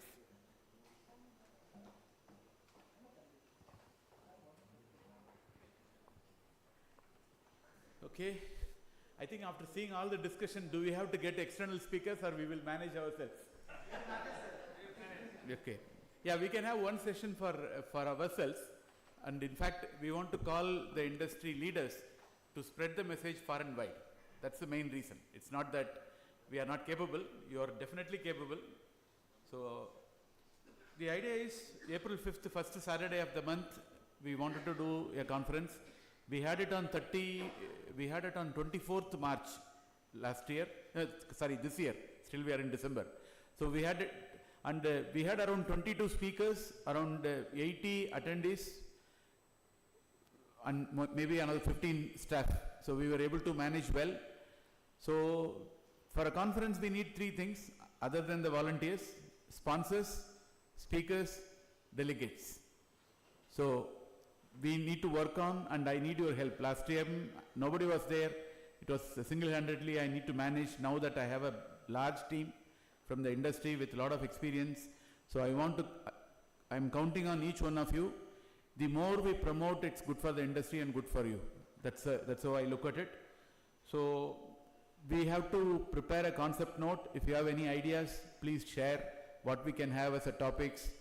If you want to pen how you want to do that, we want to start early with a very impressive brochure, so that we can start putting it in bar and bench, we can start putting it in the various magazines. So we can explore options to bring in people, the best of the team, so that we will have one of the wonderful conference. And it should be like every year, April, it's a Manipal Law School Construction Conference in India. That's how it should be. Already there are a lot of speakers overseas from Singapore, Malaysia, Dubai, even UK. They are ready to come. The one good thing about the foreign speakers is I don't have to do anything. They come on their own, they stay on their own. I don't even have to pay for their Uber. They come to the college, they do it. But our Indian speakers, some of them, they don't leave their home without being sponsored. So we need to look at these things. So, but last year, to just give an idea, we did it on shoestring budget, around 5-6 lakhs totally we spent. We collected almost 5 lakhs from the delegate fee, from the sponsorships. So wherever you have an opportunity, please help us. We are helping ourselves to promote the industry. So whatever ideas you have, you can start writing to me, we can start deliberating in the groups, we can have some team meetings. The next 2 weeks we don't have classes, probably we can think about how nicely we will be able to conduct this program. That's all from me for time being. Thank you very much. Now, give us 5-10 minutes time, we will deliberate and we will announce the winners. Then after that we can disperse. So who is doing vote of thanks? Okay. Fine. So we will do vote of thanks, or maybe we will do vote of thanks after that. Yeah, fine. So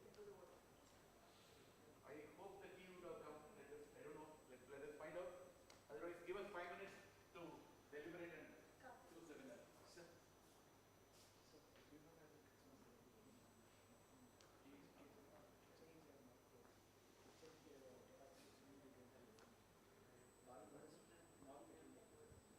Everyone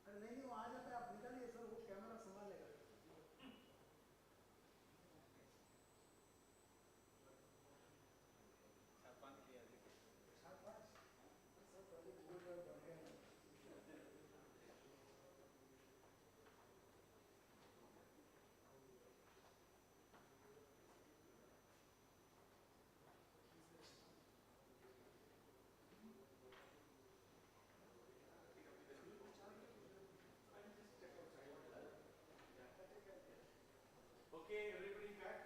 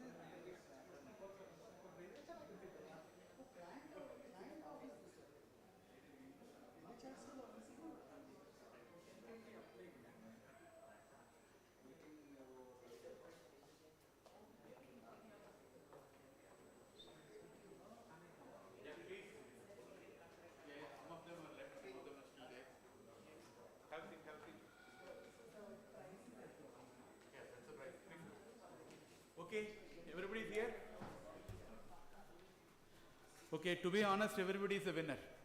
Like it was very difficult for us to separate the teams because they were all so close. So somehow we have only one prize, so we have to somehow decide only on one team. So the winner for the today is the team 3. Okay. So please, picture, photograph. Hey, everybody take picture. It looks like I have won the prize. Please take. Okay. Okay. Come on. Yeah. Come, make it also hold this.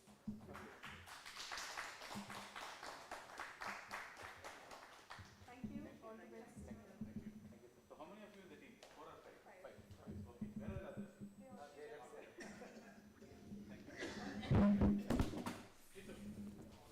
Hopefully it's not broken.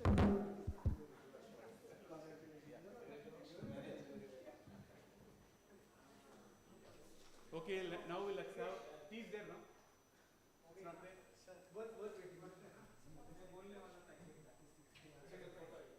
Okay, we'll go to Kathayapi. Yeah. Yeah. Fine. Okay. Huh? National anthem. National anthem is there. Yeah. Okay. Vote of thanks. Vote of thanks and yes. Starting.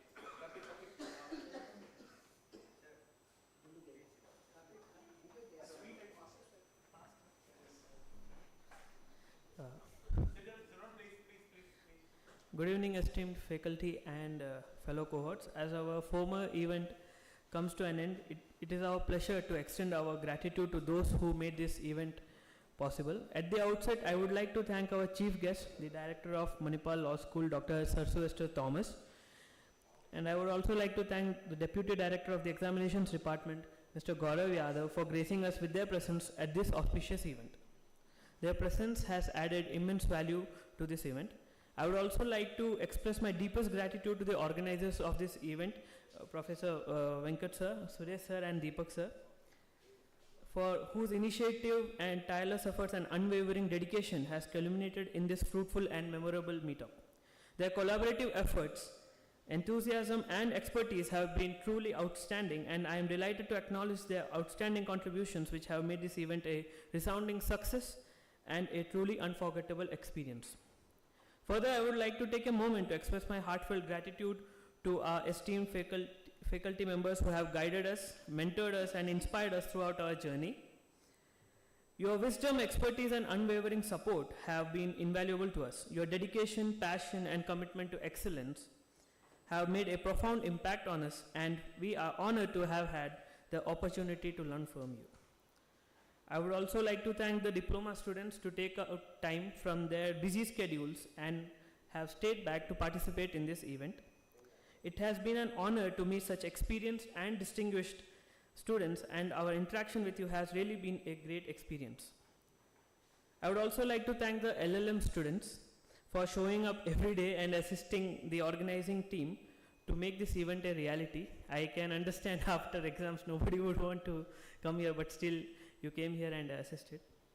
So last but not least, I would also like to thank the media team and the staff members who have worked tirelessly behind the scenes to ensure the success of this event.